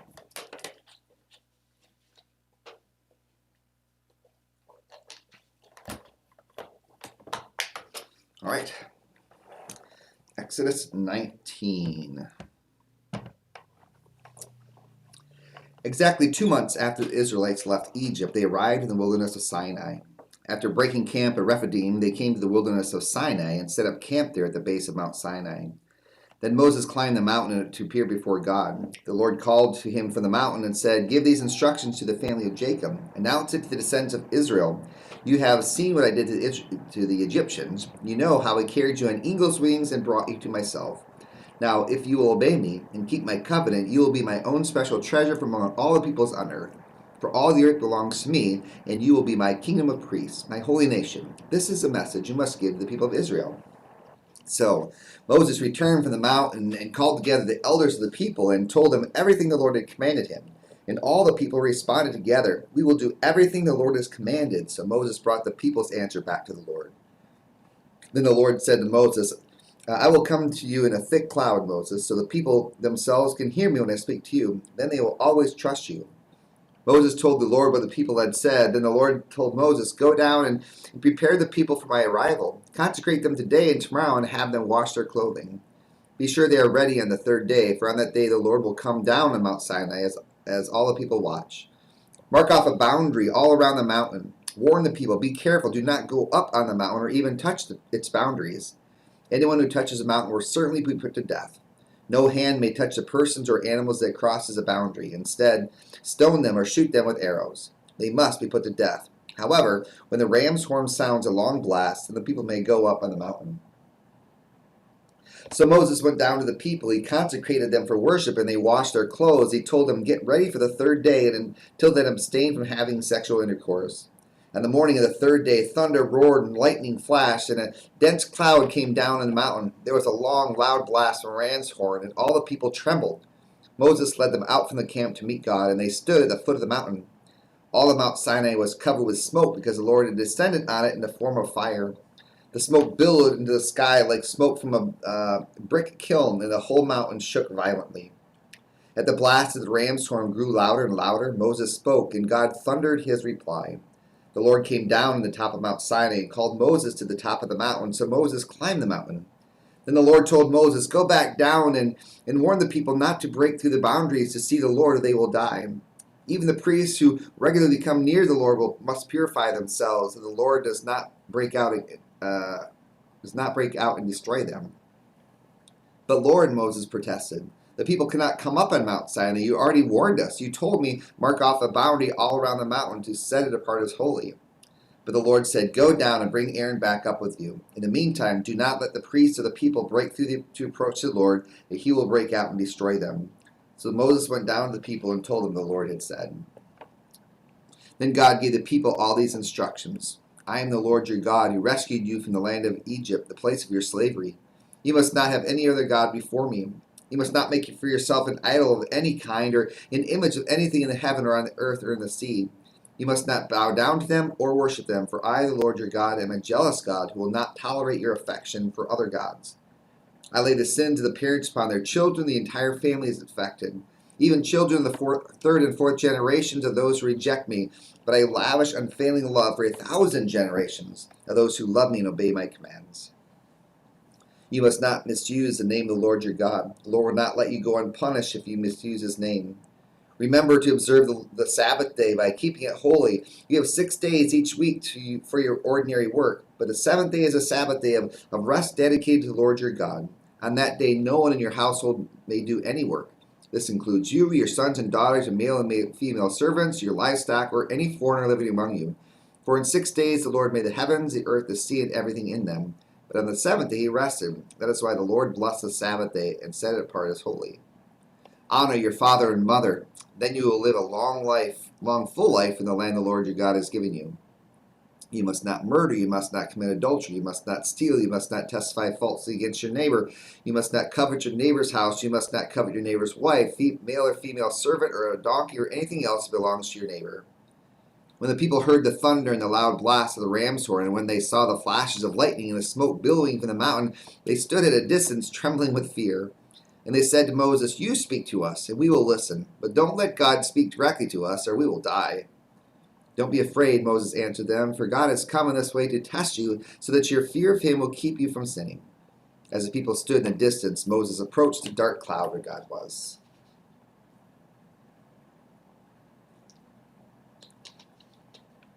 And the Lord said to Moses, "Say this to the people of Israel. You saw it for yourselves that I spoke to you from heaven. Remember, you must not make any idols of silver or gold to rival me. Build for me an altar made of earth and offer your sacrifices to me, your burnt offerings and peace offerings, and your sheep and goats and cattle. Build my altar wherever I cause my name to be remembered. I will come to you and bless you. If you use stones to build my altar, use only natural uncut stones. Don't shape the stone for a tool, for that would make the altar unfit for holy use. And do not approach my altar by going up steps. If you do, someone might look up under your clothing and see your nakedness. These are the regulations you must present to Israel. If you buy a Hebrew slave, he may serve for no more than 6 years. Set him free in the 7th year, and he will owe you nothing for his freedom. If he was single, then when he became your slave, he shall leave single. But if he was married before he became a slave, then his wife must be freed with him. If his master gave him a wife while he was a slave, and they had sons and daughters, then only the man would be free in the 7th year, but his wife and children would still belong to the master. But the slave may declare, "I love my master, my wife, and my children. I don't want to go free." If he does this, his master must present him before God. Then his master must take him to a door or doorpost and publicly pierce his ear with an awl. After that, the slave will serve his master for life. When a man sells his daughter as a slave, she will not be freed at the end of the 6 years as the men are. If she does not satisfy her owner, he must allow her to be bought back again. But he is not allowed to sell her to foreigners, since he is the one who broke the contract with her. But if the slave's owner arranges for her to marry his son, he may no longer treat her as a slave, but as a daughter. If a man who has a married slave wife takes another wife for himself,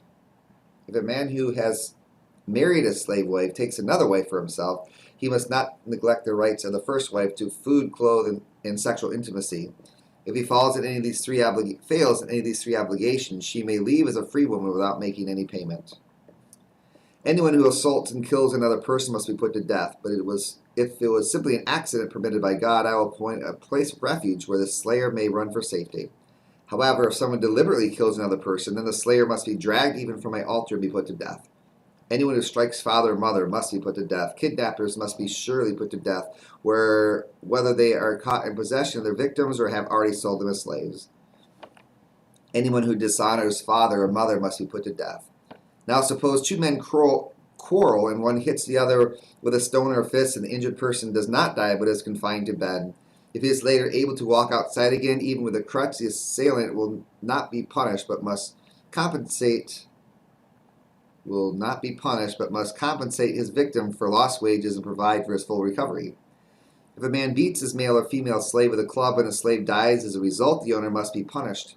But if the slave recovers within a day or two, then the owner shall not be punished, since the slave is his property.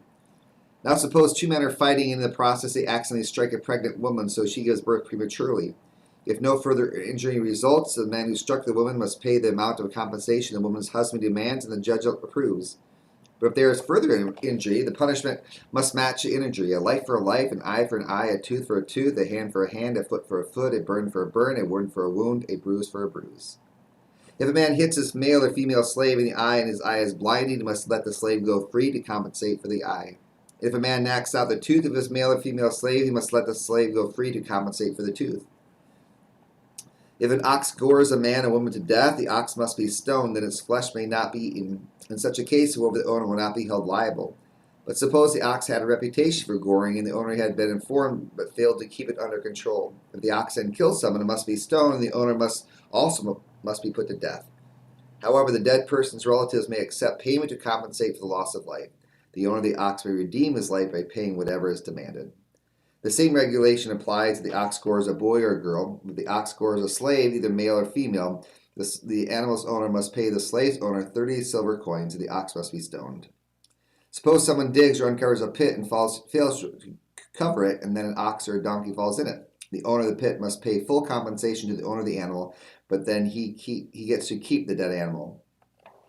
If someone's ox injures a neighbor's ox and the injured ox dies, then the two owners must sell the live ox and divide the price equally between them. They must also divide the dead animal. But if the ox had a reputation for goring, yet its owners failed to keep it under control, he must pay full compensation, a live ox for a dead one, but he may keep the dead one. If someone steals an ox or sheep and then kills or sells it, the thief must pay back 5 oxen for each ox stolen and 4 sheep for each sheep stolen.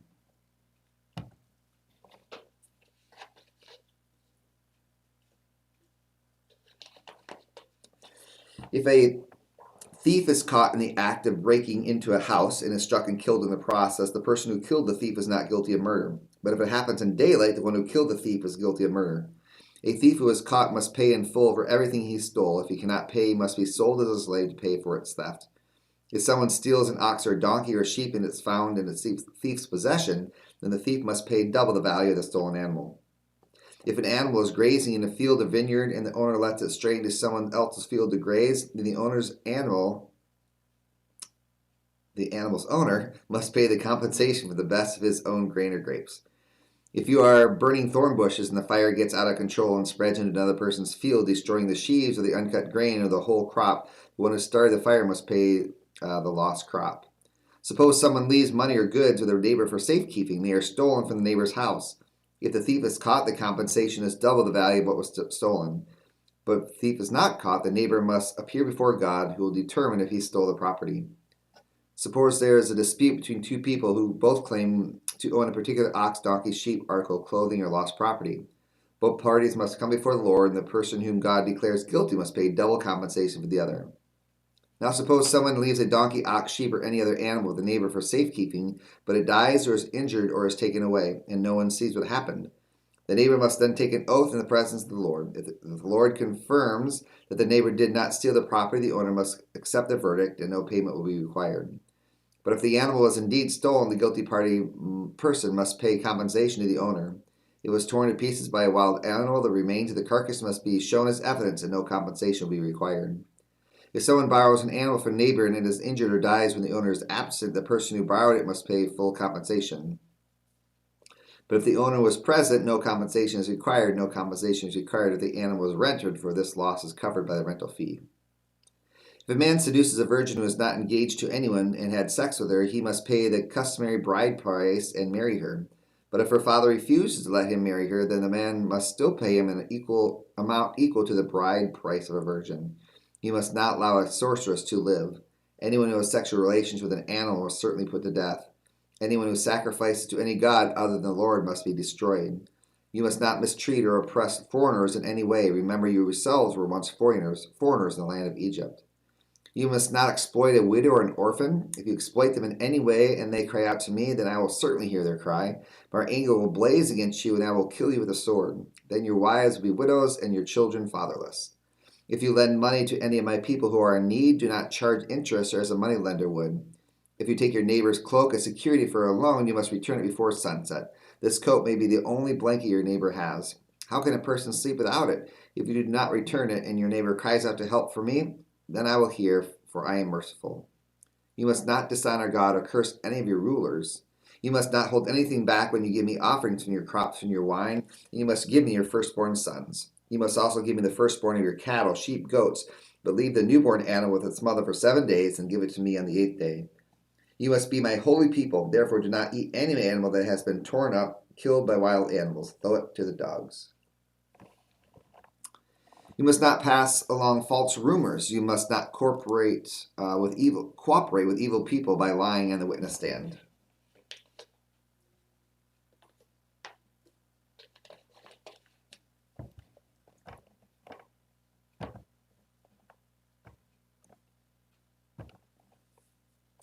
You must not follow the crowd in doing wrong. When you are called to testify in a dispute, do not be swayed by the crowd to twist justice, and do not silence your testimony in favor of a person just because that person is poor.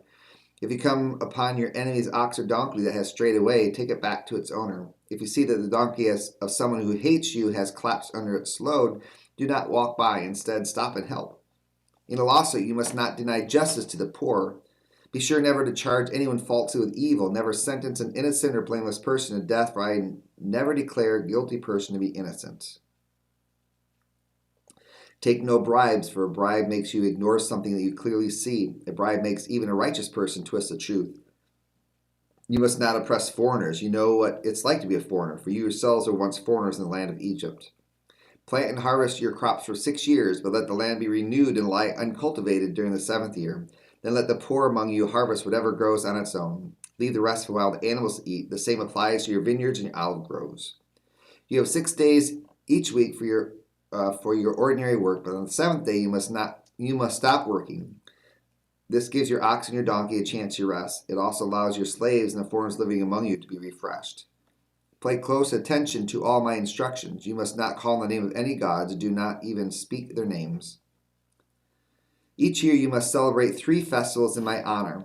First, celebrate the festival of unleavened bread. For 7 days, the bread you eat must be made without yeast, just as I commanded you. Celebrate this festival annually at the appointed time in early spring, in the month of Abib, for that is the anniversary of your departure from Egypt. No one may appear before me without an offering. Second, celebrate the festival of harvest when you bring me the first crops of your harvest. Finally, celebrate the festival of the final harvest at the end of the harvest season, when you have harvested all the crops from your fields. At these 3 times each year, every man in Israel must appear before the sovereign, the Lord. You must not offer the blood of any sacrificial offerings together with any baked goods containing yeast, and do not leave the fat from the festival offerings until the next morning. If you harvest your crops, bring the very best of the first harvest to the house of the Lord your God. You must not cook a young goat in its mother's milk. See, I am sending an angel before you to protect you on your journey and lead you safely to the place I have prepared for you. Place a close attention to him and obey his instructions. Do not rebel against him, for he is my representative, and he will not forgive your rebellion. But if you are careful to obey him, follow all my instructions, I will be an enemy to your enemies, and I will oppose those who oppose you. For my angel will go before you and bring you into the land of the Amorites, Hittites, Perizzites, Canaanites, Hivites, and Jebusites, so you may live there, and I will destroy them completely. You must not worship the gods of these nations or serve them in any way or imitate their evil practices. Instead, you must utterly destroy them and smash their sacred pillars. You must serve only the Lord your God. If you do, I will bless you with food and water, and I will protect you from illness. There will be no miscarriages or infertility in your land, and I will give you long, full lives. I will send my terror ahead of you and create panic among all the peoples whose land you invade. I will make all your enemies turn and run. I will send terror ahead of you to drive out the Hivites, Canaanites, and Hittites. But I will not drive them out in a single year, because the land would become desolate and the wild animals would multiply and threaten you. I will drive them out a little at a time until your population is increased enough to take possession of the land, and I will fix your boundaries from the Red Sea to the Mediterranean Sea, and from the eastern wilderness to the Euphrates River. I will hand you over to the people now living in the land, and you will drive them out ahead of you. Make no treaties with them or their gods. They must not live in your land, or they will cause you to sin against me. If you serve their gods, you will be caught in the trap of idolatry.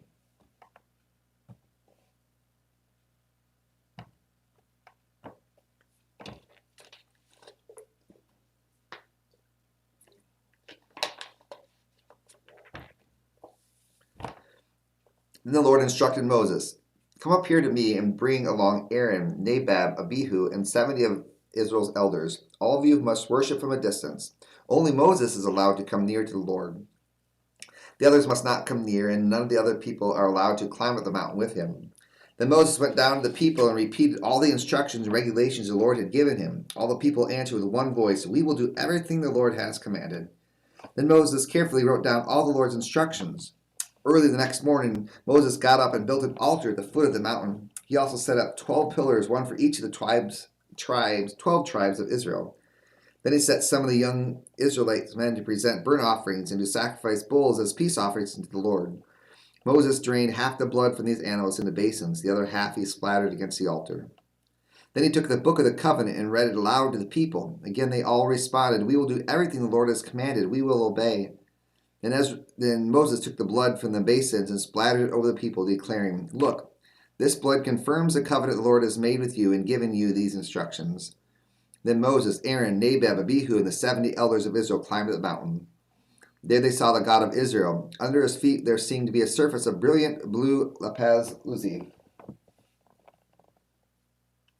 Where was I? As clear as the sky itself. And though these nobles of Israel gazed upon God, he did not destroy them. In fact, they ate a covenant meal, eating and drinking in his presence. Then the Lord said to Moses, "Come up to me on the mountain. Stay here, and I will give you the tablets of stone on which I have inscribed the instructions and commands so you can teach the people." So Moses and his assistant Joshua set out, and Moses climbed up the mountain of God. Moses told the elders, "Stay here and wait for us until we come back. Aaron and Hur are here with you. If anyone has a dispute while I am gone, consult with them." Then Moses went up the mountain, and the clouds covered it, and the glory of the Lord settled down on Mount Sinai, and a cloud covered it for 6 days. On the 7th day, the Lord called to Moses from inside the cloud. To the Israelites at the foot of the mountain, the glory of the Lord appeared at the summit like a consuming fire. Then Moses disappeared in the cloud as he climbed higher up the mountain. He remained on the mountain 40 days and 40 nights.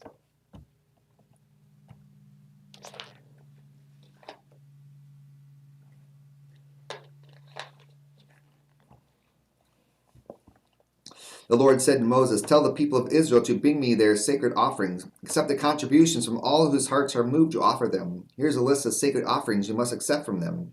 You may accept from them: gold, silver, and bronze, blue, purple, and scarlet thread, fine linen and goat hair for cloth, tan ram skins and fine goat skin leather, acacia wood, olive oil for the lamps, spices for the anointing oil and the fragrant incense, onyx stones and other gemstones to be set in the ephod and the priest's chest piece. Have the people of Israel build me a holy sanctuary so I can live there. You must build this tabernacle and its furnishings exactly according to the pattern I will show you. Have the people make an ark of acacia wood, a sacred chest 45 inches long, 27 inches wide, and 27 inches high. Overlay it inside and outside with pure gold and run a molding of gold all around it. Cast 4 gold rings and attach them to its 4 feet, 2 rings on each side. Make poles from acacia wood and overlay them with gold. Insert the poles into the rings at the side of the ark to carry it. These carrying poles must stay inside the rings, never remove them. When the ark is finished, place inside it the stone tablets, inscribed the terms of the covenant which I will give you.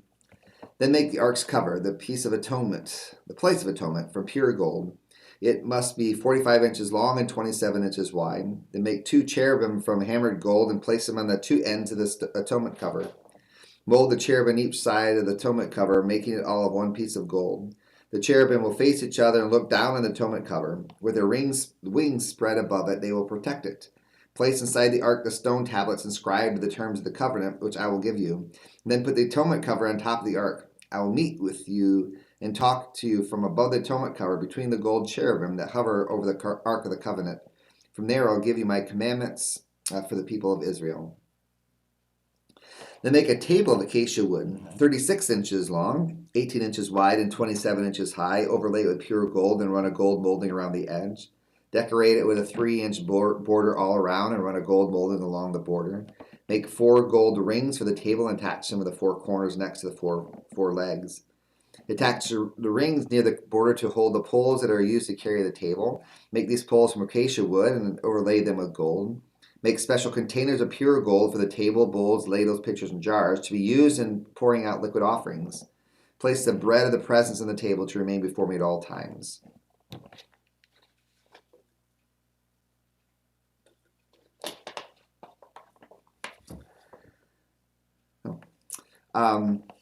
Make a lampstand of gold, pure hammered gold. Make the entire lampstand and its decorations of one piece, the base, center stem, lamp, cups, buds, and petals. Make it with 6 branches going out from the center stem, 3 on each side. Each of the 6 branches will have 3 lamp cups shaped like almond blossoms, complete with buds and petals. Craft the center stem of the lampstand with 4 lamp cups shaped like almond blossoms, complete with buds and petals. There will also be an almond bud beneath each pair of branches, where the 6 branches extend from the center stem. The almond bud and branches must be all of one piece with the center stem, and they must be hammered from pure gold. Then make the 7 lamps for the lampstand and set them so they reflect their light forward. The lamp snuffers and trays must also be made of pure gold. You will need 75 pounds of pure gold for the lampstand and its accessories. Be sure that you make everything according to the pattern I have shown you here in the mountain. Make the tabernacle from 10 curtains of finely woven linen. Decorate the curtains with blue, purple, and scarlet thread and with skillfully embroidered cherubim. These 10 curtains must all be exactly the same size, 42 feet long and 6 feet wide. Join 5 of these curtains together to make one long curtain, then join the other 5 into a second long curtain.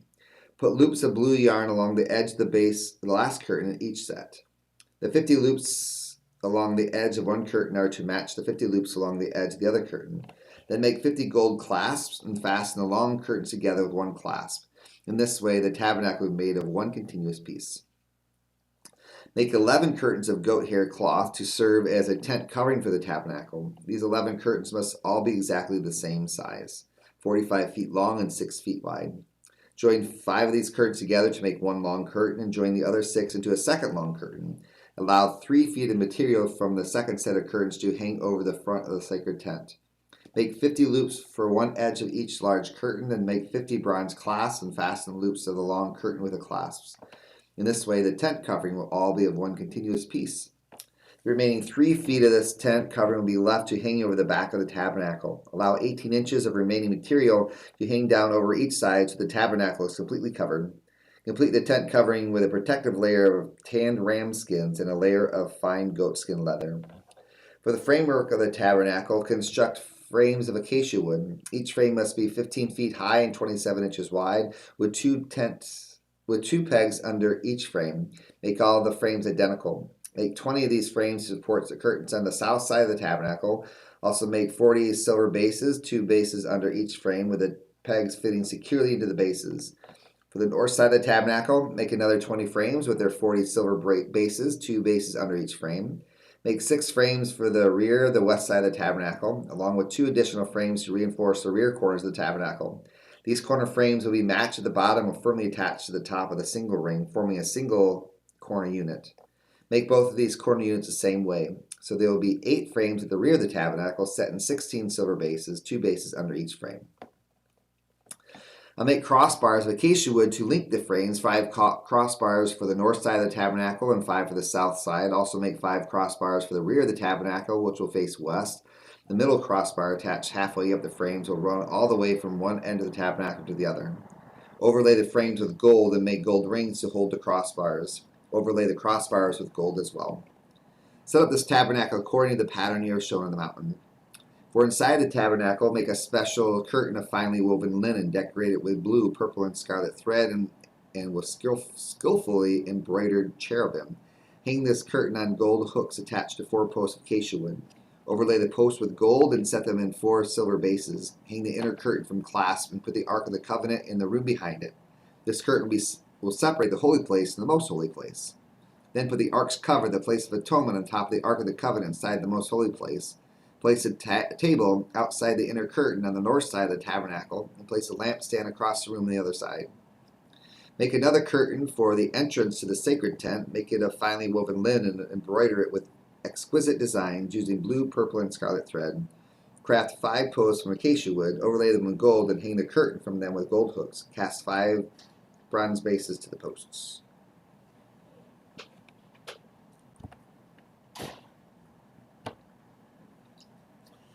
You here to read? Yes. Taking over Heather's place? Yeah, we're swapping. Sounds good. All right. So, yeah, I'm at a stopping point and I'll show you what to do. Okay.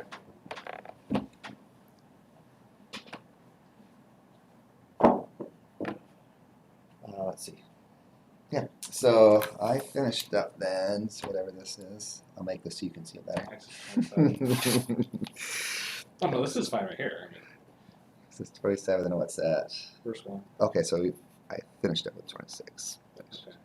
So it's probably better for you, right? Oh, okay. Yeah, that's fine. And then we can even make it smaller because you That's probably fine. That's fine. it'd be easy for you to read, so it's not Okay. so many. So that's where it's on page. Cool. Yeah, so just the directions you're just gonna read. I'll come and get you in about 25 minutes or so. Okay. And like, if there's words you don't know, you can either make it up or you can say the first letter. So, I'll probably make it up. yeah. You want some water? I got Oh. some water here. I'm okay right now. Feel free to take a break if you need it, and I'm gonna be outside, so you can come and yell at me and grab me. Is that really blurry? It looks blue. There it There goes. it goes. Okay. So just start reading whenever? Yep, Oh. whenever. Yep, I'll shut the door and you can go. Oh, okay. Yep, it's Easy enough. easy enough. Yeah, cool. Thanks, Greg. Yep. All right. Exodus 27. Using acacia wood, construct a square altar 7.5 feet wide, 7.5 feet long, and 4.5 feet high. Make horns for each of its 4 corners so that the horns and altar are all one piece. Overlay the altar with bronze. Make ash buckets, shovels, basins, meat forks, and fire pans, all of bronze. Make a bronze grating for it and attach 4 bronze rings at its 4 corners. Install the grating halfway down the side of the altar under the ledge. For carrying the altar, make poles from acacia wood and overlay them with bronze. Insert the poles through the rings on the 2 sides of the altar. The altar must be hollow, made from planks. Build it just as you were shown on the mountain.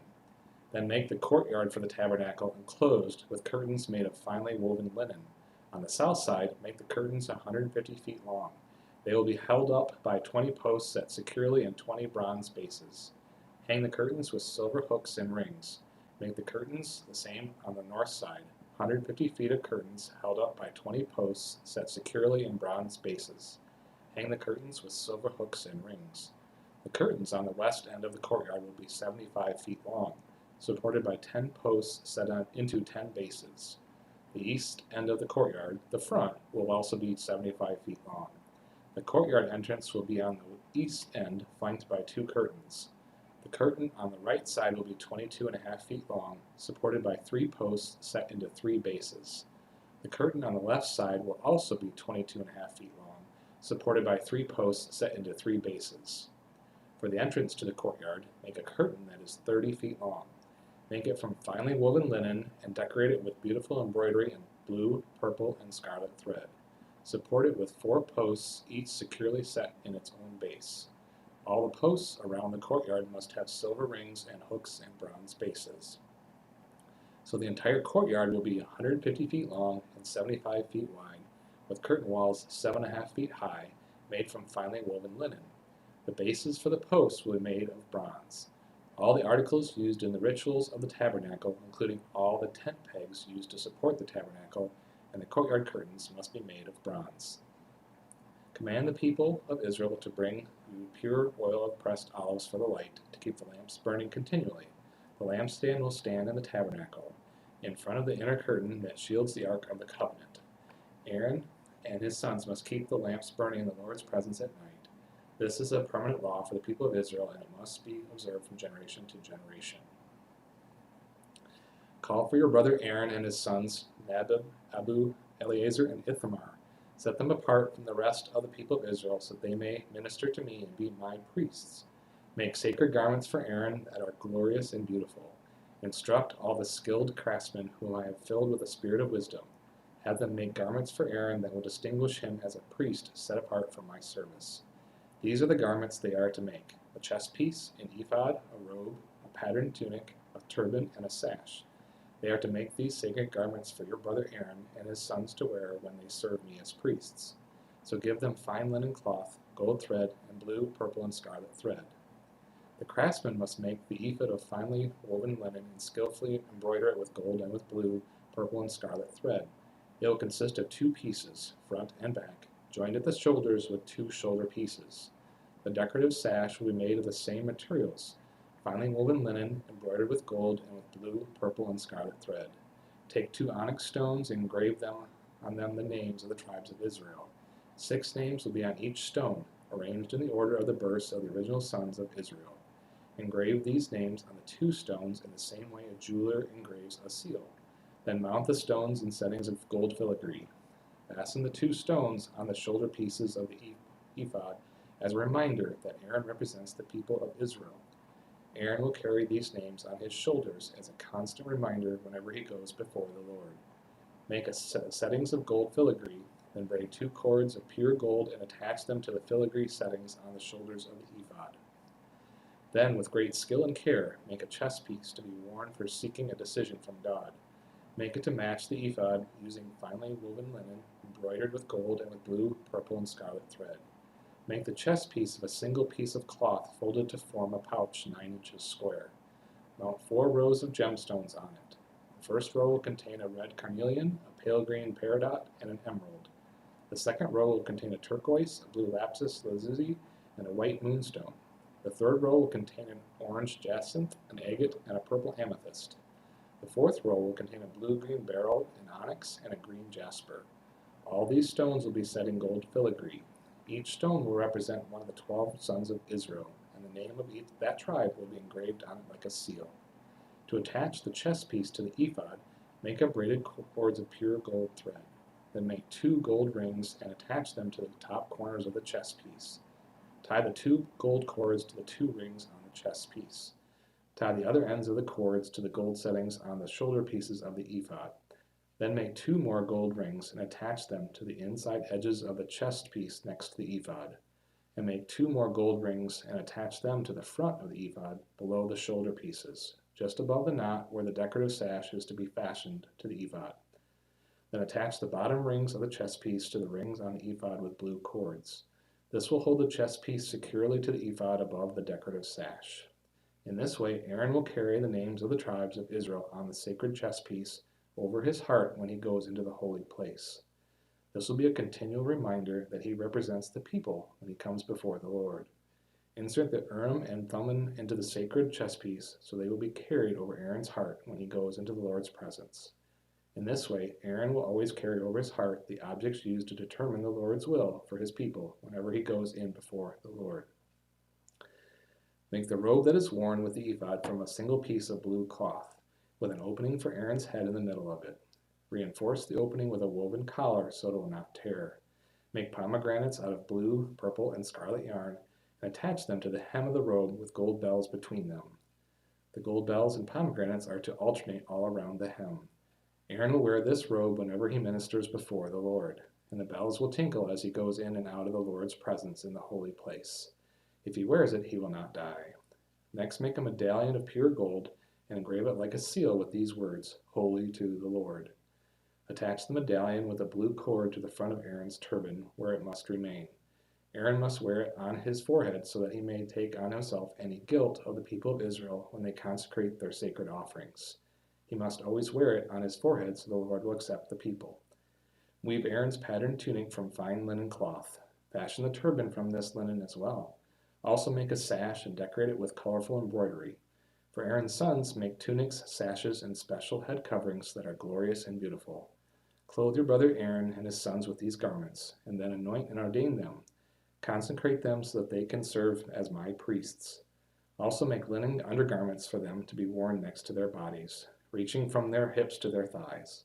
These must be worn whenever Aaron and his sons enter the tabernacle, or approach the altar in the holy place to perform their priestly duties. Then they will not incur guilt and die. This is a permanent law for Aaron and all his descendants after him. This is a ceremony you must follow when you consecrate Aaron and his sons to serve me as priests. Take a young bull and 2 rams with no defects. Then using a choice wheat flour and no yeast, make loaves of bread, thin cakes mixed with olive oil, and wafers spread with oil. Place them all in a single basket and present them at the entrance of the tabernacle, along with the young bull and the 2 rams. Present Aaron and his sons at the entrance of the tabernacle and wash them with water. Dress Aaron in his priestly garments, the tunic, the robe worn with the ephod itself, and the chest piece. Then wrap the decorative sash of the ephod around him. Place the turban on his head and fasten the sacred medallion to the turban. Then anoint him by pouring the anointing oil over his head. Next, present his sons and dress them in their tunics. Wrap the sashes around the waist of Aaron and his sons and put their special head coverings on them. Then the right to the priesthood will be theirs by law forever. In this way you ordain Aaron and his sons.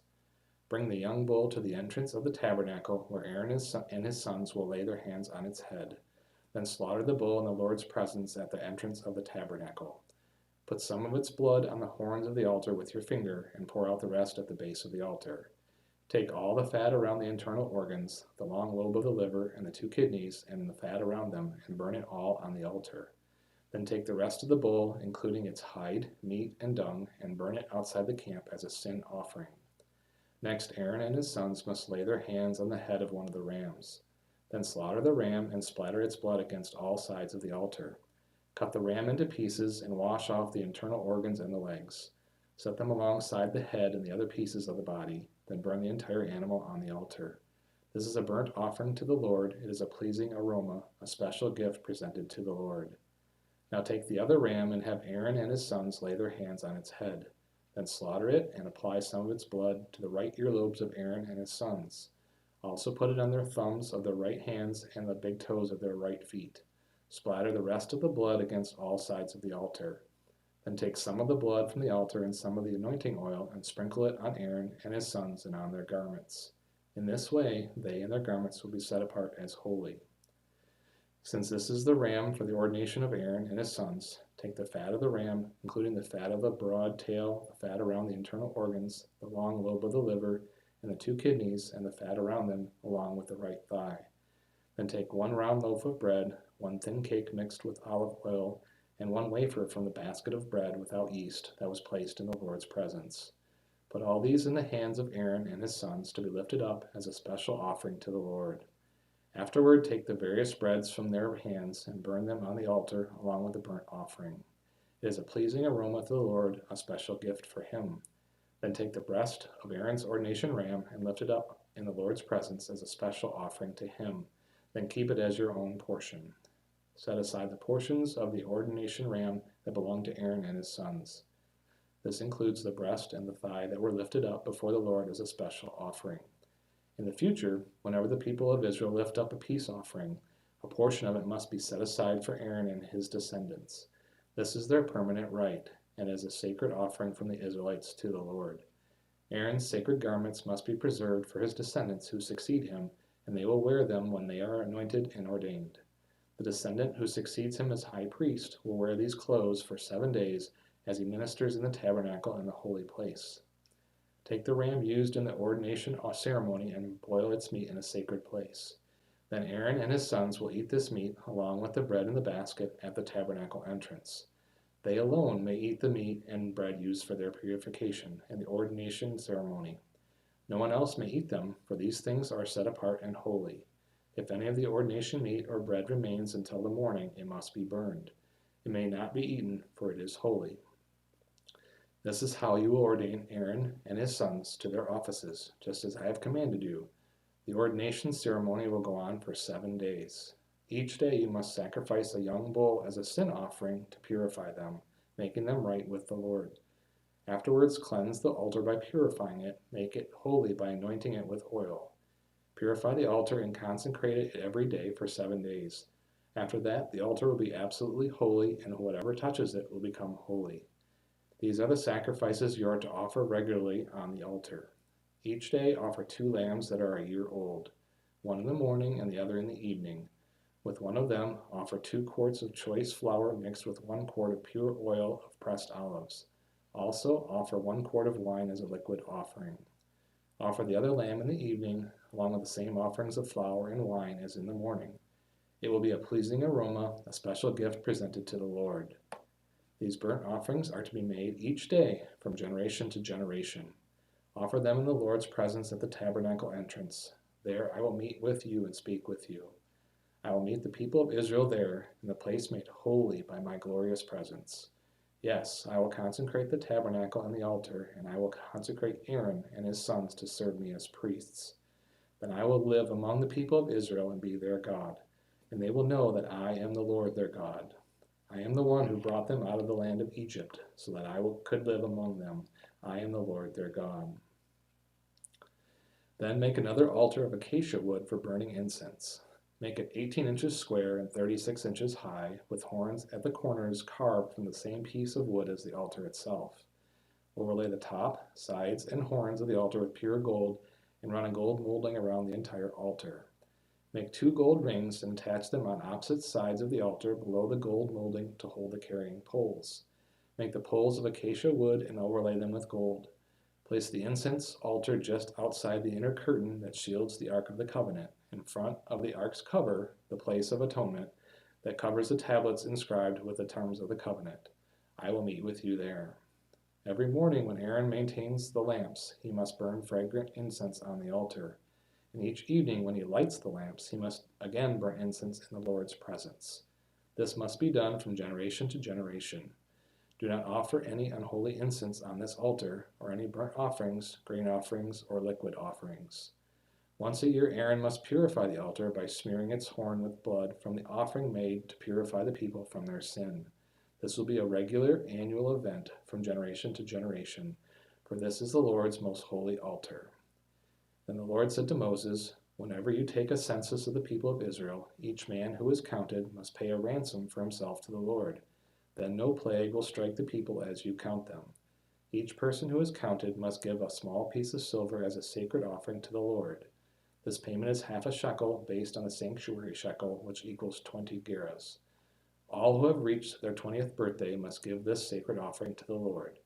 When this offering is given to the Lord to purify your lives, making you right with him, the rich must not give more than the specified amount, and the poor must not give less. Receive this ransom money from the Israelites and use it for the care of the tabernacle. It will bring the Israelites to the Lord's attention, and it will purify your lives."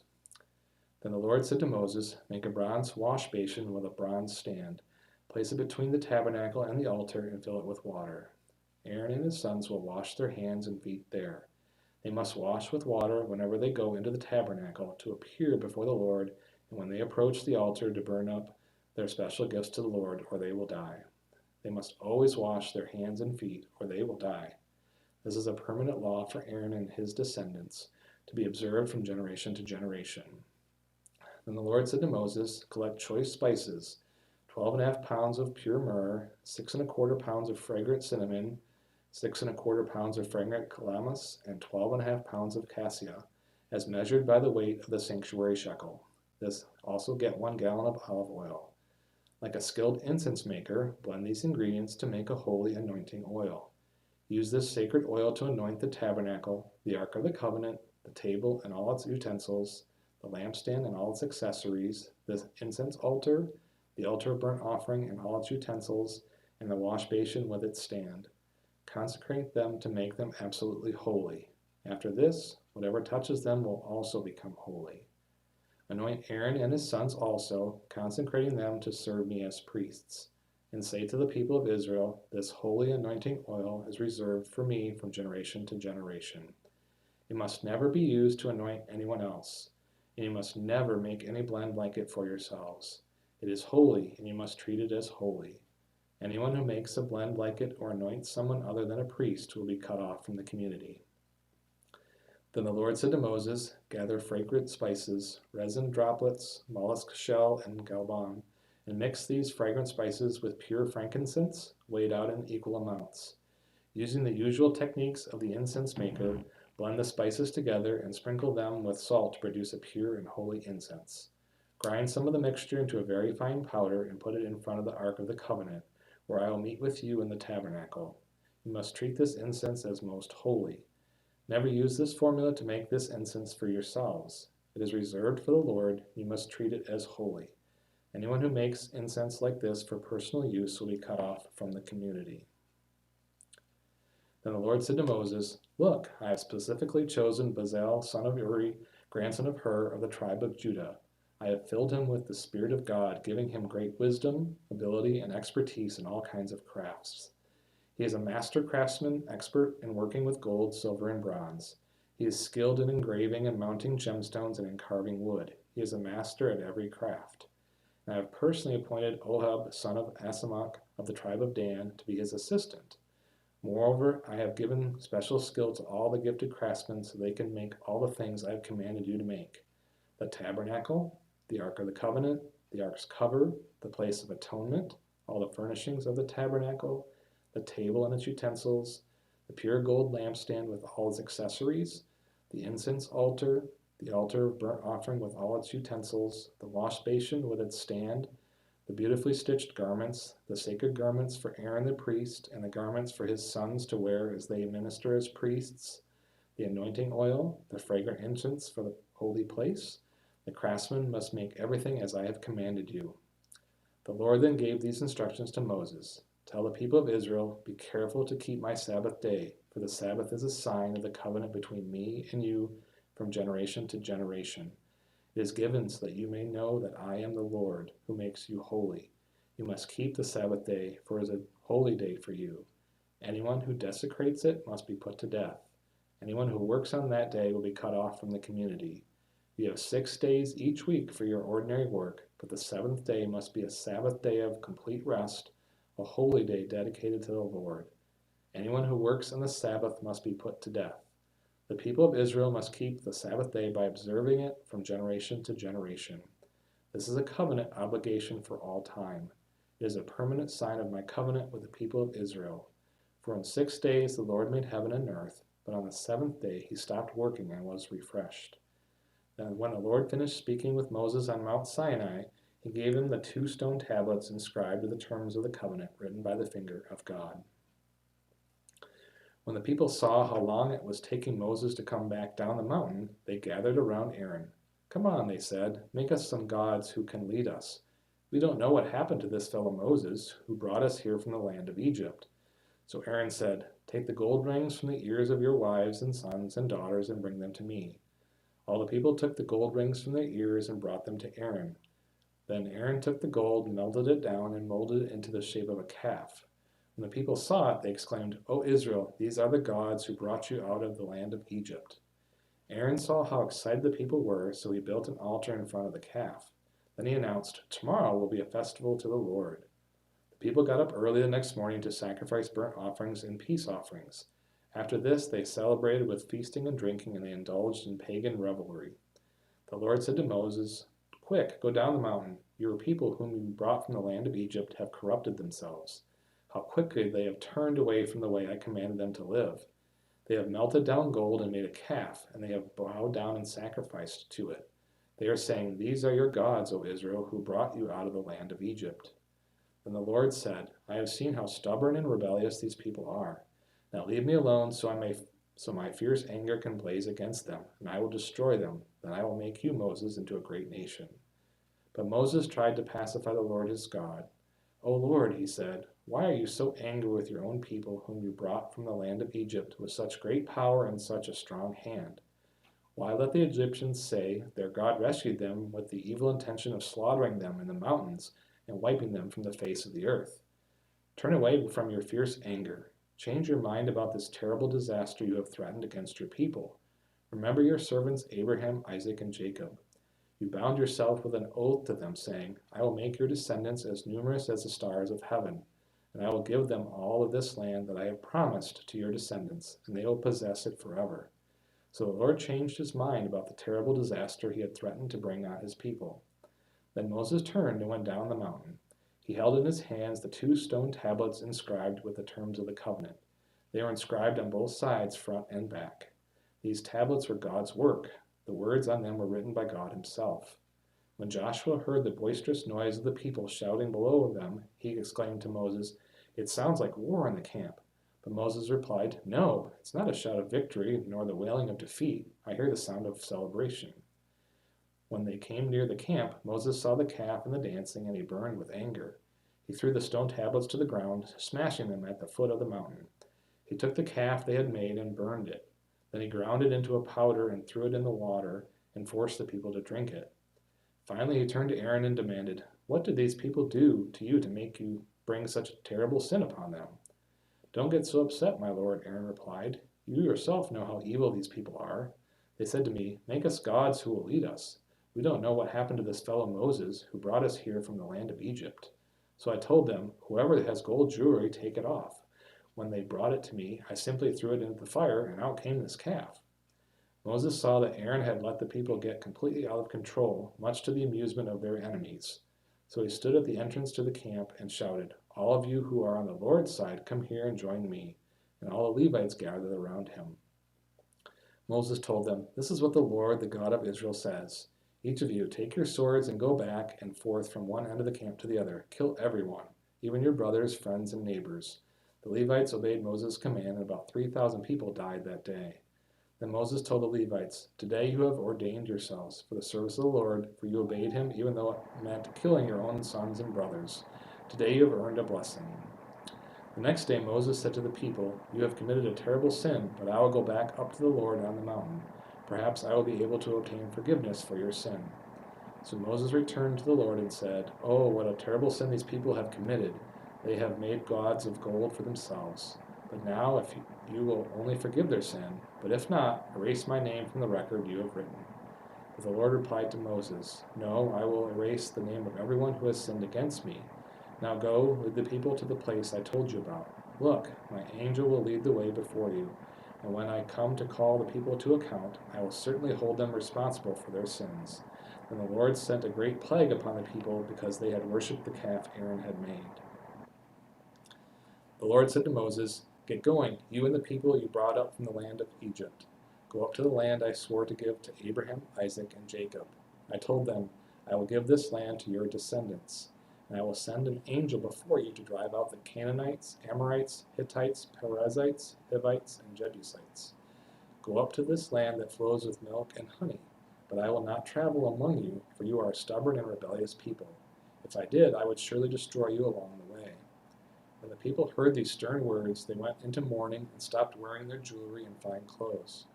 The Lord had told Moses to tell them, "You are a stubborn and rebellious people. If I were to travel with you for even a moment, I would destroy you. Remove your jewelry and fine clothes while I decide what to do with you." So from the time they left Mount Sinai, the Israelites wore no more jewelry or fine clothes. It was Moses' practice to take the tent of meeting and set it up some distance from the camp. Everyone who wanted to make a request to the Lord would go to the tent of meeting outside the camp. Whenever Moses went out to the tent of meeting, all the people would get up and stand in the entrances of their own tents. They would all watch Moses until he disappeared inside. As he went into the tent, the pillar of cloud would come down and hover at its entrance while the Lord spoke with Moses. When the people saw the cloud standing at the entrance of the tent, they would stand and bow down in front of their own tents. Inside the tent of meeting, the Lord would speak to Moses face to face, as one speaks to a friend. Afterward, Moses would return to the camp, but the young man who assisted him, Joshua son of Nun, would remain behind in the tent of meeting. One day Moses said to the Lord, "You have been telling me, take these people up to the promised land, but you haven't told me whom you will send with me. You have told me, I know you by name, and I look favorably on you. If it is true that you look favorably on me, let me know your ways, so I may understand you more fully and continue to enjoy your favor. And remember that this nation is your very own people." The Lord replied, "I will personally go with you, Moses, and I will give you rest. Everything will be fine for you." Then Moses said, "If you don't personally go with us, don't make us leave this place. How will anyone know that you look favorably on me and on your people, if you don't go with us? For your presence among us sets your people and me apart from all other people on the earth." The Lord replied to Moses, "I will indeed do what you have asked, for I look favorably on you, and I know you by name." Moses responded, "Then show me your glorious presence." The Lord replied, "I will make all my goodness pass before you, and I will call out my name, Yahweh, before you. For I will show mercy to anyone I choose, and I will show compassion to anyone I choose. But you may not look directly at my face, for no one may see me and live." The Lord continued, "Look, stand near me on this rock. As my glorious presence passes by, I will hide you in the crevice of the rock and cover you with my hand until I have passed by. Then I will remove my hand and let you see me from behind, but my face will not be seen." Then the Lord told Moses, "Chisel out 2 stone tablets like the first ones. I will write on them the same words that were on the tablets you smashed. Be ready in the morning to climb up Mount Sinai and present yourself to me on the top of the mountain. No one else may come with you. In fact, no one is to appear anywhere on the mountain. Do not even let the flocks or herds graze near the mountain." So Moses chiseled out 2 tablets of stone like the first ones. Early in the morning he climbed Mount Sinai as the Lord had commanded him, and he carried the 2 stone tablets in his hands. Then the Lord came down in a cloud and stood there with him, and he called out his own name, Yahweh. The Lord passed in front of Moses, calling out, "Yahweh, the Lord, the God of compassion and mercy. I am slow to anger and filled with unfailing love and faithfulness. I lavish unfailing love to 1,000 generations. I forgive iniquity, rebellion, and sin, but I do not excuse the guilty. I lay the sins of the parents upon their children and grandchildren. The entire family is affected, even children in the 3rd and 4th generations." Moses immediately threw himself to the ground and worshipped, and he said, "O Lord, if it is true that I have found favor with you, then please travel with us. Yes, this is a stubborn and rebellious people, but please forgive our iniquity and our sins. Claim us as your own special possession." The Lord replied, "Listen, I am making a covenant with you in the presence of all your people. I will perform miracles that have never been performed anywhere in all the earth or in any nation. And all the people around you will see the power of the Lord, the awesome power I will display for you. But listen carefully to everything I have commanded you today. Then I will go ahead of you and drive out the Amorites, Canaanites, Hittites, Perizzites, Hivites, and Jebusites. Be very careful never to make a treaty with the people who live in the land where you are going. If you do, you will follow their evil ways and be trapped. Instead, you must break down their pagan altars, smash their sacred pillars, and cut down their Asherah poles. You must worship no other gods, for the Lord, whose very name is jealous, is a God who is jealous about his relationship with you. You must not make a treaty of any kind with the people living in the land. They lust after their gods, offering sacrifices to them. They will invite you to join them in their sacrificial meals, and you will go with them. Then you will accept their daughters who sacrifice to other gods as wives for your sons, and they will seduce your sons to commit adultery against me by worshiping other gods. You must not make any gods of molten metal for yourselves. You must celebrate the festival of unleavened bread. For 7 days the bread you eat must be made without yeast, just as I commanded you. Celebrate this festival annually at the appointed time in early spring in the month of Abib, for that is the anniversary of your departure from Egypt. The firstborn of every animal belongs to me, including the firstborn males, from your herds of cattle and your flocks of sheep and goats. A firstborn donkey may be brought back from the Lord by presenting a lamb or young goat in its place. But if you do not buy it back, you must break its neck. However, you must buy back every firstborn son. No one may appear before me without an offering. You have 6 days each week for your ordinary work, but on the 7th day you must stop working, even during the seasons of plowing and harvest.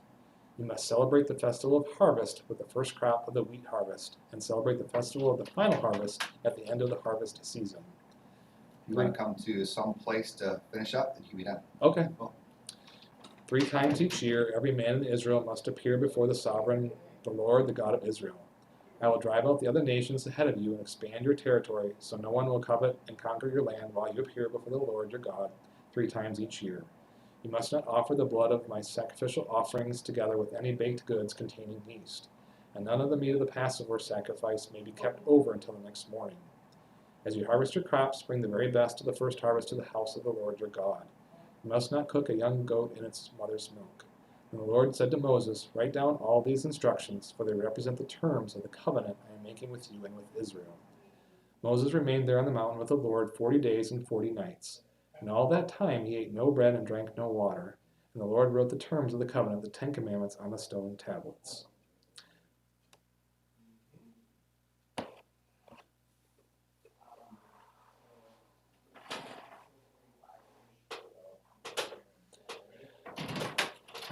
All right, so where'd you finish up? Right there. So it's Exodus 34, verse 28. So we're going to start at 29, right? Okay. All right, I am not to the numbers of so-and-so was We have not quite there born yet, and so lived 920 years that had so-and-so. No. yeah, you'll finish up. You probably won't quite finish up Exodus, but you'll get close to it. All right. Next half an hour. So cool. How fast Um, are you reading, or is it just... Just take your time. You don't have to go super fast. So, Okay. Yep. Feel free to take breaks. So just a sec, Greg. I got something for you. Feel free to take a break. You know, if you need anything, come out and yell at me. I'll pop in about 25 minutes or so Okay. and say, hey, All right, cool. sounds good.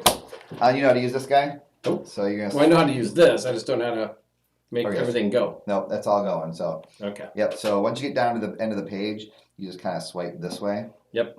And it'll go to the next. All right. And then the chapters with little arrows on the bottom. Yep. Oh yeah, or you can This use the little arrows Bible? above. This the Bible app? Yep, this is the Same one new I version. use. Yeah. Yep. No, it's the Bible. Yeah. Yep. Cool. All right, Dan. Thanks. All right, thanks. All right. 24, right? I wrote it down. 28. 28. Yep. 34, 28.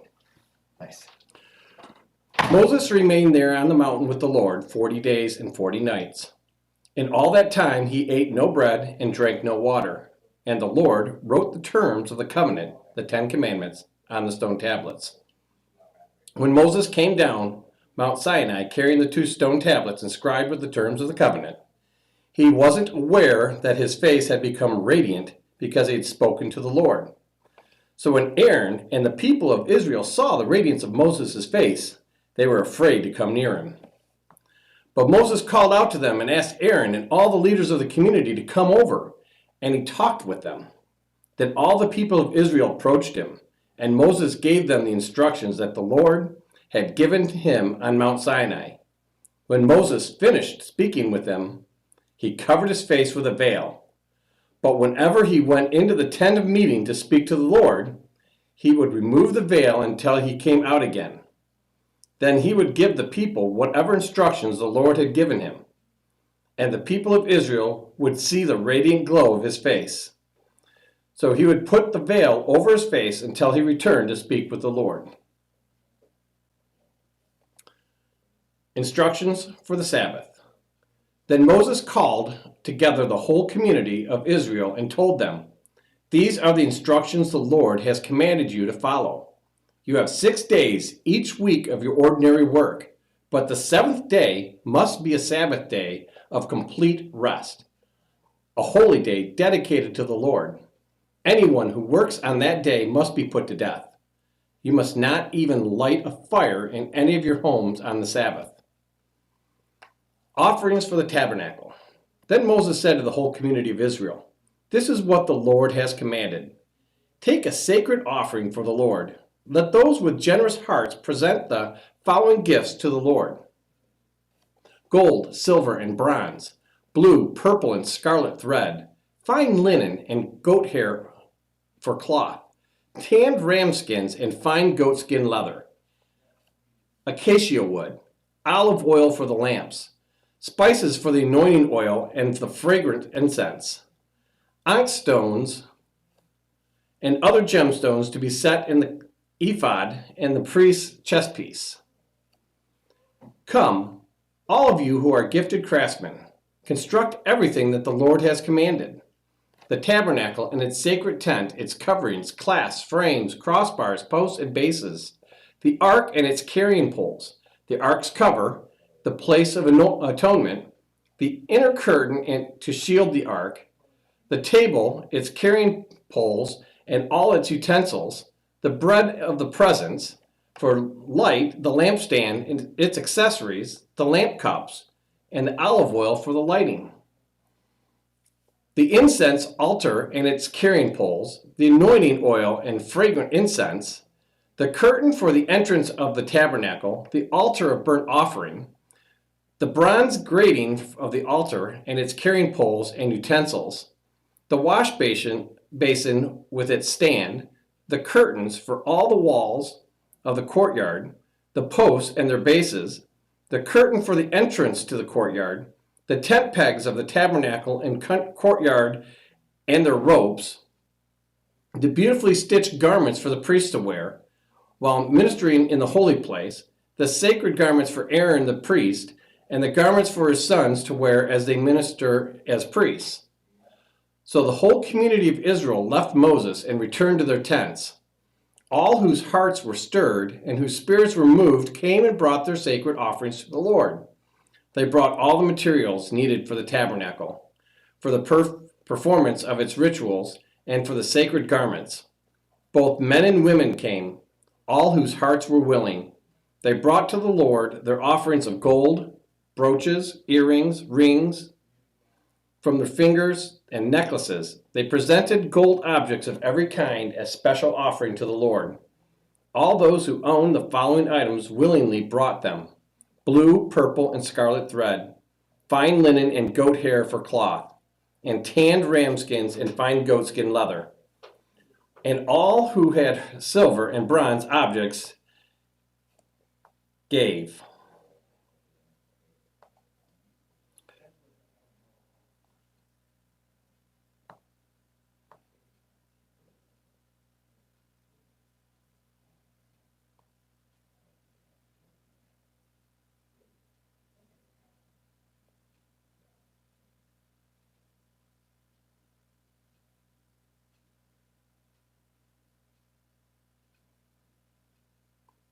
Them as sacred offering to the Lord, and those who had acacia wood brought it for use in the project.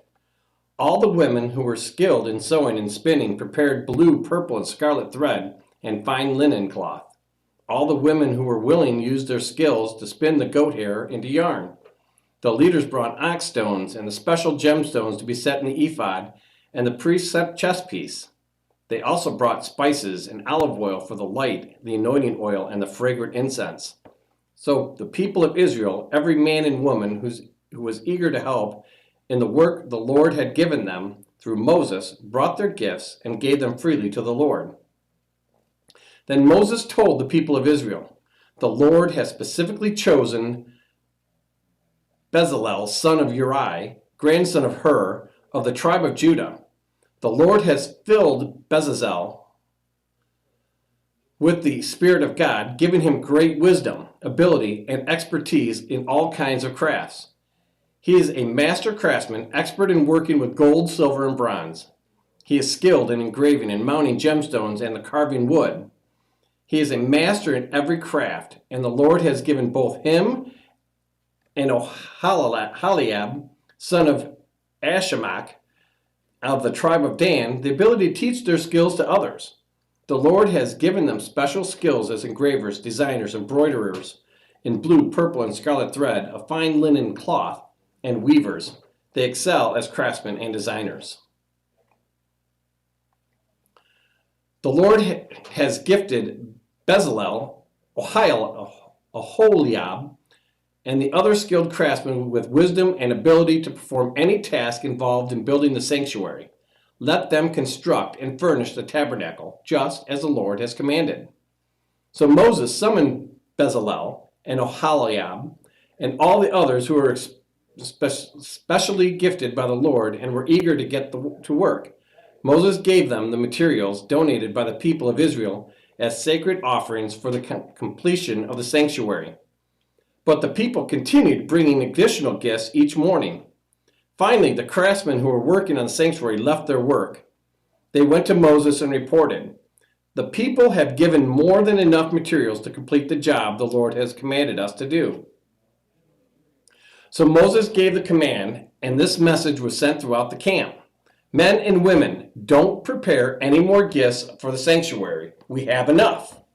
So the people stopped bringing their sacred offerings. Their contributions were more than enough to complete the whole project.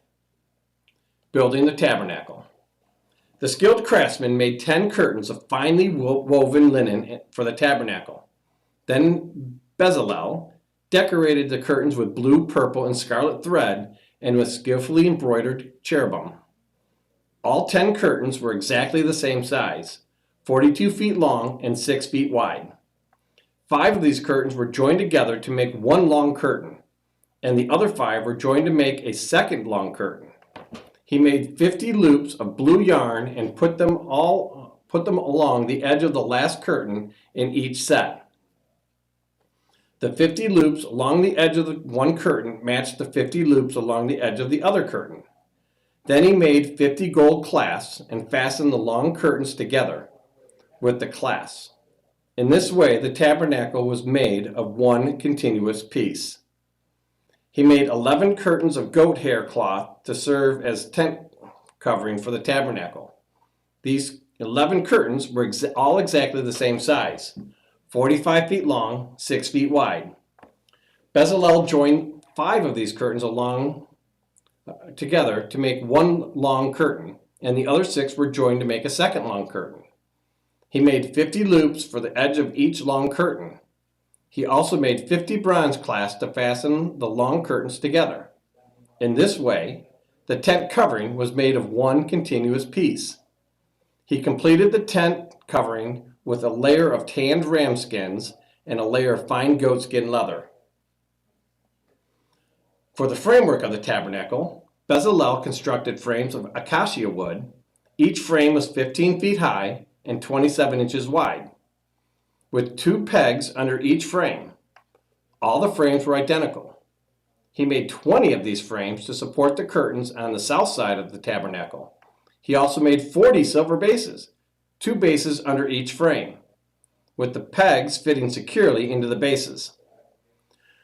For the north side of the tabernacle, he made another 20 frames, with their 40 silver bases, 2 bases under each frame.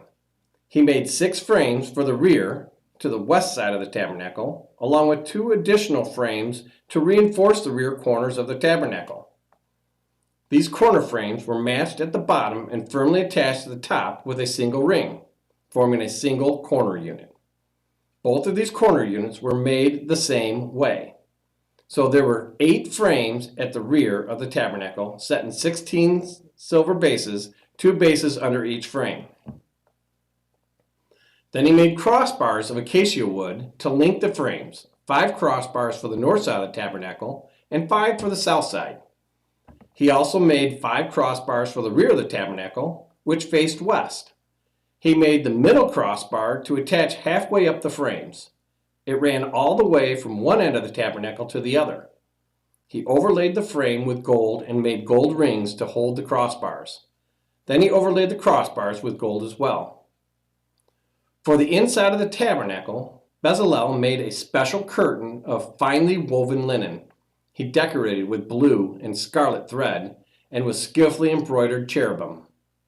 For the curtain, he made 4 posts of acacia wood and 4 gold hooks. He overlaid the posts with gold and set them in 4 silver bases. Then he made another curtain with the entrance to the sacred tent. He made it of finely woven linen and embroidered it with exquisite designs using blue, purple, and scarlet thread. This curtain was hung on gold hooks attached to 5 posts. The posts with their decorated tops and hooks were overlaid with gold, and the 5 bases were cast from bronze.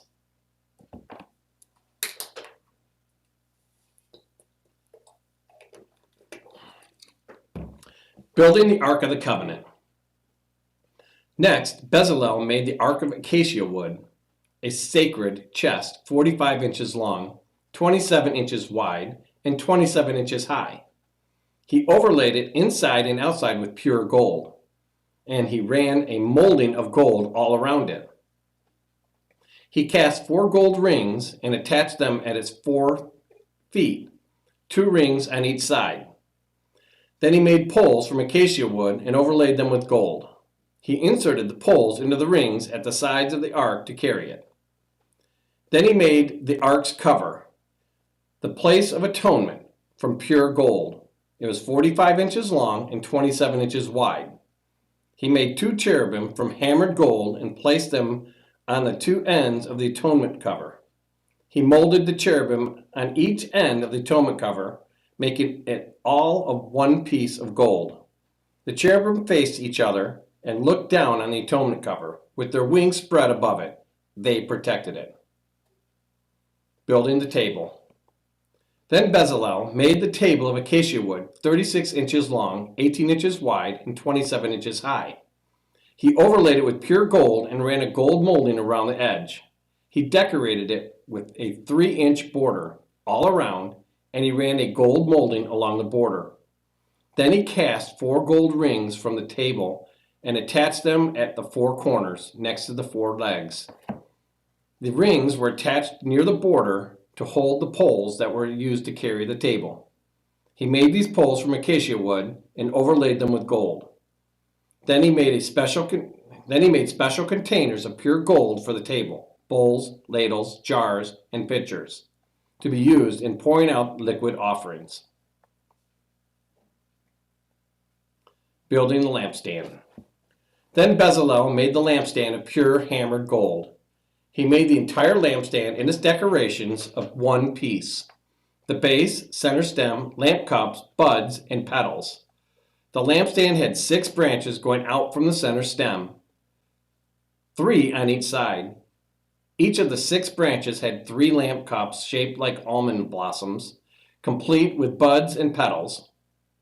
The center stem of the lampstand was crafted with 4 lamp cups shaped like almond blossoms, complete with buds and petals. There was an almond bud underneath each pair of branches, where the 6 branches extended from the center stem, all made of one piece. The almond buds and branches were all of one piece with the center stem, and they were hammered from pure gold. He also made 7 lamps for the lampstand, lamp snuffers, and trays all of pure gold. The entire lampstand, along with its accessories, was made from 75 pounds of pure gold. Building the incense altar. Then Bezalel made the incense altar of acacia wood. It was 18 inches square and 36 inches high, with horns at the centers carved from the same piece of wood as the altar itself. He overlaid the top, sides, and horns of the altar with pure gold, and he ran a gold molding around the entire altar. He made 2 gold rings and attached them on the opposite sides of the altar below the gold molding to hold the carrying poles. He made the poles of acacia wood and overlaid them with gold. Then he made the sacred anointing oil and the fragrant incense using the techniques of a skilled incense maker.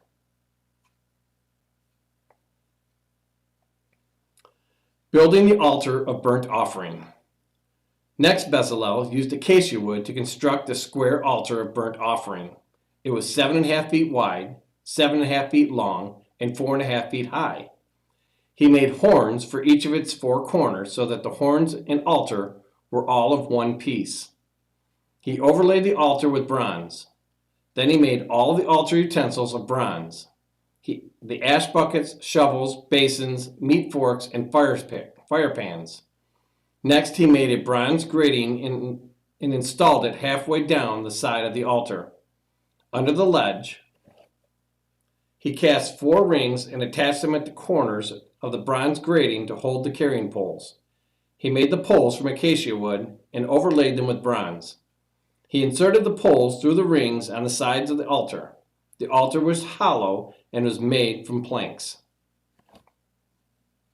Building the wash basin. Bezalel made the bronze wash basin and its bronze stand from the bronze mirrors donated by the women who served at the entrance of the tabernacle.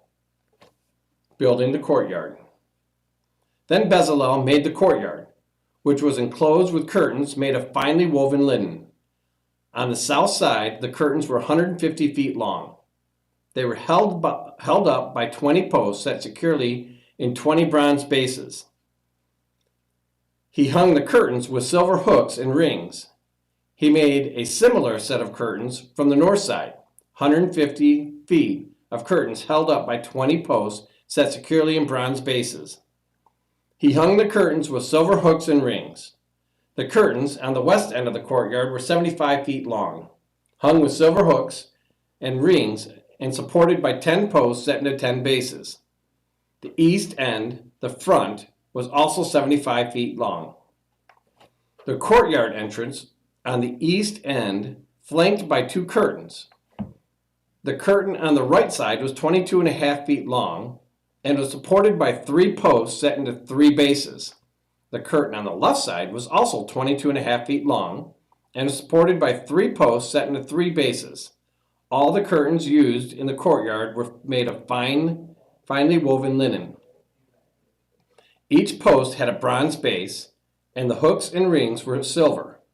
The tops of the posts of the courtyard were overlaid with silver, and the rings to hold up the curtains were made of silver. He made the curtain for the entrance to the courtyard of finely woven linen, and he decorated it with beautiful embroidery in blue, purple, and scarlet thread. It was 30 feet long, and its height was 7.5 feet. Just like the curtains of the courtyard walls, it was supported by 4 posts, each set securely of its own bronze base. The tops of the posts were overlaid with silver, and the hooks and rings were also made of silver. All the tent pegs used in the tabernacle and courtyard were made of bronze.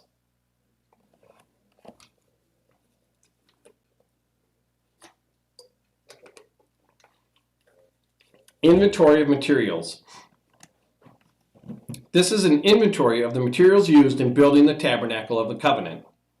The Levites compiled the figures as Moses directed, and Ithamar, son of Aaron, the priest, served as recorder.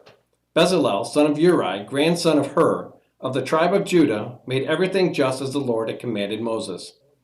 He was assisted by Oholiab, son of Ahisamach, of the tribe of Dan, a craftsman expert at engraving, designing, and embroidering with blue, purple, and scarlet thread of fine linen cloth. The people brought special offerings of gold totaling 2,193 pounds, as measured by the weight of the sanctuary shekel. This gold was used throughout the tabernacle. The whole community of Israel gave 7,545 pounds of silver, as measured by the weight of the sanctuary shekel. This silver came from the tax collected from each man registered in the census. The tax is 1 bekah, which is half a shekel, based on the sanctuary shekel. The tax was collected from 603,550 men who had reached their 20th birthday. The 100 bases for the frames of the sanctuary walls and for the posts supporting the inner curtains required 7,500 pounds of silver, about 75 pounds for each base.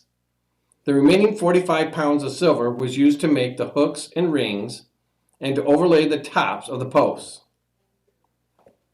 The people also brought as special offerings 5,310 pounds of bronze, which was used for casting the bases, for the posts at the entrance of the tabernacle, and for the bronze altar with its bronze grating and all the altar utensils. Bronze was also used to make the bases for the posts that supported the curtains around the courtyard, the bases for the curtain at the entrance of the courtyard, and all the tent pegs for the tabernacle and the courtyard.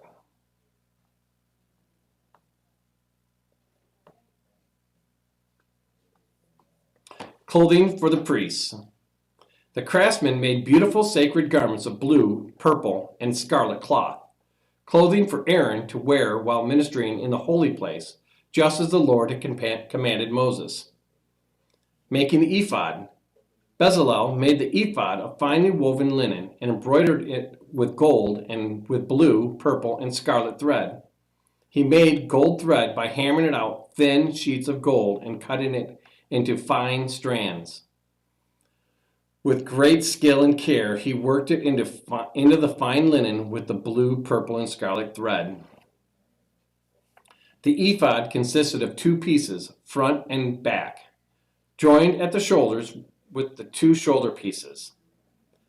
The decorative sash was made of the same materials, finely woven linen embroidered with gold and blue and purple and scarlet thread, just as the Lord had commanded Moses. They mounted the 2 onyx stones in setting of the gold filigree. The stones were engraved with the names of the tribes of Israel, just as the seal is engraved. He fastened the stones on the shoulder piece of the ephod as a reminder that the priest represents the people of Israel. All this was done just as the Lord had commanded Moses. Making the chest piece. Bezalel made the chest piece with great skill and care. He made it to match the ephod, using finely woven linen embroidered with gold and with blue, purple, and scarlet thread. He made the chest piece of a single piece of cloth folded to form a pouch 9 inches square. They mounted 4 rows of gemstones on it.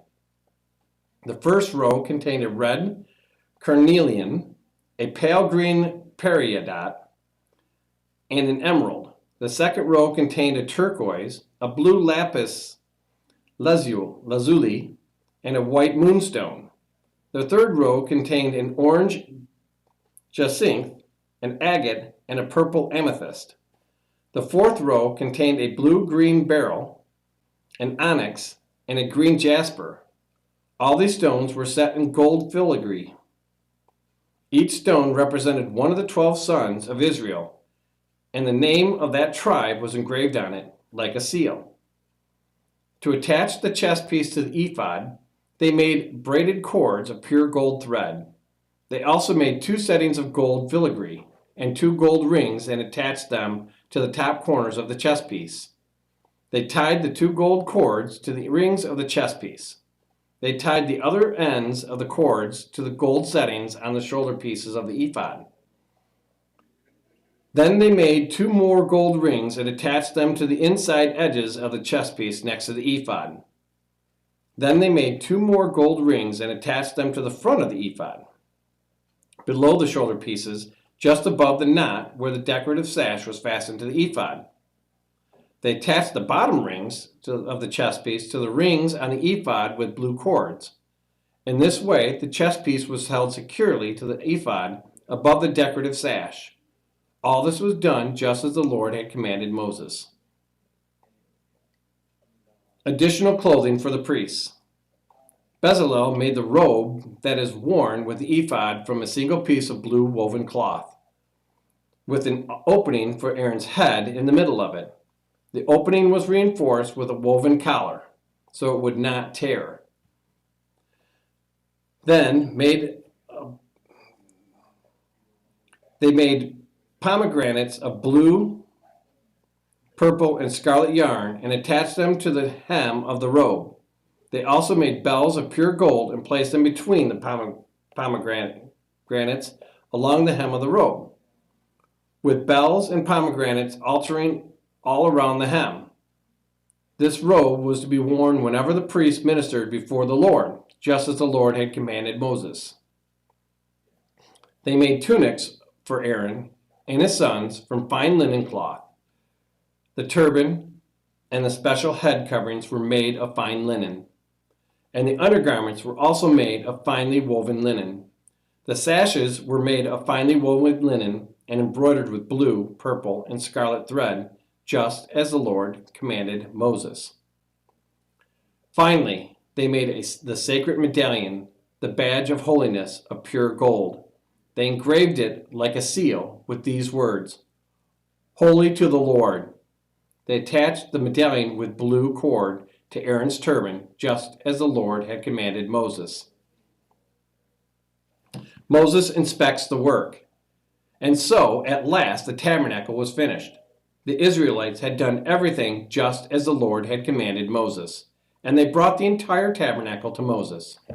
The sacred tent, with all its furnishings, clasps, frames, crossbars, posts, and bases, the tent coverings of tanned ram skins and fine goatskin leather, the inner curtain to shield the Ark of the Covenant and its carrying poles, the Ark's cover, the place of atonement, the table and its utensils, the bread of the presence, the pure gold lampstand with its symmetrical lamp cups, and all of its accessories, and the olive oil for lighting, the gold altar, the anointing oil and fragrant incense, the curtain for the entrance to the sacred tent, the bronze altar, the bronze grating and its carrying poles and utensils, the wash basin with its stand, the curtains for the walls of the courtyard, the posts and their bases, the curtain for the entrance to the courtyard, the ropes and tent pegs, all the furnishings to be used in worship at the tabernacle, the beautiful stitched garments for the priests to wear while ministering in the holy place, the sacred garments for Aaron, the priest, and the garments for his sons to wear as they minister as priests. So the people... If you want to find a place to stop, you can just stop and then come on out. All right. So the people of Israel followed all of the Lord's instructions to Moses. Then Moses inspected all of their work. When he found it had been done just as the Lord had commanded him, he blessed them.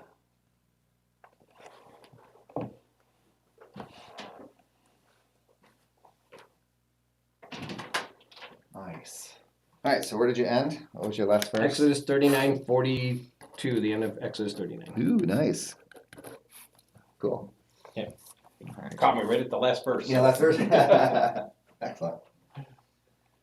All All right, so stick around for a second, Darren, because I'm going to do sign some stuff. So I'll kind of show you this in here. We're using an iPad, which works out pretty well.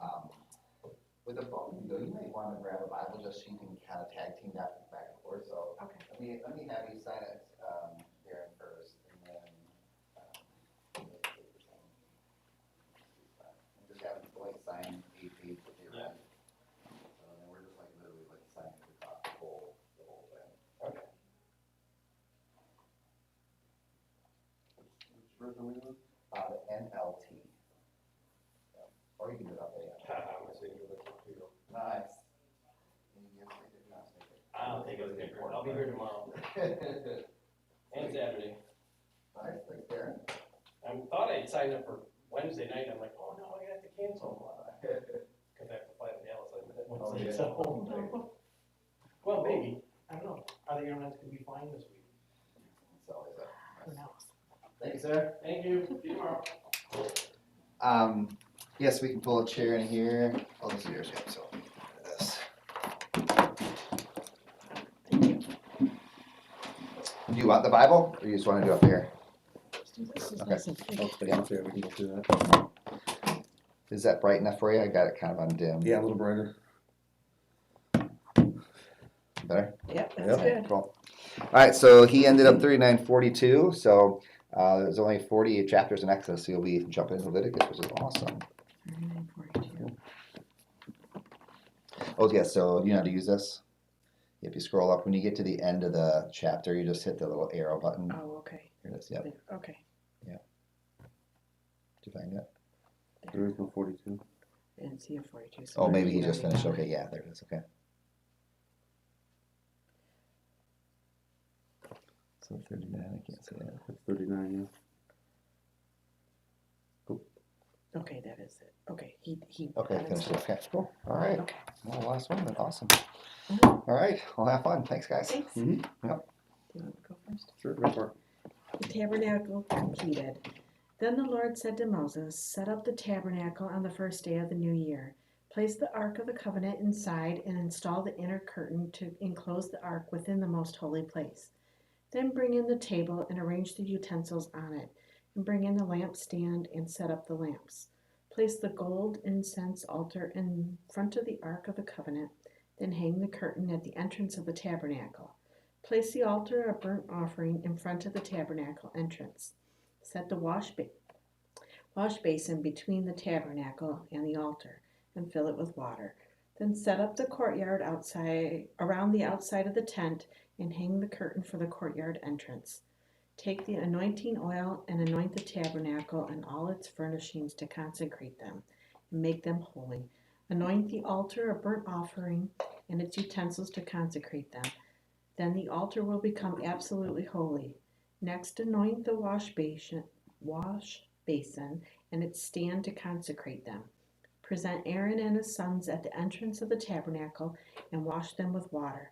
Dress Aaron with the sacred garments and anoint him, consecrating him to serve me as a priest. Then present his sons and dress them in their tunics. Anoint them as you did their father, so they may also serve me as priests. With their anointing, Aaron's descendants are set apart for the priesthood forever, from generation to generation. Moses proceeded to do everything just as the Lord had commanded him. So the tabernacle was set up on the first day of the first month of the second year. Moses erected the tabernacle by setting down its bases, inserting the frames, attaching the crossbars, and setting up the posts. Then he spread the coverings over the tabernacle framework and put on the protective layers, just as the Lord had commanded him. He took the stone tablets inscribed with the terms of the covenant and placed them inside the ark. Then he attached the carrying poles to the ark, and he set the ark's cover, the place of atonement, on top of it. Then he brought the ark of the covenant into the tabernacle and hung the inner curtain to shield it from view, just as the Lord had commanded him. Next, Moses placed the table in the tabernacle along the north side of the holy place, just outside the inner curtain, and he arranged the bread of presence on the table before the Lord, just as the Lord had commanded him. He set the lampstand in the tabernacle across from the table on the south side of the holy place. Then he lit the lamps in the Lord's presence, just as the Lord had commanded him. He also placed the gold incense altar in the tabernacle, in the holy place in front of the curtain, of the inner curtain. On it he burned the fragrant incense, just as the Lord had commanded him. He hung the curtain at the entrance of the tabernacle, and he placed the altar of burnt offering near the tabernacle entrance. On it he offered a burnt offering and a grain offering, just as the Lord had commanded him. Next, Moses placed the wash basin between the tabernacle and the altar. He filled it with water so the priests could wash themselves. Moses and Aaron's sons used water from it to wash their hands and feet. Whenever they approached the altar and entered the tabernacle, they washed themselves, just as the Lord had commanded Moses. Then he hung the curtains forming the courtyard around the tabernacle and the altar, and he set up the curtain at the entrance of the courtyard. So at last Moses finished the work. The Lord's glory fills the tabernacle. Then the cloud covered the tabernacle, and the glory of the Lord filled the tabernacle. Moses could no longer enter the tabernacle because the cloud had settled down over it, and the glory of the Lord filled the tabernacle. Now, whenever the cloud lifted from the tabernacle, the people of Israel would set out on their journey, following it. But if the cloud did not rise, they remained where they were until it lifted. The cloud of the Lord hovered over the tabernacle during the day, and at night fire glowed inside the cloud, so the whole family of Israel could see it. This continued throughout all their journeys. Leviticus 1. The Lord called to Moses from the tabernacle and said to him, "Give the following instructions to the people of Israel. When you present an animal as an offering to the Lord, you may take it from your herd of cattle or your flock of sheep and goats. If the animal you present as a burnt offering is from the herd, it must be a male with no defects. Bring it to the entrance of the tabernacle so you may be accepted by the Lord. Lay your hand on the animal's head, and the Lord will accept its death in your place to purify you, making you right with him. Then slaughter the young bull in the Lord's presence, and Aaron's sons, the priest, will present the animal's blood by splattering it against all sides of the altar that stand at the entrance of the tabernacle. Then skin the animal and cut it into pieces. The sons of Aaron the priest will build a wood fire on the altar. They will arrange the pieces of the offering, including the head and the fat, on the wood burning at the altar. But the internal organs and the legs must be first washed with water. Then the priest will burn the entire sacrifice on the altar as a burnt offering. It is a special gift, a pleasing aroma to the Lord. If the animal you present as a burnt offering is from the flock, it may either be a sheep or a goat, but it must be a male with no defects. Slaughter the animal on the north side of the altar in the Lord's presence, and Aaron's sons, the priest, will splatter its blood against all sides of the altar. Then cut the animal in pieces, and the priest will arrange the pieces of the offering, including the head and the fat, on the wood burning on the altar. But the internal organs and legs must first be washed with water. Then the priest will burn the entire sacrifice on the altar as a burnt offering. It is a special gift, pleasing aroma to the Lord. If you present a bird as a burnt offering to the Lord, choose either a turtle dove or a young pigeon. The priest will take the bird to the altar, wring off its head, and burn it on the altar. But first he must drain its blood against the side of the altar. The priest also must remove the crop and the feathers and throw them in the ashes on the east side of the altar. Then, grasping the bird by its wings, the priest will tear the bird open, but without tearing it apart. Then he will burn it as an offering on the wood burning on the altar. It is a special gift, a pleasing aroma to the Lord. Leviticus chapter 2. Procedures for the grain offering. When you present grain as an offering to the Lord, the offering must consist of choice flour. You are to pour olive oil on it, sprinkle it with frankincense, and bring it to Aaron's sons, the priest. The priest will scoop out a handful of the flour moistened with oil, together with all the frankincense, and burn this representative portion on the altar. It is a special gift, a pleasing aroma to the Lord. The rest of the grain offering will then be given to Aaron and his sons. This offering will be considered a most holy part of the special gifts presented to the Lord. If your offering is a grain offering baked in an oven, it must be made of choice flour, but without any yeast. It may be presented in the form of thin cakes mixed with olive oil or wafers spread with olive oil. If your grain offering is cooked on a griddle, it must be made of choice flour mixed with olive oil but without any yeast. Break it in pieces and pour olive oil on it. It is a grain offering. If your grain offering is prepared in a pan, it must be made of choice flour and olive oil. No matter how a grain offering for the Lord has been prepared, bring it to the priest, who will present it at the altar. The priest will take a representative portion of the grain offering and burn it on the altar. It is a special gift, a pleasing aroma to the Lord. The rest of the grain offering will then be given to Aaron and his sons as their food. This offering will be considered a most holy part of the special gifts presented to the Lord. Do not use yeast in preparing any of the grain offerings you present to the Lord, because no yeast or honey may be burned as a special gift presented to the Lord. You may add yeast and honey to an offering of the first crops of your harvest, but these must never be offered on the altar as a pleasing aroma to the Lord. Season all your grain offerings with salt to remind you of God's eternal covenant. Never forget to add salt to your grain offerings. If you present a grain offering to the Lord from the first portion of your harvest, bring fresh grain that is coarsely ground and roasted on a fire. Put olive oil on this grain offering and sprinkle it with frankincense. The priest will take a representative portion of the grain, moistened with oil, together with all the frankincense, and burn it as a special gift presented to the Lord. Leviticus 3. If you present an animal from the herd as a peace offering to the Lord, it may be a male or a female, but it must have no defects. Lay your hand on the animal's head and slaughter it at the entrance of the tabernacle. Then Aaron's sons, the priest, will splatter its blood against the sides of the altar. The priest must be present, part of this peace offering, as a special gift to the Lord. This includes all the fat around the internal organs, the 2 kidneys, and the fat around them near the loins, and the long lobe of the liver. These must be removed from the kidneys, and Aaron's sons will burn them on top of the burnt offering on the wood burning on the altar. It is a special gift, a pleasing aroma to the Lord. If you present an animal from the flock as a peace offering to the Lord, it may be a male or female, but it must have no defects. If you present a sheep as your offering, bring it to the Lord, and lay your hand on its head, and slaughter it in front of the tabernacle. Aaron's sons will then splatter the sheep's blood against all the sides of the altar. The priest must present the fat of this peace offering as a special gift to the Lord. This includes the fat of the broad tail cut off near the backbone, all the fat around the internal organs, the 2 kidneys and the fat around them near the loins, and the long lobe of the liver.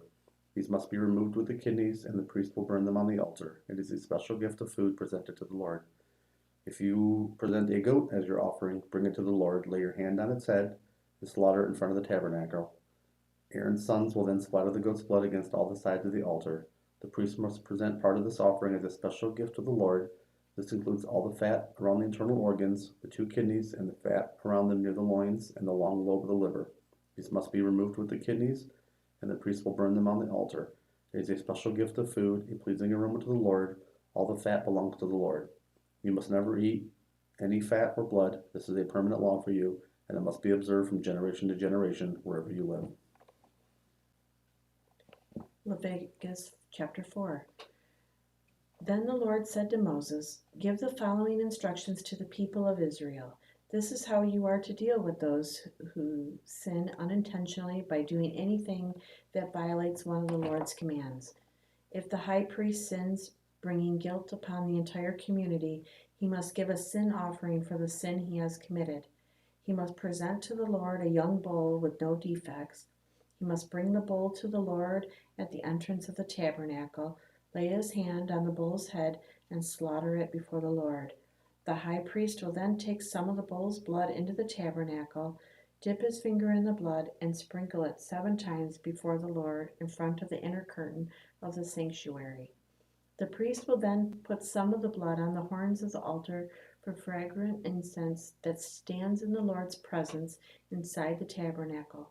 He will pour out the rest of the bull's blood at the base of the altar for burnt offerings at the entrance of the tabernacle.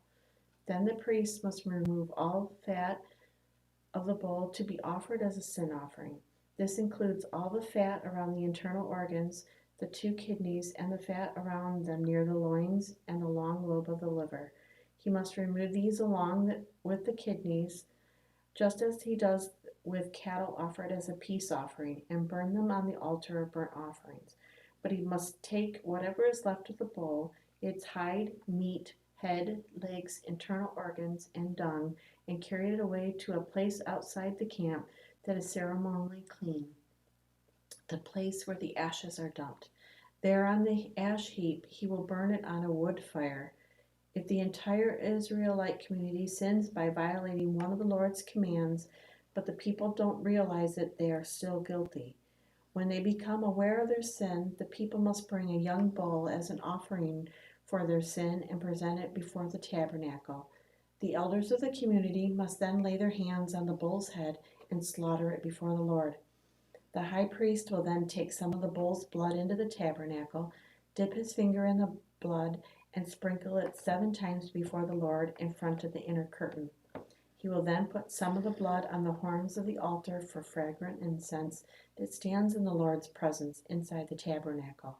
He will pour out the rest of the blood at the base of the altar for burnt offerings at the entrance of the tabernacle. Then the priest must remove all the animal's fat and burn it on the altar, just as he does with the bull offered as a sin offering for the high priest. Through this process, the priest will purify the people, making them right with the Lord, and they will be forgiven. Then the priest must take what is left of the bull and carry it outside the camp and burn it there, just as is done with the sin offering for the high priest. This offering is for the sin of the entire congregation of Israel. If one of Israel's leaders sins by violating one of the commands of the Lord his God, but doesn't realize it, he is still guilty. When he becomes aware of his sin, he must bring as his offering a male goat with no defects. He must lay his hand on the goat's head and slaughter it at the place where burnt offerings are slaughtered before the Lord. This is an offering for his sin. Then the priest will dip his finger in the blood of the sin offering and put it on the horns of the altar for burnt offerings. He will pour out the rest of the blood at the base of the altar. Then he must burn all the goat's fat on the altar, just as he does with the peace offering. Through this process, the priest will purify the leader from his sin, making him right with the Lord, and he will be forgiven. If any of the common people sin by violating one of the Lord's commands, but they don't realize it, they are still guilty. When they become aware of their sin, they must bring as an offering for their sin a female goat with no defects. They must lay a hand on the head of the sin offering and slaughter it at a place where burnt offerings are slaughtered. Then the priest will dip his finger in the blood and put it on the horns of the altar for burnt offerings. He will pour out the rest of the blood at the base of the altar. Then he must remove all the goat's fat, just as he does with the fat of the peace offering. He will burn the fat on the altar, and it will be a pleasing aroma to the Lord. Through this process, the priest will purify the people, making them right with the Lord, and they will be forgiven. If the people bring sheep as their sin offering, it must be a female with no defects. They must lay a hand on the head of the sin offering and slaughter it at the place where burnt offerings are slaughtered. Then the priest will dip his finger in the blood of the sin offering and put it on the horns of the altar for burnt offerings. He will pour out the rest of the blood at the base of the altar. Then he must remove all the sheep's fat, just as he does with the fat of a sheep presented as a peace offering. He will burn the fat on the altar on top of the special gifts presented to the Lord. Through this process, the priest will purify the people from their sin, making them right with the Lord, and they will be forgiven. Leviticus 5. If you are called to testify about something you have seen or that you know about, it is sinful to refuse to testify, and you will be punished for your sin. Or suppose you unknowingly touch something that is ceremonially unclean, such as the carcass of an unclean animal. When you realize what you have done, you must admit your defilement and your guilt. This is true whether it is a wild animal, a domestic animal, or an animal that scurries along the ground. Or suppose you unknowingly touch something that makes a person unclean. When you realize what you have done, you must admit your guilt. Or suppose you make a foolish vow of any kind, whether its purpose is for good or for bad. When you realize its foolishness, you must admit your guilt. When you become aware of your guilt in any of these ways, you must confess your sin. Then you must bring to the Lord as a penalty for your sin a female from the flock, either a sheep or a goat. This is a sin offering with which the priest will purify you from your sin, making you right with the Lord. But if you cannot afford to bring a sheep, you may bring to the Lord 2 turtle doves or 2 young pigeons as a penalty for your sin. One of the birds will be for a sin offering and the other for a burnt offering. You must bring them to the priest, who will present the first bird as the sin offering. He will wring its neck, but without severing its head from the body. Then he will sprinkle some of the blood of the sin offering against the sides of the altar, and the rest of the blood will be drained out of the base of the altar. This is an offering for sin. The priest will then prepare the second bird as a burnt offering, following all the procedures that have been prescribed. Through this process, the priest will purify you from your sin, making you right with the Lord, and you will be forgiven. If you cannot afford to bring 2 turtle doves or 2 young pigeons, you may bring 2 quarts of choice flour for your sin offering. Since it is an offering for sin, you must not moisten it with olive oil or put any frankincense on it. Take the flour to the priest, who will scoop out a handful as a representative portion. He will burn it on the altar on top of the special gifts presented to the Lord. It is an offering for sin. Through this process, the priest will purify those who are guilty of any of these sins, making them right with the Lord, and they will be forgiven. The rest of the flour will belong to the priest, just as with the grain offering. Then the Lord said to Moses, "If one of you commits a sin by unintentionally defiling the Lord's sacred property, you must bring a guilt offering to the Lord. The offering must be your own ram with no defects, or you may buy one of equal value with silver as measured by the weight of the shekel. You must make restitution for the sacred property you have harmed by paying for the loss plus an additional 20%.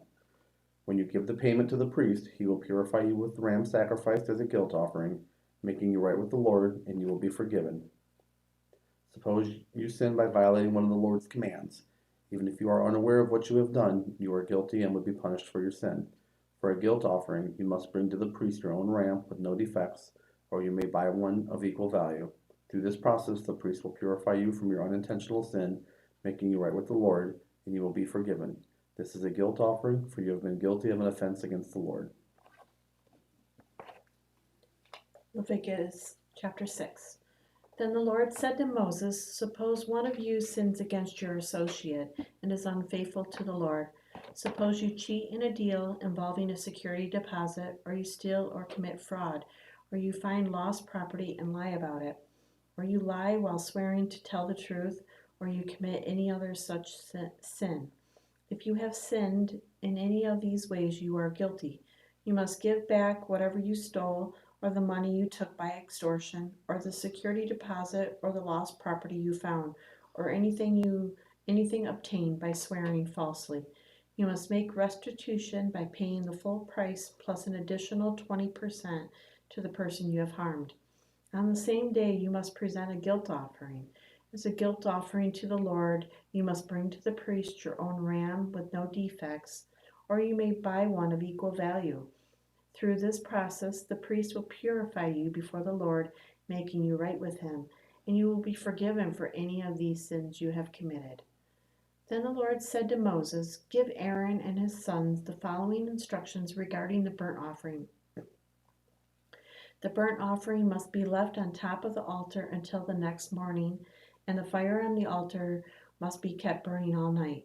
In the morning, after the priest on duty has put on his official linen clothing and linen undergarments, he must clean out the ashes of the burnt offering and put them beside the altar.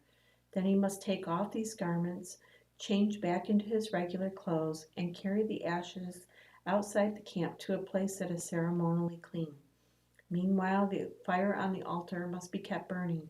It must never go out. Each morning the priest will add fresh wood to the fire and arrange the burnt offering on it. He will then burn the fat of the peace offerings on it. Remember, the fire must be kept burning on the altar at all times. It must never go out. These are the instructions regarding the grain offering.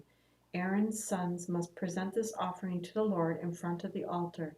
The priest on duty will take from the grain offering a handful of the choice flour moistened with olive oil, together with all the frankincense. He will burn this representative portion on the altar as a pleasing aroma to the Lord. Aaron and his sons may eat the rest of the flour, but it must be baked without yeast and eaten in a sacred place within the courtyard of the tabernacle. Remember, it must never be prepared with yeast. I have given it to the priests as their share of the special gifts presented to me. Like the sin offering and the guilt offering, it is most holy. Any of Aaron's male descendants may eat from the special gifts presented to the Lord. This is their permanent right from generation to generation. Anyone or anything that touches these offerings will become holy. Then the Lord said to Moses, on the day Aaron and his sons are anointed, they must present to the Lord the standard grain offering of 2 quarts of choice flour, half to be offered in the morning and half to be offered in the evening. It must be carefully mixed with olive oil and cooked on a griddle. Then slice this grain offering and present it as a pleasing aroma to the Lord. In each generation, the high priest who succeeds Aaron must prepare this same offering. It belongs to the Lord and must be burned up completely. This is a permanent law. All such grain offerings of a priest must be burned up entirely. None of it may be eaten. Then the Lord said to Moses, give Aaron and his sons the following instructions regarding the sin offering. The animal given as an offering for sin is a most holy offering, and it must be slaughtered in the Lord's presence at the place where the burnt offerings are slaughtered. The priest who offers the sacrifice as a sin offering must eat his portion in a sacred place within the courtyard of the tabernacle. Anyone or anything that touches the sacrificial meat will become holy. If any of the sacrificial blood splatters on a person's clothing, the soiled garment must be washed in a sacred place. If a clay pot is used to boil the sacrificial meat, it must then be broken. If a bronze pot is used, it must be scoured and thoroughly rinsed with water. Any male from a priest's family may eat from this offering, it is most holy. But the offering for sin may not be eaten if its blood was brought into the tabernacle as an offering for purification in the holy place. It must be completely burned with fire. Leviticus 7. These are the instructions for the guilt offering. It is most holy. The animal sacrificed as a guilt offering must be slaughtered at the place where the burnt offerings are slaughtered, and its blood must be splattered against all sides of the altar. The priest will then offer all of its fat on the altar, including the fat of the broad tail, the fat around the internal organs, the 2 kidneys, and the fat around them near the loins, and the long lobe of the liver. These are to be removed from the kidneys, and the priest will burn them on the altar as a special gift presented to the Lord. This is the guilt offering. Any male from a priest's family may eat the meat. It must be eaten in a sacred place, for it is most holy. The same instructions apply to both the guilt offering and the sin offering. Both belong to the priest who uses them to purify someone, making that person right with the Lord. In the case of the burnt offering, the priest may keep the hide of the sacrificed animal. Any grain offering that has been baked in an oven, prepared in a pan, or cooked on a griddle belongs to the priest who presents it. All other grain offerings, whether made of dry flour or flour moistened with olive oil, are to be shared equally among all the priests, the descendants of Aaron. These are the instructions regarding the different kinds of peace offerings that may be presented to the Lord. If you present your peace offering as an expression of thanksgiving, the usual animal sacrifice must be accompanied by various kinds of bread made without yeast, thin cakes mixed with olive oil, wafers spread with oil, and cakes made of choice flour mixed with olive oil. This peace offering of thanksgiving must also be accompanied by loaves of bread made with yeast. One of each kind of bread must be presented as a gift to the Lord. It will then belong to the priest who splatters the blood of the peace offering against the altar. The meat of the peace offering of thanksgiving must be eaten on the same day it is offered. None of it may be saved for the next morning. If you bring an offering to fulfill a vow or as a voluntary offering, the meat must be eaten on the same day the sacrifice is offered, but whatever is left over may be eaten on the second day. Any meat left over until the third day must be completely burned up. If any of the meat from the peace offering is eaten on the third day, the person who presented it will not be accepted by the Lord. You will receive no credit for the offering. By then the meat will be contaminated. If you eat it, you will be punished for your sin. Meat that touches anything ceremonially unclean may not be eaten. It must be completely burned up. The rest of the meat may be eaten, but only by people who are ceremonially clean. If you are ceremonially unclean and you eat meat from a peace offering that was presented to the Lord, you will be cut off from the community. If you touch anything that is unclean, whether it is human defilement or an unclean animal or any other unclean detestable thing, and then eat meat from a peace offering presented to the Lord, you will be cut off from the community. Then the Lord said to Moses, "Give the following instructions to the people of Israel. You must never eat fat, whether from cattle, sheep, or goats. The fat of an animal found dead or torn to pieces by wild animals must never be eaten, though it may be used for any other purpose. Anyone who eats fat from an animal presented as a special gift to the Lord will be cut off from the community. No matter where you live, you must never consume the blood of any bird or animal. Anyone who consumes blood will be cut off from the community." Then the Lord said to Moses, "Give the following instructions to the people of Israel. When you present a peace offering to the Lord, bring part of it as a gift to the Lord. Present it to the Lord with your own hands as a special gift to the Lord. Bring the fat of the animal together with the breast and lift up the breast as a special offering to the Lord. Then the priest will burn the fat on the altar, but the breast will belong to Aaron and his descendants. Give the right thigh of your peace offering to the priest as a gift. The right thigh must always be given to the priest who offers the blood and the fat of the peace offering. For I have reserved the breast of the special offering and the right thigh of the sacred offering to the priest. It is the permanent right of Aaron and his descendants to share in the peace offerings brought by people of Israel. This is their rightful share. The special gifts presented to the Lord have been reserved for Aaron and his descendants from the time they were set apart to serve the Lord as priests. On the day they were anointed, the Lord commanded the Israelites to give these portions to the priest as their permanent share from generation to generation. These are the instructions for the burnt offering, the grain offering, sin offering, and the guilt offering, as well as the ordination offering and the peace offering. The Lord gave these instructions to Moses on Mount Sinai when he commanded the Israelites to present their offerings to the Lord in the wilderness of Sinai. Leviticus chapter 8. Then the Lord said to Moses, Bring Aaron and his sons, along with their sacred garments, the anointing oil, the bowl for the sin offering, the 2 rams, and the basket of bread made without yeast, and call the entire community of Israel together at the entrance of the tabernacle. So Moses followed the Lord's instructions, and the whole community assembled at the tabernacle entrance. Moses announced to them, This is what the Lord has commanded us to do. Then he presented Aaron and his sons and washed them with water. He put the official tunic on Aaron and tied the sash around his waist. He dressed him in the robe, placed the ephod on him, and attached the ephod securely with its decorative sash.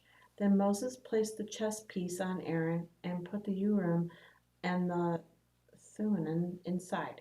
He placed the turban on Aaron's head and attached the gold medallion, the badge of holiness, to the front of the turban, just as the Lord had commanded him.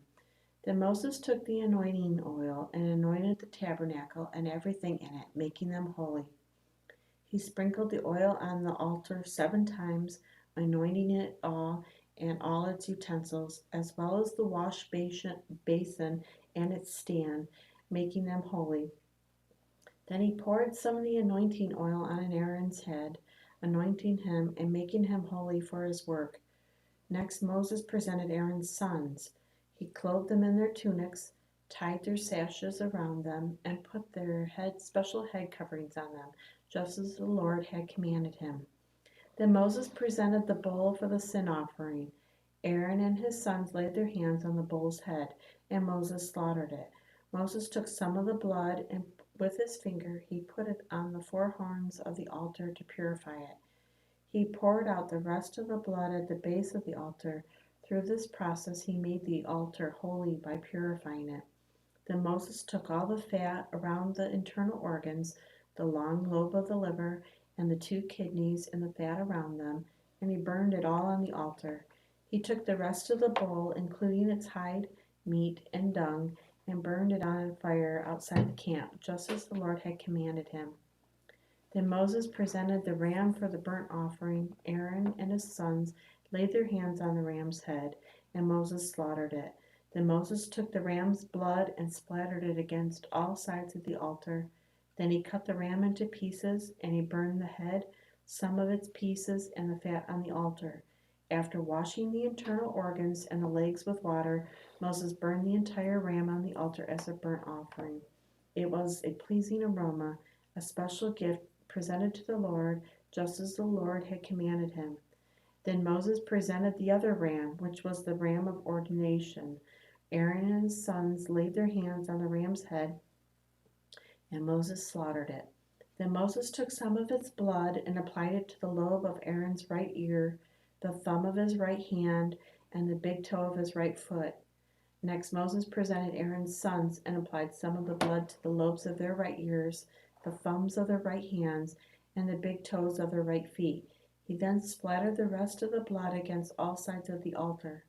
Next Moses took the fat, including the fat of the broad tail, the fat around the internal organs, the long lobe of the liver, and the 2 kidneys and the fat around them, along with the right thigh.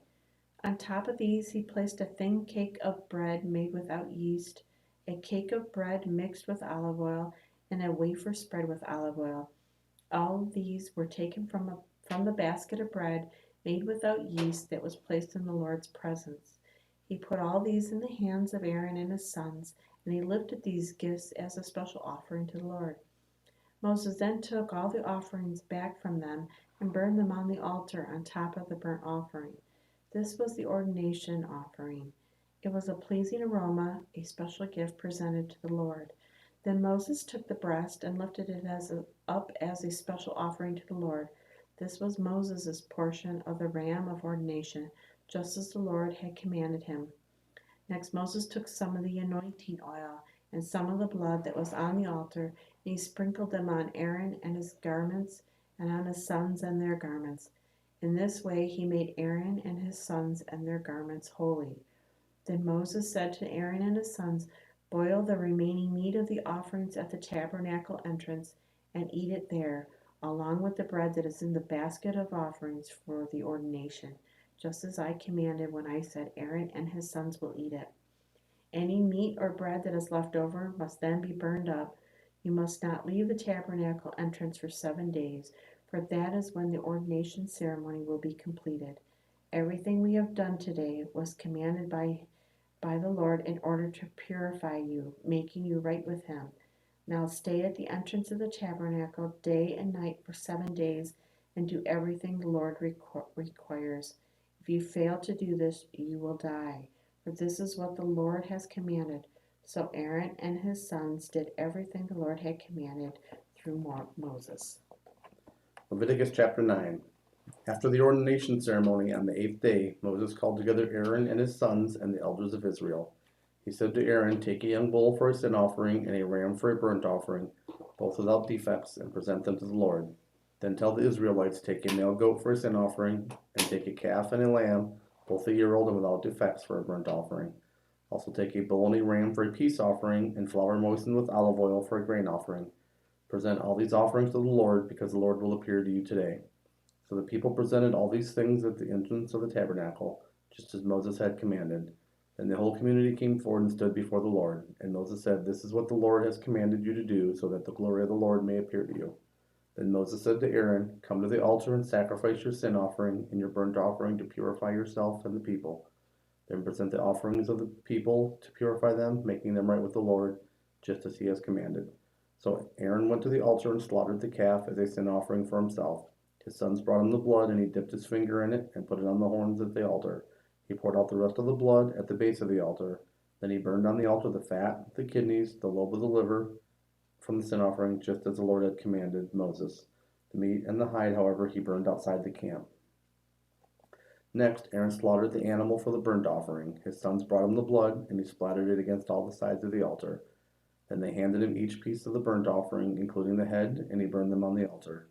Then he washed the internal organs and the legs and burned them on the altar along with the rest of the burnt offering.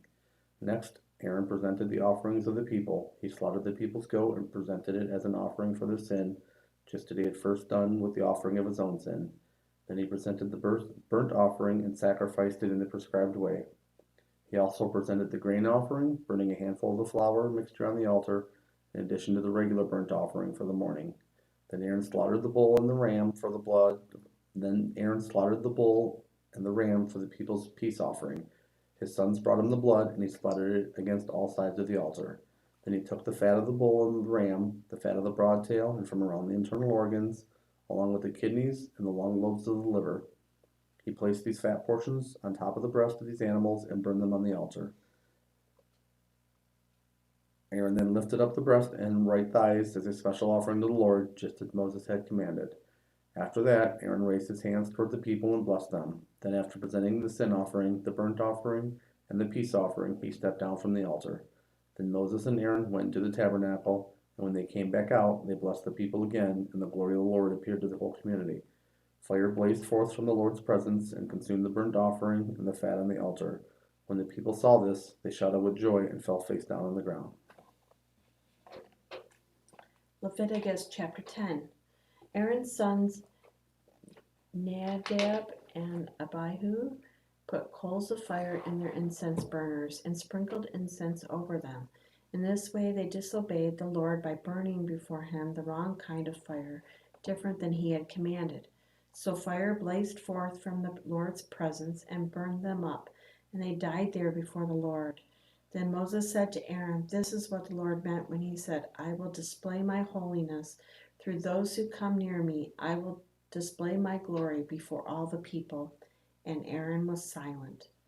Then Moses called for Mishael and Elizaphan, Aaron's cousins, the sons of Aaron's uncle Uzziel. He said to them, "Come forward and carry away the bodies of your relatives from in front of the sanctuary to a place outside the camp."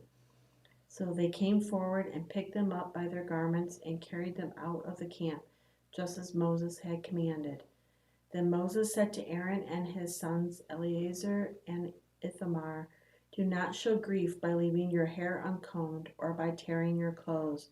If you do, you will die, and the Lord's anger will strike the whole community of Israel. However, the rest of the Israelites, your relatives, may mourn because of the Lord's fiery destruction of Nadab and Abihu.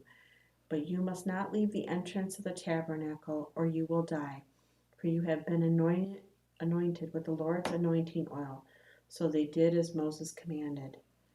Then the Lord said to Aaron, you and your descendants must never drink wine or any other alcoholic drink before going into the tabernacle. If you do, you will die. This is a permanent law for you, and it must be observed from generation to generation. You must distinguish what is sacred and what is common, between what is ceremonially unclean and what is clean. And you must teach the Israelites all the decrees that the Lord has given them through Moses. Then Moses said to Aaron and his remaining sons, Eleazar and Ithamar, take what is left of the grain offering after a portion has been presented as a special gift to the Lord, and eat it beside the altar. Make sure it contains no yeast, for it is most holy. You must eat it in a sacred place, for it has been given to you and your descendants as your portion of the special gifts presented to the Lord. These are the commands I have been given. But the breast and thigh that are lifted up as a special offering may be eaten in any place that is ceremonially clean.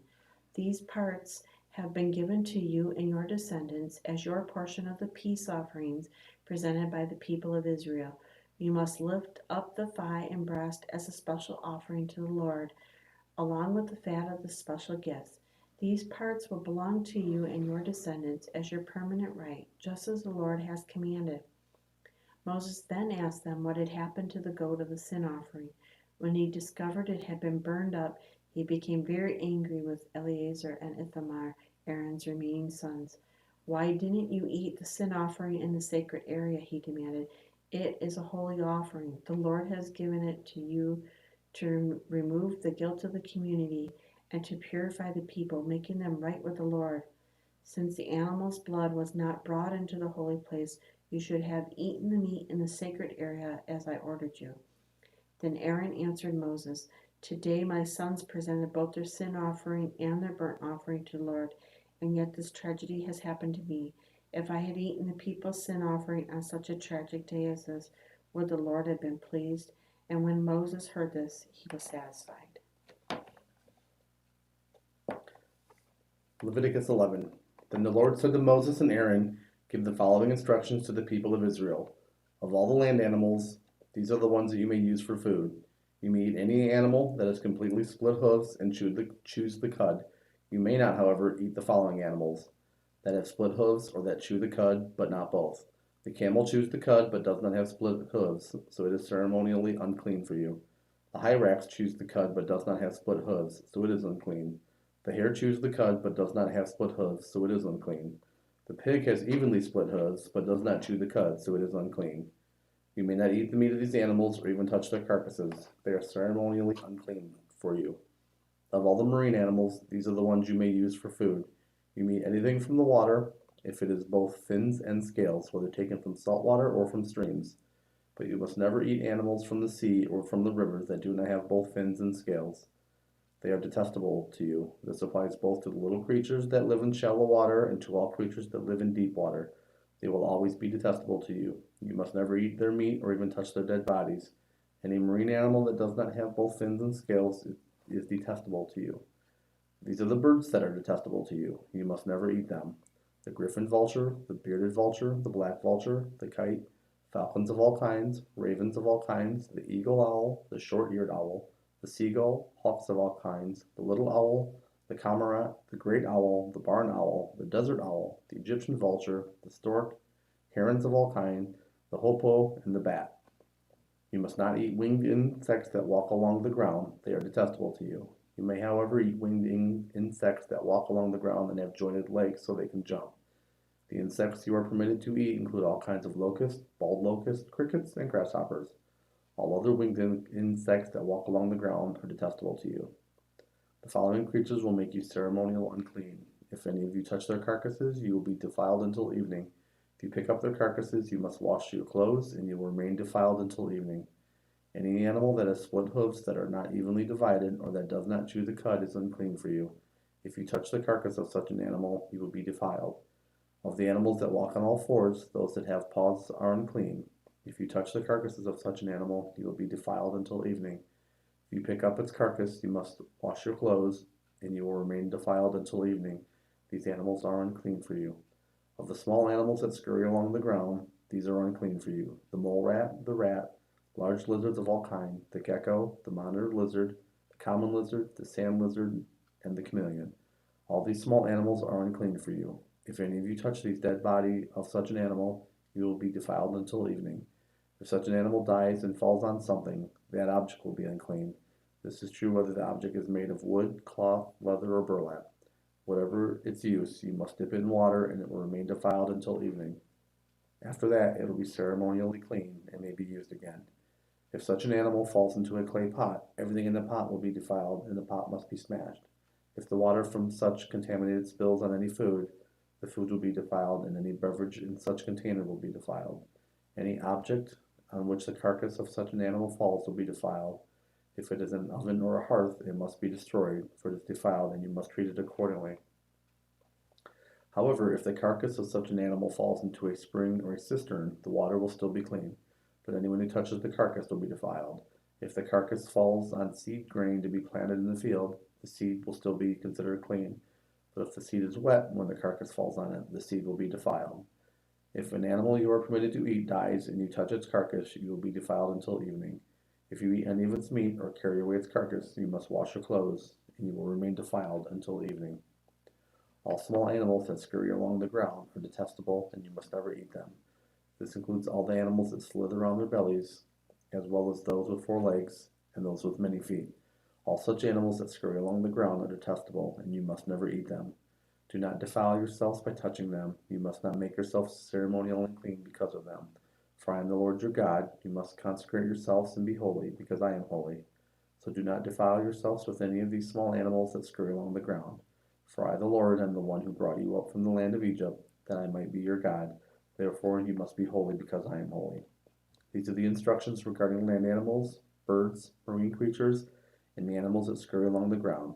By these instructions you will know what is clean and unclean, and which animals may be eaten and which may not be eaten. Leviticus chapter 12. The Lord said to Moses, "Give the following instructions to the people of Israel. If a woman becomes pregnant and gives birth to a son, she will be ceremonially unclean for 7 days, just as she is unclean during her menstrual period. On the 8th day, the boy's foreskin must be circumcised. After waiting 33 days, she will be purified from the bleeding of childbirth. During this time of purification, she must not touch anything that is set apart as holy, and she must not enter the sanctuary until her time of purification is over. If a woman gives birth to a daughter, she will be ceremonially unclean for 2 weeks, just as she is unclean during her menstrual period. After waiting 66 days, she will be purified from the bleeding of childbirth. When the time of purification is completed for either a son or a daughter, the woman must bring a 1-year-old lamb for a burnt offering and a young pigeon or a turtle dove for a purification offering. She must bring her offerings to the priest at the entrance of the tabernacle. The priest will then present them to the Lord to purify her. Then she will be ceremonially clean again after her bleeding and childbirth. These are the instructions for a woman after the birth of a son or daughter. If a woman cannot afford to bring a lamb, she must bring 2 turtle doves or 2 young pigeons. One will be for the burnt offering and the other for the purification offering. The priest will sacrifice them to purify her, and she will be ceremonially clean. Leviticus 13. The Lord said to Moses and Aaron, if anyone has a swelling or a rash or discolored skin that might develop into a serious skin disease, that person must be brought to Aaron the priest or to one of his sons. The priest will examine the affected area of the skin. If the hair in the affected area has turned white and the problem appears to be more than skin deep, it is a serious skin disease, and the priest who examines it must pronounce the person ceremonially unclean. But if the affected area of the skin is only a white discoloration and does not appear to be more than skin deep, if the hair on the spot has not turned white, the priest will quarantine the person for 7 days. On the seventh day, the priest will make another examination. If he finds the affected area has not changed and the problem is not spread on the skin, the priest will quarantine the person for 7 more days. On the seventh day, the priest will make another examination. If he finds the affected area has faded and has not spread, the priest will pronounce the person ceremonially clean. It was only a rash. The person's clothing must be washed, and the person will be ceremonially clean. But if the rash continues to spread after the person has been examined by the priest and has been pronounced clean, the infected person must return to be examined again. If the priest finds the rash has spread, he must pronounce the person ceremonially unclean, for it is indeed a skin disease. Anyone who develops a serious skin disease must go to the priest for an examination. If the priest finds a white swelling on the skin and some hair on the spot has turned white, and there is an open sore in the infected area, it is a chronic skin disease, and the priest must pronounce the person ceremonially unclean. In such cases, the person need not be quarantined, for it is obvious the skin is defiled by the disease. Now, suppose the disease has spread all over the person's skin, covering the body from head to foot. When the priest examines the infected person and finds that the disease covers the entire body, he will pronounce the person ceremonially clean. Since the skin has turned completely white, the person is clean. But if any open sores appear, the infected person will be pronounced ceremonially unclean. The priest must make this pronouncement as soon as he sees an open sore, since open sores indicate the presence of a skin disease. However, if the open sores heal and turn white like the rest of the skin, the person must return to the priest for another examination. If the affected areas have indeed turned white, the priest will then pronounce the person ceremonially clean by declaring, "You are clean." If anyone has a boil on the skin that has started to heal, but a white swelling or a reddish white spot develops in its place, the person must go to the priest to be examined. If the priest examines it and finds it to be more than skin deep, and if the hair in the affected area has turned white, the priest must pronounce the person ceremonially unclean. The boil has become a serious skin disease, but if the priest finds no white hair on the affected area, and the problem appears to be more than skin deep and has faded, the priest must quarantine the person for 7 days. If during that time the affected area spreads on the skin, the priest must pronounce the person ceremonially unclean because it is a serious disease.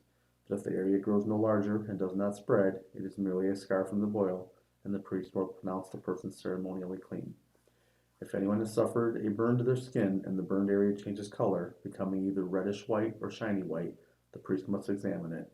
If he finds that the hair in the affected area has turned white and the problem appears to be more than skin deep, the skin disease is broken out in the burn. The priest must then pronounce the person ceremonially unclean, for it is clearly a serious skin condition. But if the priest finds no white hair on the affected area and the problem appears to be no more than a skin deep and has faded, the priest must quarantine the infected person for 7 days. On the 7th day, the priest must examine the person again. If the infected area has spread on the skin, the priest must pronounce that person ceremonially unclean, for it is clearly a serious skin disease. But if the affected area has not changed, or the spread in the skin has faded, it is simply a swelling from the burn. The priest will then pronounce the person ceremonially clean, for it is only a scar from the burn. If anyone, either man or woman, has a sore on the head or chin, the priest must examine it. If he finds it is more than skin deep and has fine yellow hair on it, the priest must pronounce the person ceremonially unclean. If it is a scabby sore on the head of the chin, if the priest examines the scabby sore and finds that it is only skin deep, but there is no black hair on it, he must quarantine the person for 7 days. On the 7th day, the priest must examine the sore again. If he finds that the scabby sore has not spread and there was no yellow hair on it, and it appears to be only skin deep, the person must shave off all hair except the hair of the affected area.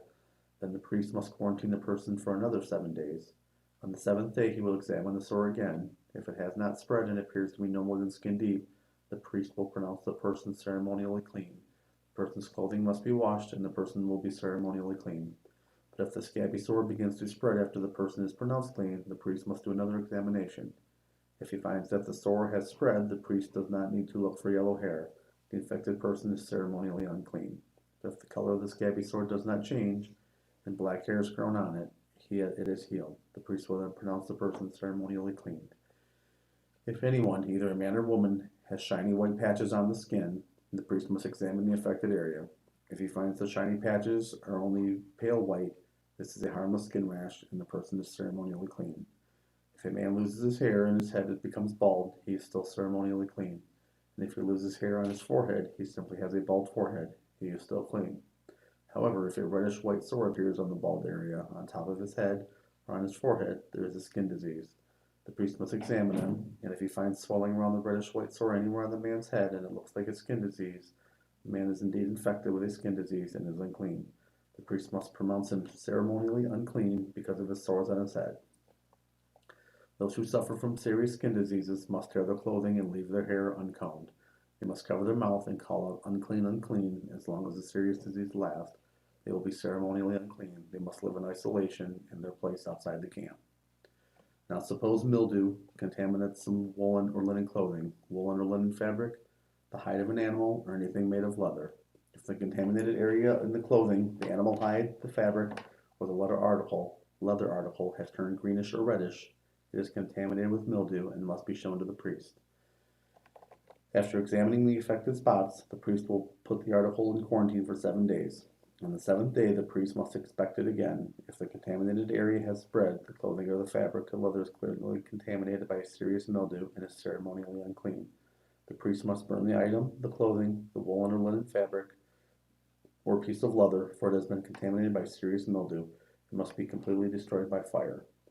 But if the priest examines it and finds that the contaminated area has not spread in the clothing, the fabric, or the leather, the priest will order the object to be washed and then quarantined for 7 more days. Then the priest must examine the object again. If he finds that the contaminated area has not changed color after being washed, even if it did not spread, the object is defiled. It must be completely burned up, whether the contaminated spot is on the inside or the outside. But if the priest examines it and finds that the contaminated area has faded after being washed, he must cut the spot from the clothing, the fabric, or the leather. If the spot later reappears on the clothing, the fabric, or the leather article, the mildew is clearly spreading and the contaminated object must be burned up. But if the spot disappears from the clothing... Do you guys want to find a place to stop? You can be good. Okay. But if the spot disappears from the clothing, the fabric, or the leather article after it has been washed, it must be washed again. Then it will be ceremonially clean. These are the instructions for dealing with mildew that contaminates wood or linen clothing or fabric or anything made of leather. This is how the priest will determine whether these items are ceremonially clean or unclean.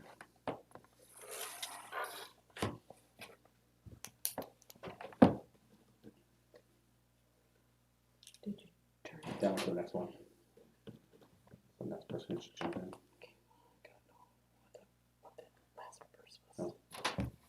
Good? Yep. Nice. Where'd you finish up? We finished Leviticus 13. Nice. So next person will start at 14. Yeah, perfect.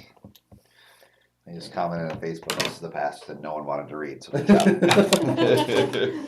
The black hair, the white hair. Nice job. All right. Great. I don't know what great phone so much.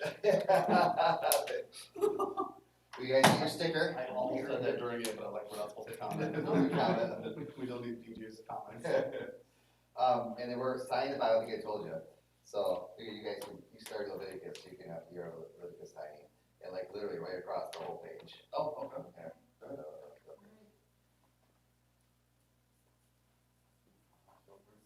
It kind of is, though. Pretty sure my friend's gonna come back.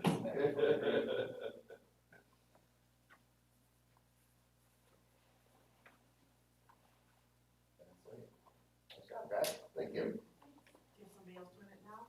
I'm reading now, I think the Kates are coming, but Kathy is sick, so I think we're just, I think they're gonna do an hour, I think we're just gonna do half an hour, so. And we're, you guys made 13, I'm hoping to get through 20 today, so we'll be easy to get there. Okay. Yeah, finish 13, finish. Exodus number 13. Yeah. That's good. Cool. Good. Yeah, look, thank you guys, yeah, thank you.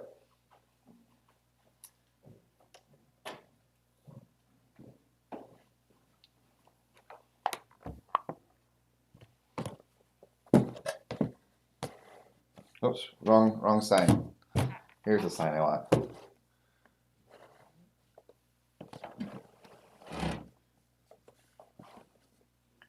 you go.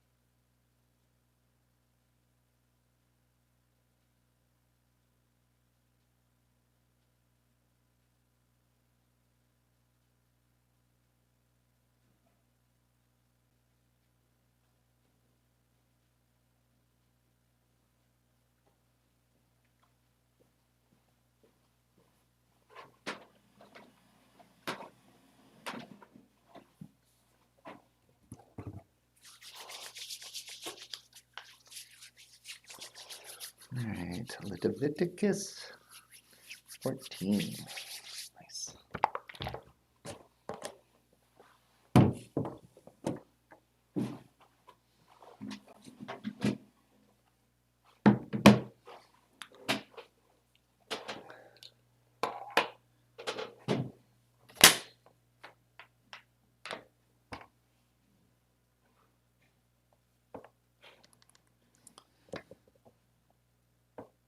All right, Leviticus 14. Moving on. And the Lord said to Moses, the following instructions for those seeking ceremonial purification from a skin disease. Those who have been healed must be brought to the priest, who will examine them at a place outside the camp. If the priest finds that someone has been healed of a serious skin disease, he'll perform a purification ceremony using 2 live birds that are ceremonially clean, a stick of cedar, some scarlet yarn, and a hyssop branch. The priest will order that 1 bird be slaughtered over a clay pot filled with fresh water. He will take the live bird, the cedar stick, the scarlet yarn, and the hyssop branch, and dip them in the blood of the bird that was slaughtered over the fresh water. The priest will then sprinkle the blood of the dead bird 7 times on the person being purified of the skin disease. When the priest has purified this person, he will release the live bird in the open field to fly away. The persons being purified must then wash their clothes, shave off all their hair, and bathe themselves in water. Then they will be ceremonially clean and may return to the camp. However, they must remain outside their tents for 7 days. On the 7th day, they must go again and shave all the hair from their heads, including the hair of the beard and eyebrows. They must also wash all their clothes and bathe themselves in water. Then they will be ceremonially clean. On the 8th day, each person being purified must bring 2 male lambs and a 1-year-old female lamb, all with no defects, along with a grain offering of 6 quarts of choice flour moistened with olive oil and a cup of olive oil. Then the officiating priest will present the persons for purification along with the offerings before the Lord at the entrance of the tabernacle. The priest will take 1 of the male lambs and the olive oil and present them as a guilt offering, lifting them up as a special offering before the Lord.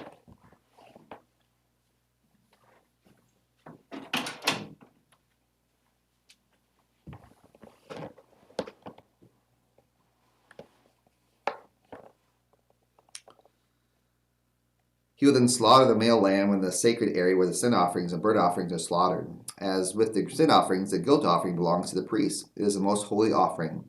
The priest will then take some of the blood of the guilt offering and apply it to the lobe of the right ear, the right thumb of the hand, and the big toe of the right foot of the person being purified. Then the priest will pour some of the olive oil into the palm of his own left hand. He will dip his right finger into the oil in his palm and sprinkle it with some of his finger 7 times before the Lord.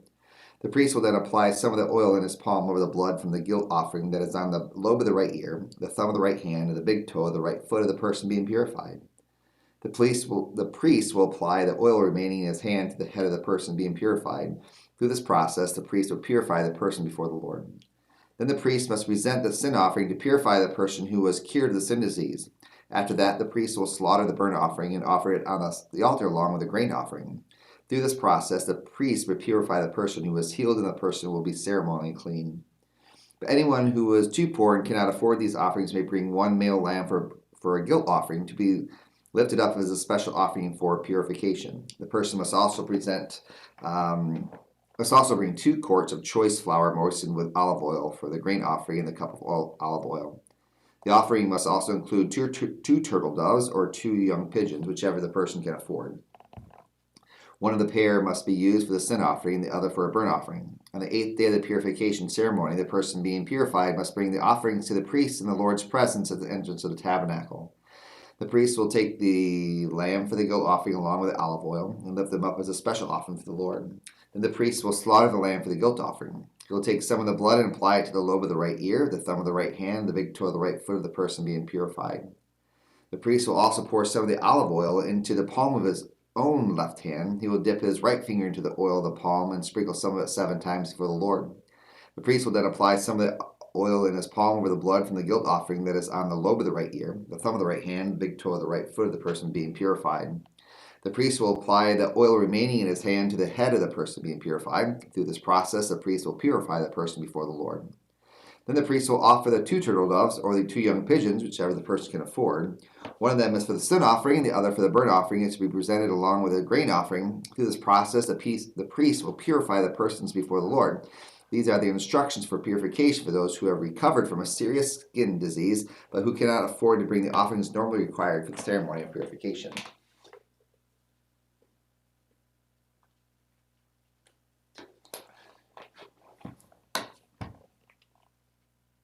Then the Lord said to Moses and Aaron, when you arrive in Canaan, the land I am giving you as your own possession, I may contaminate some of the houses in your land with mildew.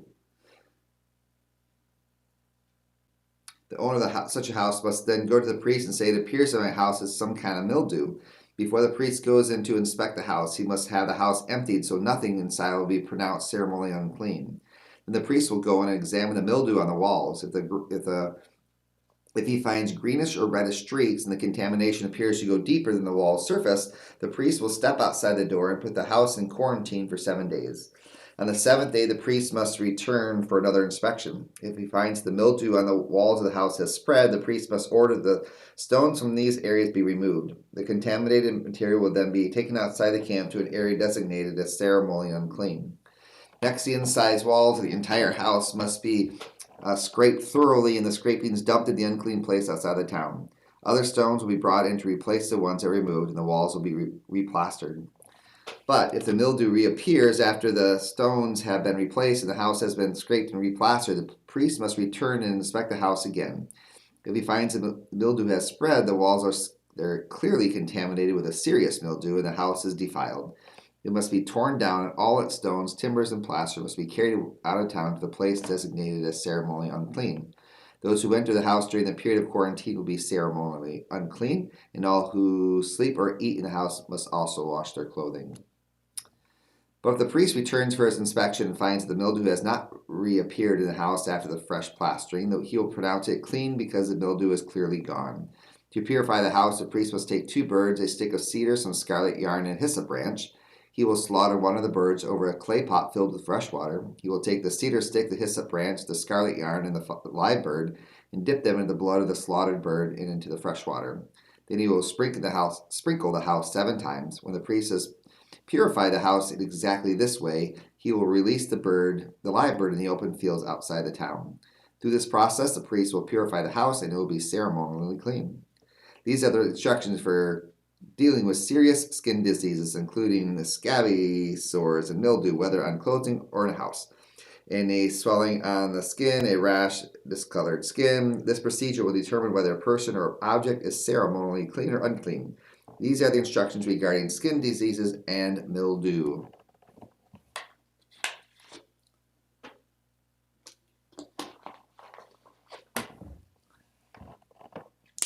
The Lord said to Moses and Aaron, give the following instructions to the people of Israel. Any man who has a bodily discharge is ceremonially unclean. This defilement is caused by his discharge, whether this discharge continues or stops.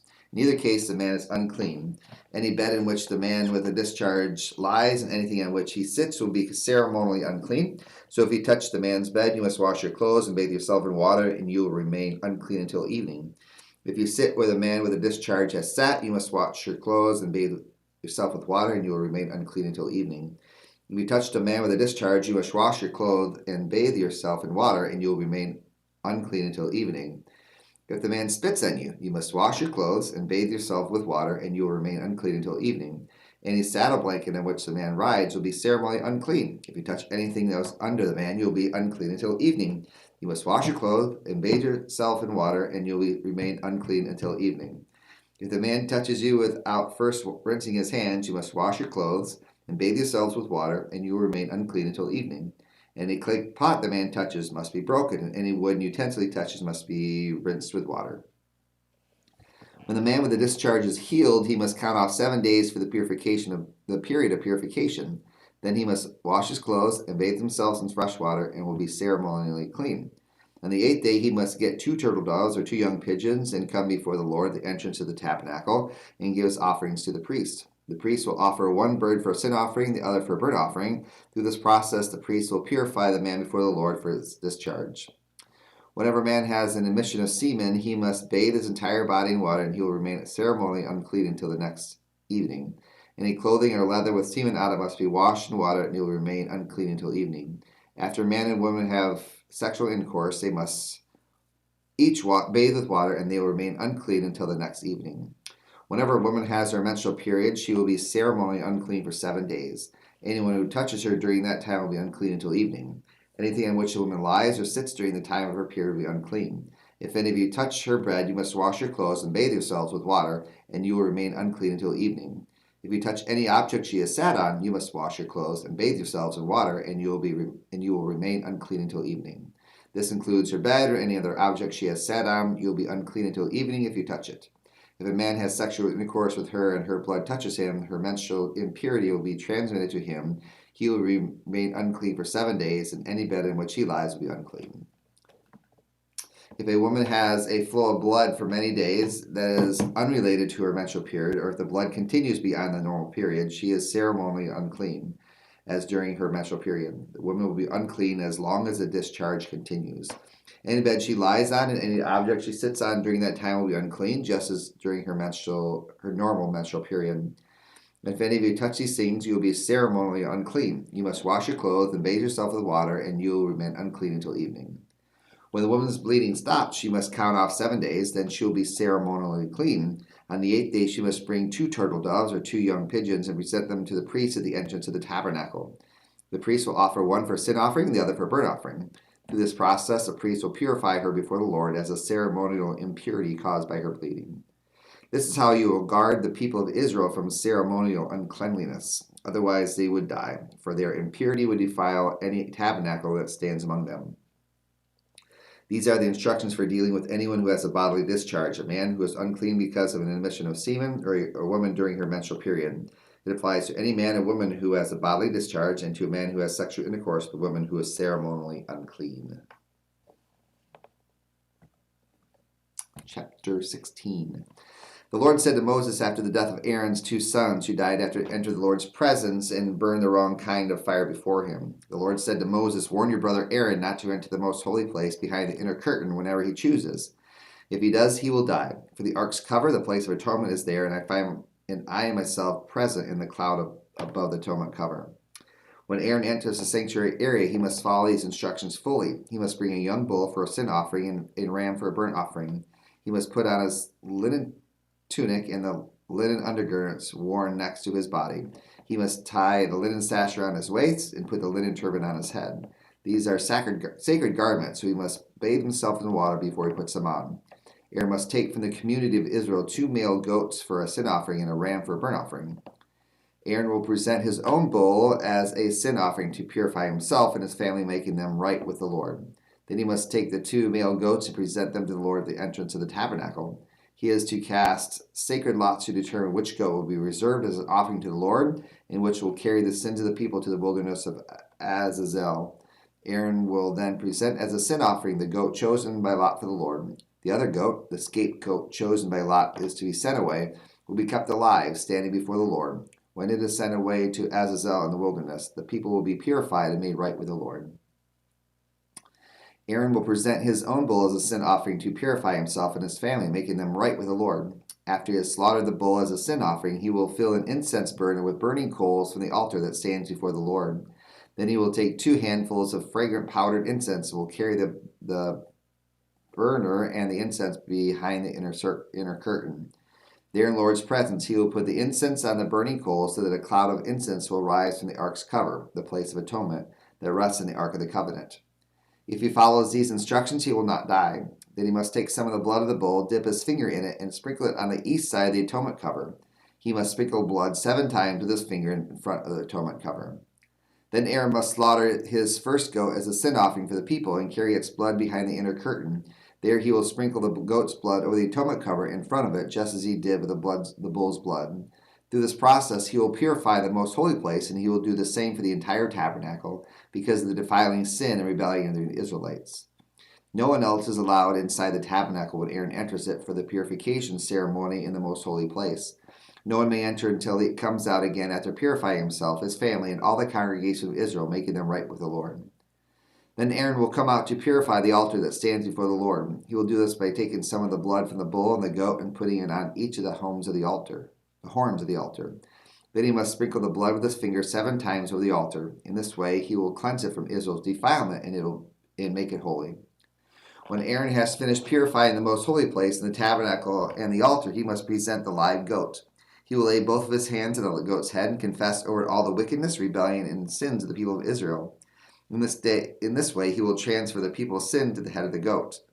Then a man specially chosen for the task will drive the goat into the wilderness. As the goat goes into the wilderness, it will carry the people's sin upon itself into a desolate land. When Aaron goes back into the tabernacle, he must take off the linen garments he was wearing when he entered the most holy place, and he must leave the garments there. Then he must bathe himself with water in a sacred place and put on his regular garments and go out to sacrifice a burnt offering for himself and a burnt offering for the people. Through this process, he will purify himself and the people, making them right with the Lord. He must then burn all the fat of the sin offering on the altar.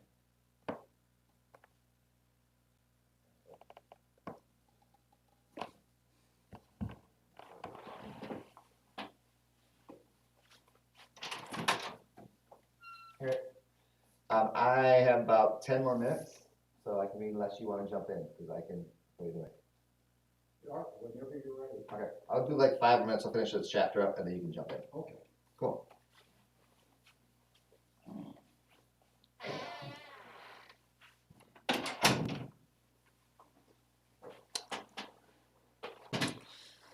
Let's see, verse 27. The bull and the goat presented as sin offerings, whose blood Aaron takes in the most holy place for the purification ceremony, will be carried outside the camp. The animal's hides, internal organs, and dung are all to be burned. The man who burns them must wash his clothes and bathe himself in water before returning to the camp. On the 10th day of the appointed month in early autumn, you must deny yourselves. Neither native-born Israelites nor foreigners living among you may do any kind of work. This is a permanent law for you. On that day, offerings of purification will be made for you, and you will be purified in the Lord's presence from all your sins. It will be a Sabbath day of complete rest for you, and you must deny yourselves. This is a permanent law for you. In future generations, the purification ceremony will be performed by the priest who has been anointed and ordained to serve as high priest in place of his ancestor Aaron. He will put on the holy linen garments and purify the most holy place, the tabernacle, the altar, the priests, and the entire congregation. This is a permanent law for you to purify the people of Israel from their sins, making them right with the law once each year. Moses followed all these instructions exactly as the Lord has commanded him. Right.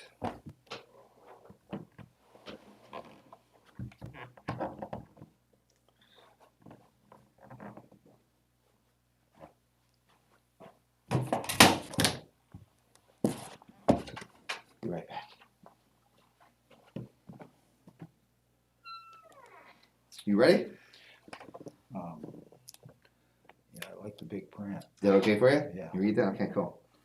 What do you do to scroll? All right, so to scroll, you're just going to go up like this. Oh, just keep going up. Yep. And then when you get to the end of the chapter, you hit that little arrow right there. Take us to the next one. Huh? Yep, then take the next one. And then you're just going to start right there. This is chapter, 17.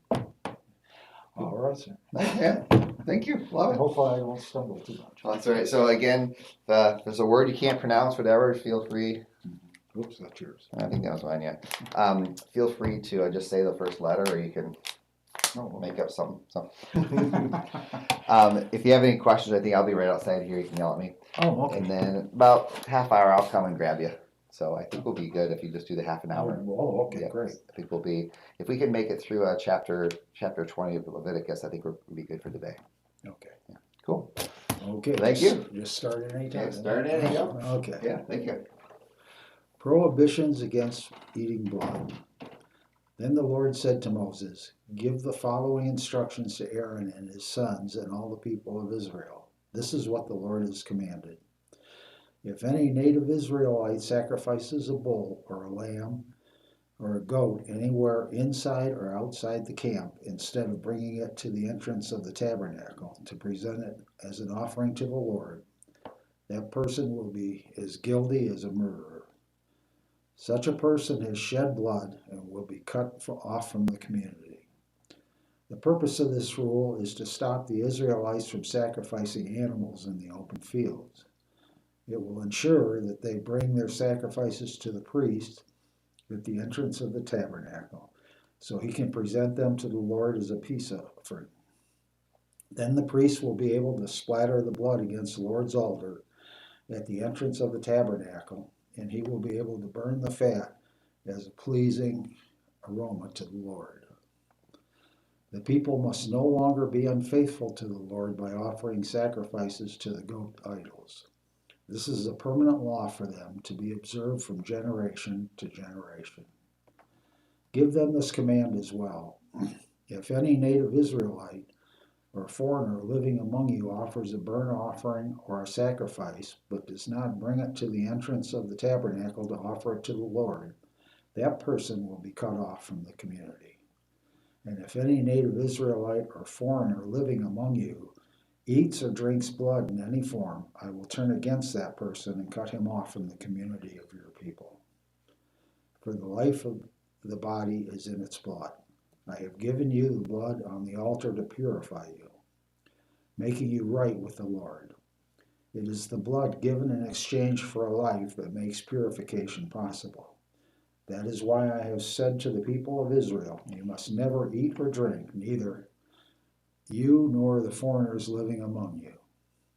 And if any native Israelite or foreigner living among you goes hunting and kills an animal or bird that is approved for eating, he must drain its blood and cover it with earth. The life of every creature is in its blood. That is why I have said to the people of Israel, you must never eat or drink blood, for the life of any creature is in its blood. So whoever consumes blood will be cut off from the community.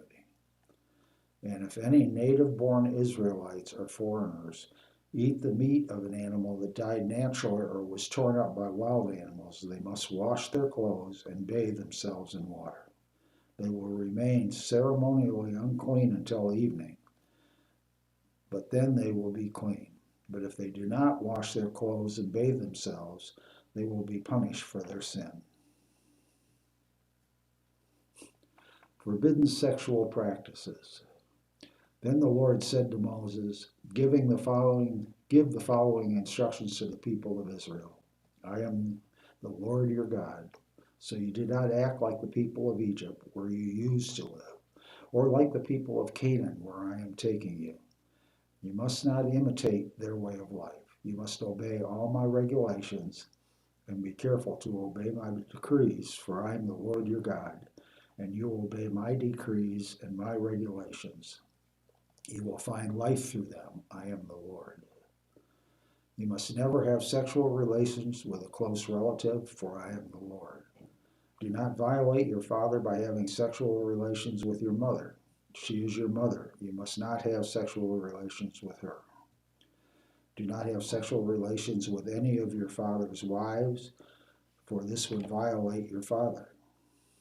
Do not have sexual relations with your sister or half-sister, whether she is your father's daughter or your mother's daughter, whether she was born into your household or someone else's. Do not have sexual relations with your granddaughter, whether she is your son's daughter or your daughter's daughter, for this would violate yourself. Do not have sexual relations with your stepsister, the daughter of any of your father's wives, for she is your sister. Do not have sexual relations with your father's sister, for she is your father's close relative. Do not have sexual relations with your mother's sister, for she is your mother's close relative. Do not violate your uncle, your father's brother, by having sexual relations with his wife, for she is your aunt. Do not have sexual relations with your daughter-in-law, she is your son's wife, so you must not have sexual relations with her. Do not have sexual relations with your brother's wife, for this would violate your brother. Do not have sexual relationships with both a woman and her daughter, and do not take her granddaughter, whether her son's daughter or her daughter's daughter, and have sexual relations with them. They are close relatives, and this would be a wicked act. While your wife is living, do not marry her sister or have sexual relations with her, for they would be rivals. Do not have sexual relations with a woman during the period of menstrual impurity. Do not defile yourself by having sexual intercourse with your neighbor's wife. Do not permit any of your children to be offered as a sacrifice to Moloch, for you must not bring shame on the name of your God. I am the Lord. Do not practice homosexuality. Having sex with another man as with a woman, it is a detestable sin. A man must not defile himself by having sex with an animal, and a woman must not offer herself to a male animal to have intercourse with it. This is a perverse act. Do not defile yourselves in any of these ways, for the people I am driving out before you have defiled themselves in all of these ways. Because the entire land has become defiled, I am punishing the people who live here. I will cause the land to vomit them out. You must obey all my decrees and regulations. You must not commit any of these detestable sins. This applies both to native-born Israelites and to the foreigners living among you. All these detestable activities are practiced by the people of the land where I am taking you, and this is how the land has become defiled. So do not defile the land and give it reason to vomit you out, as it will vomit out the people who live there now. Whoever commits any of the detestable sins will be cut off from the community of Israel. So obey my instructions and do not defile yourselves by committing any of these detestable practices that were committed by the people who lived in the land before you. I am the Lord your God. Chapter 19. Holiness is personal contact. Holiness in personal contact. The Lord also said to Moses, give the following instructions to the entire community of Israel. You must be holy because I, the Lord your God, am holy.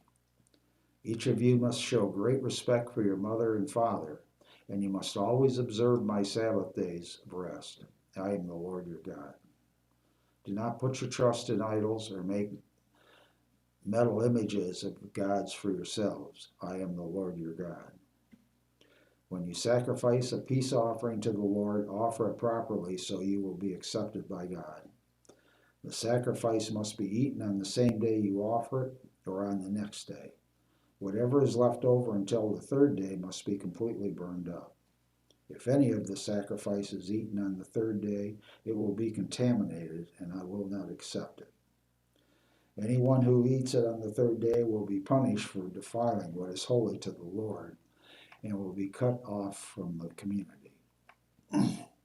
When you harvest the crops of your land, do not harvest the grain along the edges of the field, and do not pick up what the harvesters drop. It is the same with your grape crop. Do not strip every bunch of grapes from the vines, and do not pick up the grapes that fall to the ground. Leave them for the poor and the foreigners living among you. I am the Lord your God. Do not steal. Do not deceive or cheat one another. Do not bring shame on the name of your God by using it to swear falsely. I am the Lord. Do not defraud or rob your neighbor.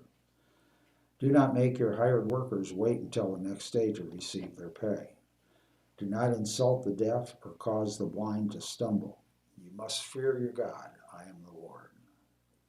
Do not twist justice in legal matters by favoring the poor or being partial to the rich and powerful. Always judge people fairly. Do not spread slanderous gossip among your people. Do not stand idly by when your neighbor's life is threatened. I am the Lord. Do not nurse hatred in your heart for any of your relatives. Confront people directly so you will not be held guilty for their sin. Do not seek revenge or bear a grudge against a fellow Israelite, but love your neighbor as yourself. I am the Lord. You must obey all my decrees. Do not make two different kinds of animals. Do not plant your field with two different kinds of seed. Do not wear the clothing woven from two different kinds of thread. If a man has sex with a slave girl whose freedom has never been purchased, but who is committed to become another man's wife, he must pay full compensation to her master. But since she is not a free woman, neither the man nor the woman will be put to death. The man, however, must bring a ram as a guilt offering and present it to the Lord at the entrance of the tabernacle. The priest will then purify him before the Lord with the ram of the guilt offering, and the man's sin will be forgiven. When you enter the land and plant fruit trees, leave the fruit unharvested for the first 3 years and consider it forbidden. Do not eat it. In the 4th year, the entire crop must be consecrated to the Lord as a celebration of praise. Finally, in the 5th year, you must eat the fruit. If you follow this pattern, your harvest will increase. I am the Lord your God. Do not eat meat that has been drained of its blood, has not been drained of its blood. Do not practice fortune-telling or witchcraft. Do not trim off the hair of your temples to trim your beard, or trim your beard. Do not cut your bodies for the dead. And do not mark your skin with tattoos. I am the Lord. Do not defile your daughter by making her a prostitute, or the land will be filled with prostitution and wickedness. Keep my Sabbath days of rest and show reverence toward my sanctuary. I am the Lord. Do not defile yourselves by turning to mediums or to those who consult the spirits of the dead. I am the Lord your God. Stand up in the presence of the elderly and show respect for the aged. Fear your God. I am the Lord. Do not take advantage of foreigners who live among you in your land. Treat them like native-born Israelites and love them as you love yourself. Remember that you were once foreigners living in the land of Egypt. I am the Lord your God. Do not use dishonest standards when measuring length, weight, or volume. Your scales and weights must be accurate. Your containers for measuring dry materials or liquids must be accurate. I am the Lord your God who brought you out of the land of Egypt. You must be careful to keep all my decrees and regulations by putting them into practice. I am the Lord. In this Leviticus 21, instructions for the priests. The Lord said to Moses, give the following instructions to the priests, the descendants of Aaron. A priest must not make himself ceremonially unclean by touching the dead body of a relative. The only exceptions are his closest relatives, his mother or father, son or daughter, brother, or his virgin sister, who depends on him because she has no husband. But a priest must not defile himself and make himself unclean for someone who is related to him only by marriage. The priests must not shave their heads or trim their beards or cut their bodies. They must be set apart as holy to their God and must never bring shame on the name of God.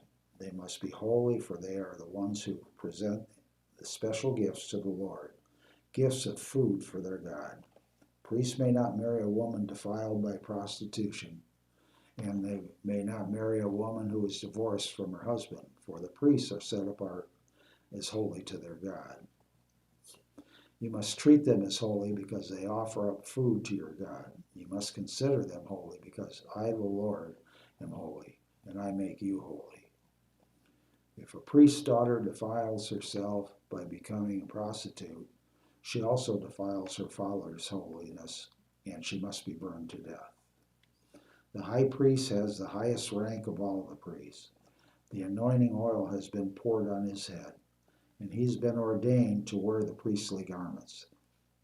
He must never leave his hair uncombed or tear his clothing. He must not defile himself by going near a dead body. He may not make himself ceremonially unclean even for his father or mother. He must not defile the sanctuary of his God by leaving it to attend to a dead person, for he has been made holy by the anointing oil of his God. I am the Lord. The high priest may marry only a virgin. He may not marry a widow, a woman who is divorced, or a woman who has defiled herself by prostitution. She must be a virgin from his own clan, so that he will not dishonor his descendants among his clan, for I am the Lord who makes him holy. Then the Lord said to Moses, give the following instructions to Aaron. In all future generations, None of your descendants who has any defect will qualify to offer food to his God. No one who has a defect qualifies, whether he is blind, lame, disfigured, deformed, or has a broken foot or arm, or is hunchbacked or dwarfed, or has a defective eye, or skin sores, or scabs, or damaged testicles. No descendant of Aaron who has a defect may approach the altar to present special gifts to the Lord. Since he has a defect, he may not approach the altar to offer food to his God. However, he may eat from the food offered to God, including the holy offerings and the most holy offerings. Yet because of his physical defect, he may not enter the room behind the inner curtain or approach the altar, for this would defile my holy places. I am the Lord who makes them holy.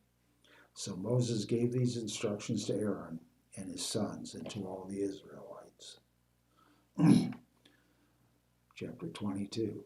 The Lord said to Moses, "Tell Aaron and his sons to be very careful with the sacred gifts that the Israelites set apart for me, so they do not bring shame on my holy name. I am the Lord. Give them the following instructions. In all future generations, if any of your descendants is ceremonially unclean when he approaches the sacred offerings that the people of Israel consecrate to the Lord, he must be cut off from my presence. I am the Lord. If any of Aaron's descendants has a skin disease or any kind of discharge that makes him ceremonially unclean, he may not eat from the sacred offerings until he has been pronounced clean. He also becomes unclean by touching a corpse or by having an emission of semen, or by touching a small animal that is unclean, or by touching someone who is ceremonially unclean for any reason. The man who is defiled by any of these ways will remain unclean until evening. He may not eat from the sacred offerings until he has bathed himself in water. When the sun goes down, he will be ceremonially clean again and may eat from the sacred offerings, for this is his food. He may not eat an animal that has died a natural death or has been torn apart by wild animals, for this would defile him. I am the Lord. The priests must follow my instructions carefully, otherwise they will be punished for their sin and will die for violating my instructions. I am the Lord who makes them holy. No one outside the priest family may eat the sacred offerings. Even guests and hired workers in a priest's home will not be allowed to eat them.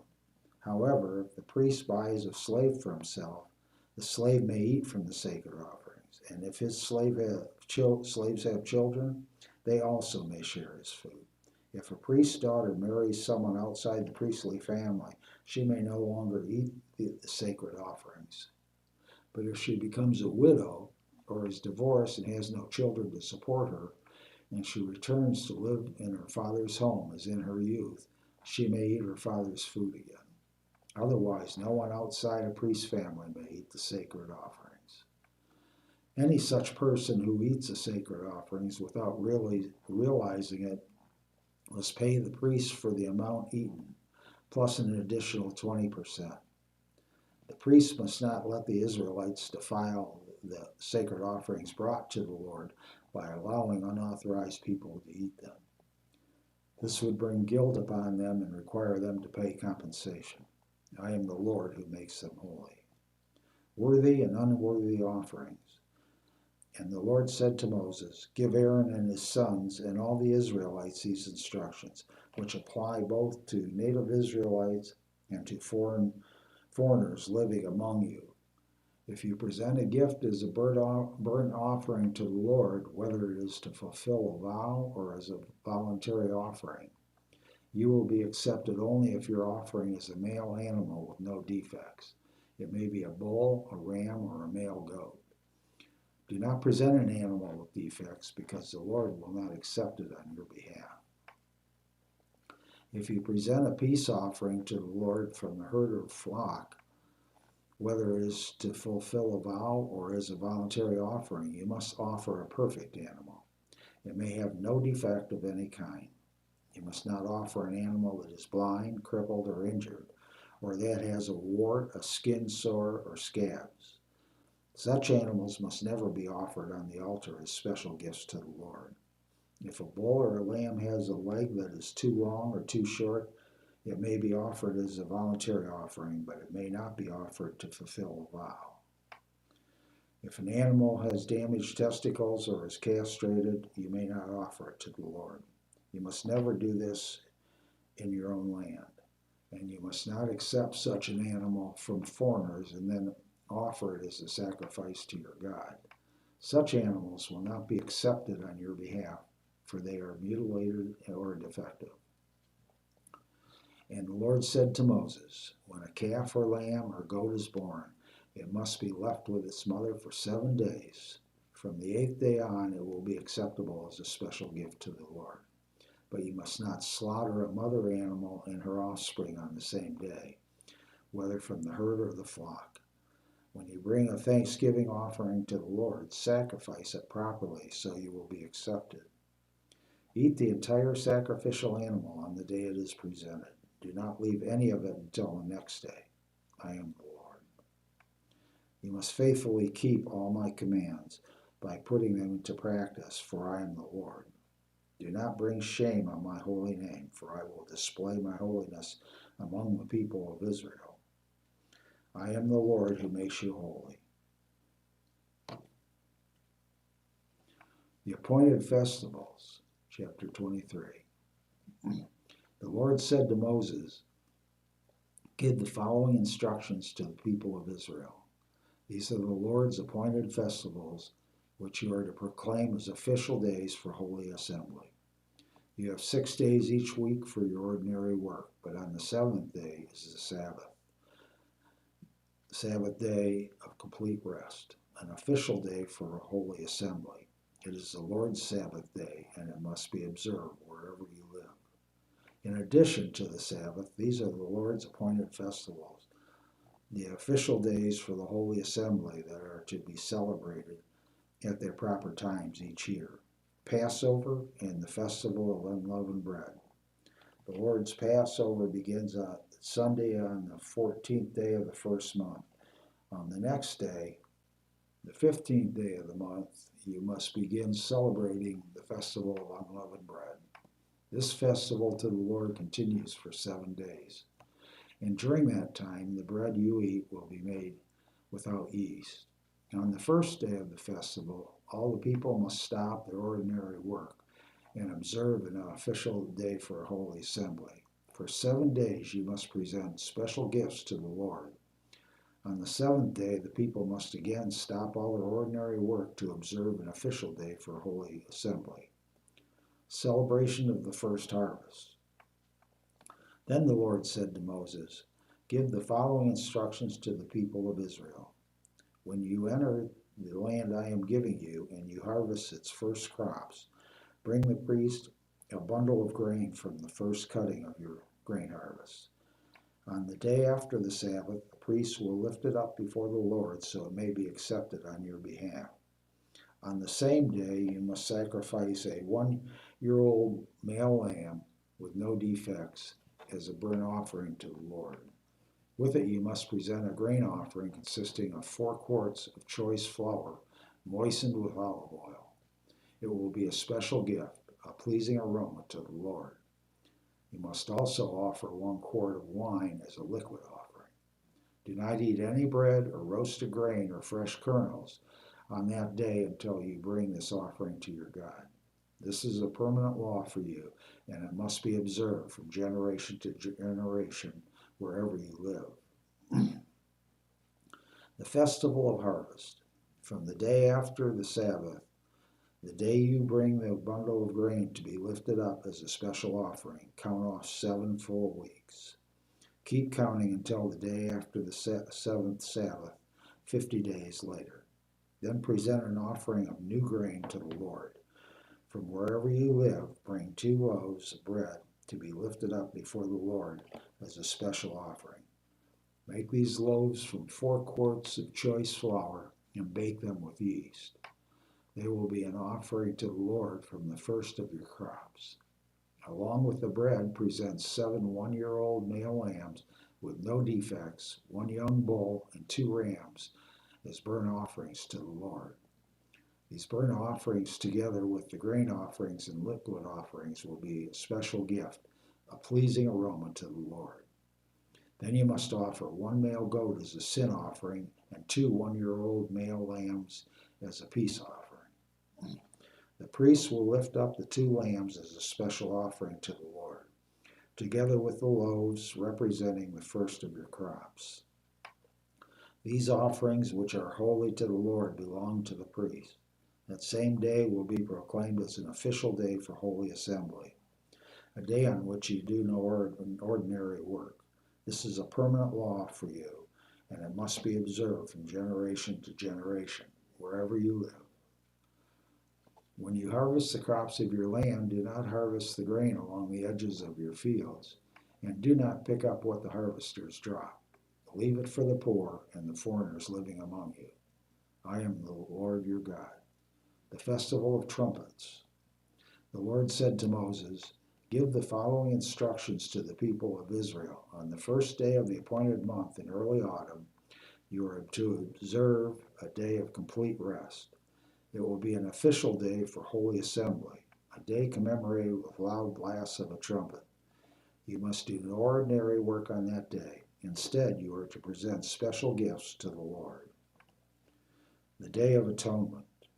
Then the Lord said to Moses, "Be careful to celebrate the Day of Atonement on the 10th day of the same month, 9 days after the Festival of Trumpets. You must observe it as an official day for Holy Assembly, a day to deny yourselves and present special gifts to the Lord.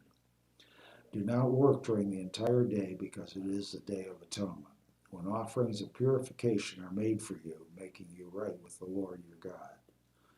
All who do not deny themselves that day will be cut off from God's people, and I will destroy anyone among you who does any work on that day. You must not do any work at all. This is a permanent law for you, and it must be observed from generation to generation wherever you live. This will be a Sabbath day of complete rest for you, and on that day you must deny yourselves. This day of rest will begin at sundown on the 9th day of the month and extend until sundown on the 10th day. The Festival of Shelters.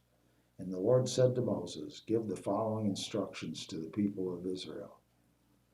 Begin celebrating the Festival of Shelters on the 15th day of the appointed month, 5 days after the Day of Atonement.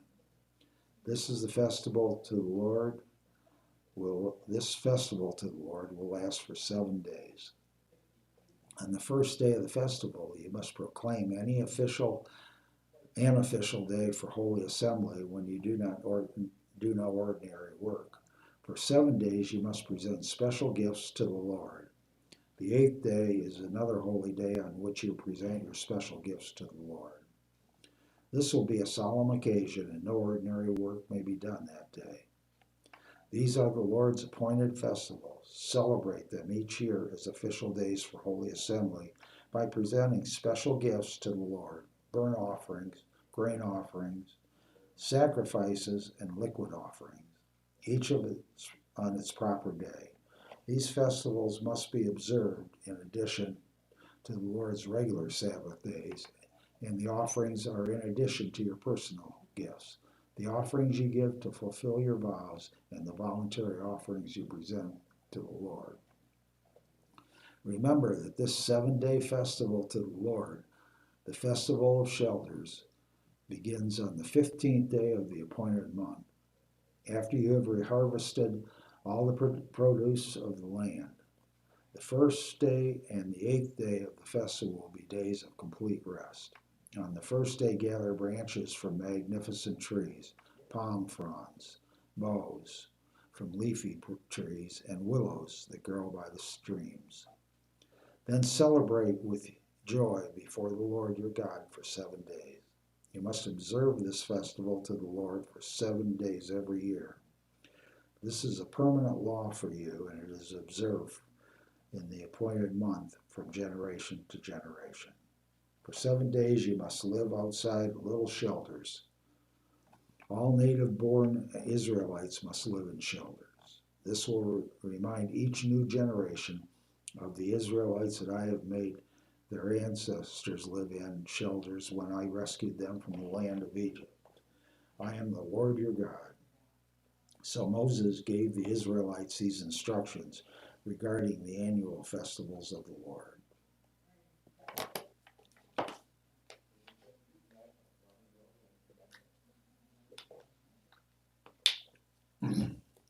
Chapter 24. Pure oil and holy bread.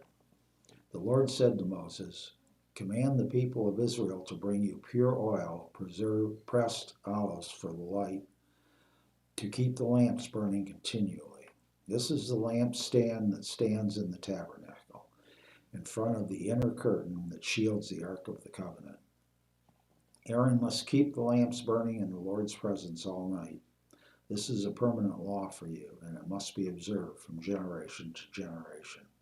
Aaron and the priest must tend the lamps on the pure gold lampstand continually in the Lord's presence. You must bake 12 flat loaves of bread from choice flour, using 4 quarts of flour for each loaf. Place the bread before the Lord on the pure gold table, and arrange the loaves in 2 stacks, with 6 loaves in each stack. Put some pure frankincense near each stack to serve as a representative offering and a special gift.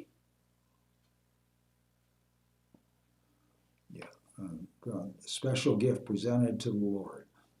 Every Sabbath day, this bread must be laid out before the Lord as a gift from the Israelites. It is an ongoing expression of the eternal covenant. The loaves of bread will belong to Aaron and his descendants, who must eat them in a sacred place, for they are most holy. It is the permanent right of the priest to claim this portion of the special gifts presented to the Lord. An example of just punishment. One day a man who had an Israelite mother and an Egyptian father came out of his tent and got into a fight with one of the Israelite men.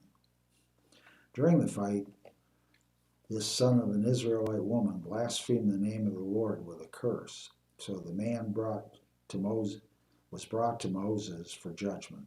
His mother was Shelomoth, the daughter of Debri of the tribe of Dan. They kept the man in custody until the Lord's will in the matter should become clear to them. Then the Lord said to Moses, "Take the blasphemer outside the camp and tell all those who heard the curse to lay their hands on his head. Then let the entire community stone him to death. Say to the people of Israel, those who curse their God will be punished for their sin. Anyone who blasphemes the name of the Lord must be stoned to death by the whole community of Israel. Any native-born Israelite or foreigner among you who blasphemes the name of the Lord must be put to death. Anyone who takes another person's life must be put to death. Anyone who kills another person's animal must pay for it in full, a live animal for the animal that was killed. Anyone who injures another person must be dealt with according to the injury inflicted. A fracture for a fracture, an eye for an eye, a tooth for a tooth. Whatever anyone does to injure another person must be paid back in kind. Whoever kills an animal must pay for it in full, but whoever kills another person must be put to death. The same standard applies both to native-born Israelites and to foreigners living among you. I am the Lord your God." After Moses gave all these instructions to the Israelites, they took the blasphemer outside the camp and stoned him to death. The Israelites did just as the Lord had commanded Moses.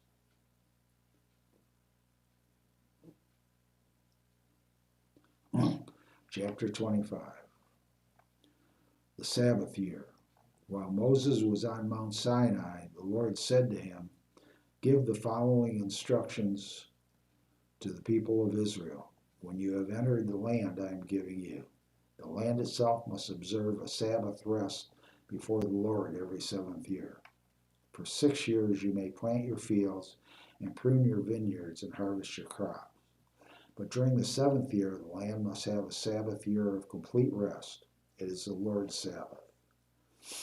Do not plant your fields or prune your vineyards during that year, and don't store away the crops that grow on their own or gather the grapes from your unpruned vines.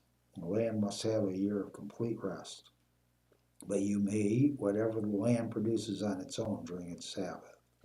This applies to you, your male and female servants, your hired workers, and the temporary residents who live with you. Your livestock and the wild animals in your land will also be allowed to eat what the land produces. The year of Jubilee. In addition, you must count off 7 Sabbath years, 7 sets of 7 years, adding up to 49 years in all. Then on the Day of Atonement in the 50th year, blow the ram's horn loud and long throughout the land. Set this year apart as holy, a time to proclaim freedom throughout the land for all who live there. It will be a jubilee year for you, when each of you may return to the land that belonged to your ancestors and return to your own clan. This 50th year will be a jubilee for you. During that year, you must not plant your fields or store away any of the crops that grow on their land. And don't gather the grapes from the unpruned vines. It will be a jubilee year for you, and you must keep it holy. But you may eat whatever the land produces on its own. In the year of Jubilee, each of you return to the land that belonged to your ancestors. When you make an agreement with your neighbor to buy or sell property, you must not take advantage of each other. When you buy land from your neighbor, the price you pay must be based on the number of years since the last Jubilee. The seller must set the price by taking into account the number of years remaining until the next year of Jubilee. The more years until the next Jubilee, the higher the price. The fewer years, the lower the price. After all, the person selling the land is actually selling you a certain number of harvests. Show your fear of God by not taking advantage of each other. I am the Lord your God.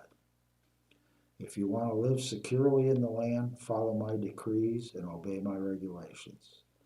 Then the land will yield large crops and you will eat your fill and live securely in it. But you might ask, what will we eat during the 7th year, since we are not allowed to plant or harvest crops that year? Be assured that I will send my blessing for you in the 6th year, so that the land will produce a large crop, enough for 3 years. When you plant your fields in the 8th year, you will still be eating from the large crop from the 6th year. In fact, you will still be eating from the large crop when the new crop is harvested in the 9th year. Redemption of property. The land must never be sold on a permanent basis, for the land belongs to me. You are only foreigners and tenant farmers working for me. With every purchase of land, you must grant the seller the right to buy it back. If one of your fellow Israelites falls into poverty and is forced to sell some family land, then a close relative should buy it back for him. If there is no close relative to buy the land, but the person who sold it gets enough money to buy it back, he then has the right to redeem it from the one who bought it. The price of the land will be discounted according to the number of years until the next year of Jubilee. In this way, the original farmer. So if you want to finish up a paragraph where we are, and you can be done. Okay, just finish the chapter? Sure, yeah, finish the chapter would be great. Okay. Let's see. The price of the land will be discounted according to the number of years until the next year of Jubilee. In this way, the original owner can then return to the land. It will remain with the new owner until the next year of Jubilee. In the Jubilee year, the land must be returned to the original owner so they can return to their family land.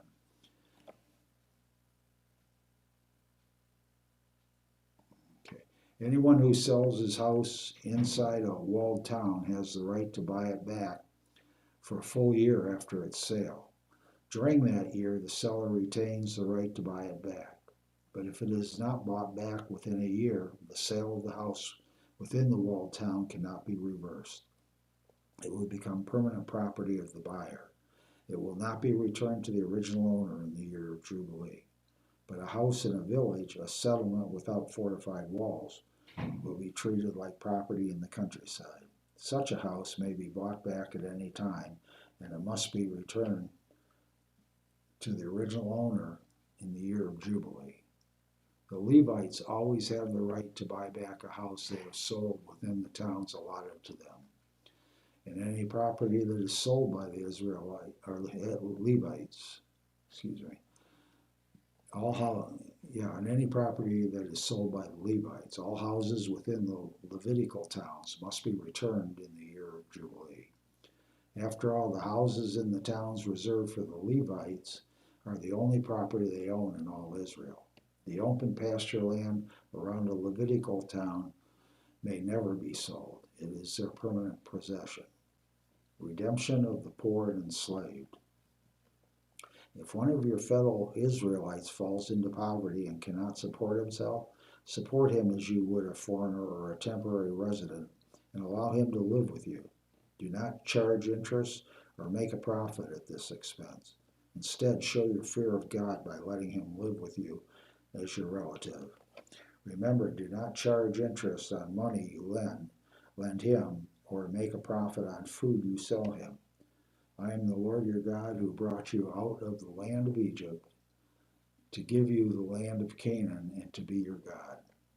If one of your fellow Israelites falls into poverty and is forced to sell himself to you, do not treat him as a slave.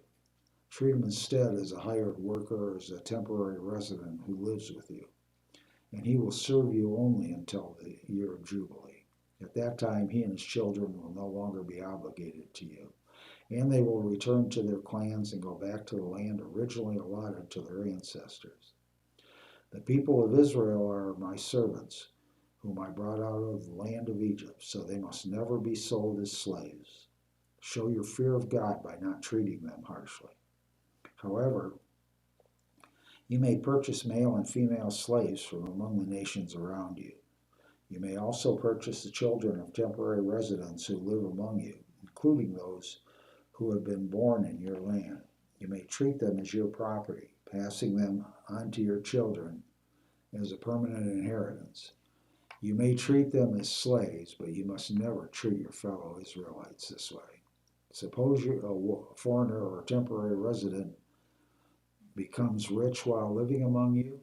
If any of your fellow Israelites fall into poverty and are forced to sell themselves to such a foreigner or to a member of his family, they still retain the right to be bought back even after they have been purchased. They may be bought back by a brother, an uncle, or a cousin. In fact, anyone from the extended family may buy them back. They may also redeem themselves if they have prospered. They will negotiate the price of their freedom with the person who bought them.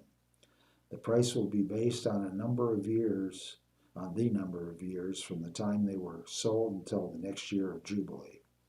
Whatever it would cost to hire a worker for that period of time, if many years still remain until the Jubilee, they will repay the proper portion of what they received when they sold themselves.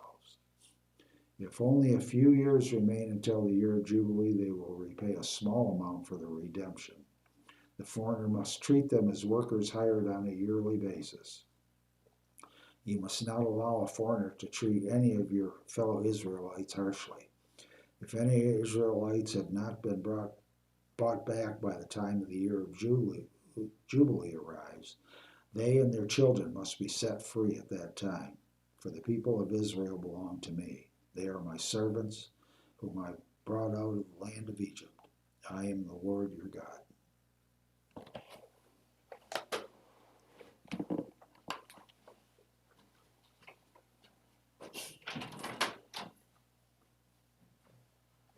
Yep, got through chapter 25. Oh, nice. Good, write that down. There you go, Rick. Nice job. Sweet. Leviticus 25. Day 1. Cool. It wasn't as bad as I thought it would be. I still stumbled over some words.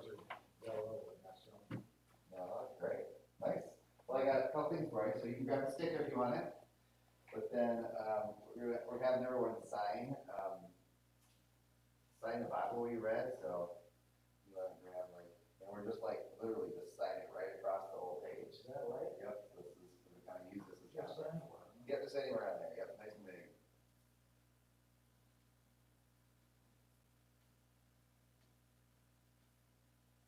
Yeah, great. Well, you, sir, I'm afraid you're taking on the omens.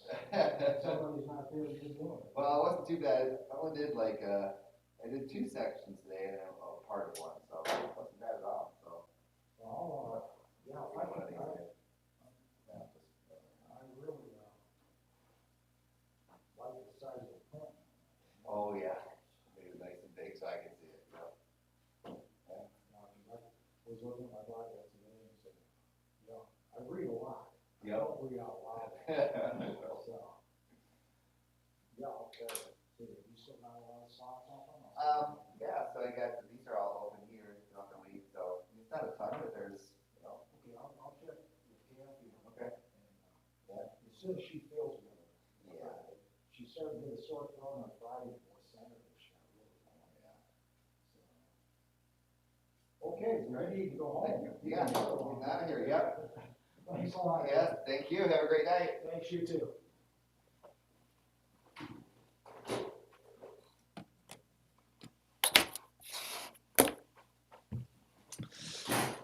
All right, everyone, that's a wrap for day 1. We made it all the way through, what was that, Leviticus chapter 25, which is a few chapters ahead of the game. I was hoping to get through chapter 25 Leviticus today, so we are a little bit ahead of the game, which is awesome. Got a few, if you're watching, got a few slots open tomorrow, so check online to our website and you can click on those, but we're doing pretty great. Good night.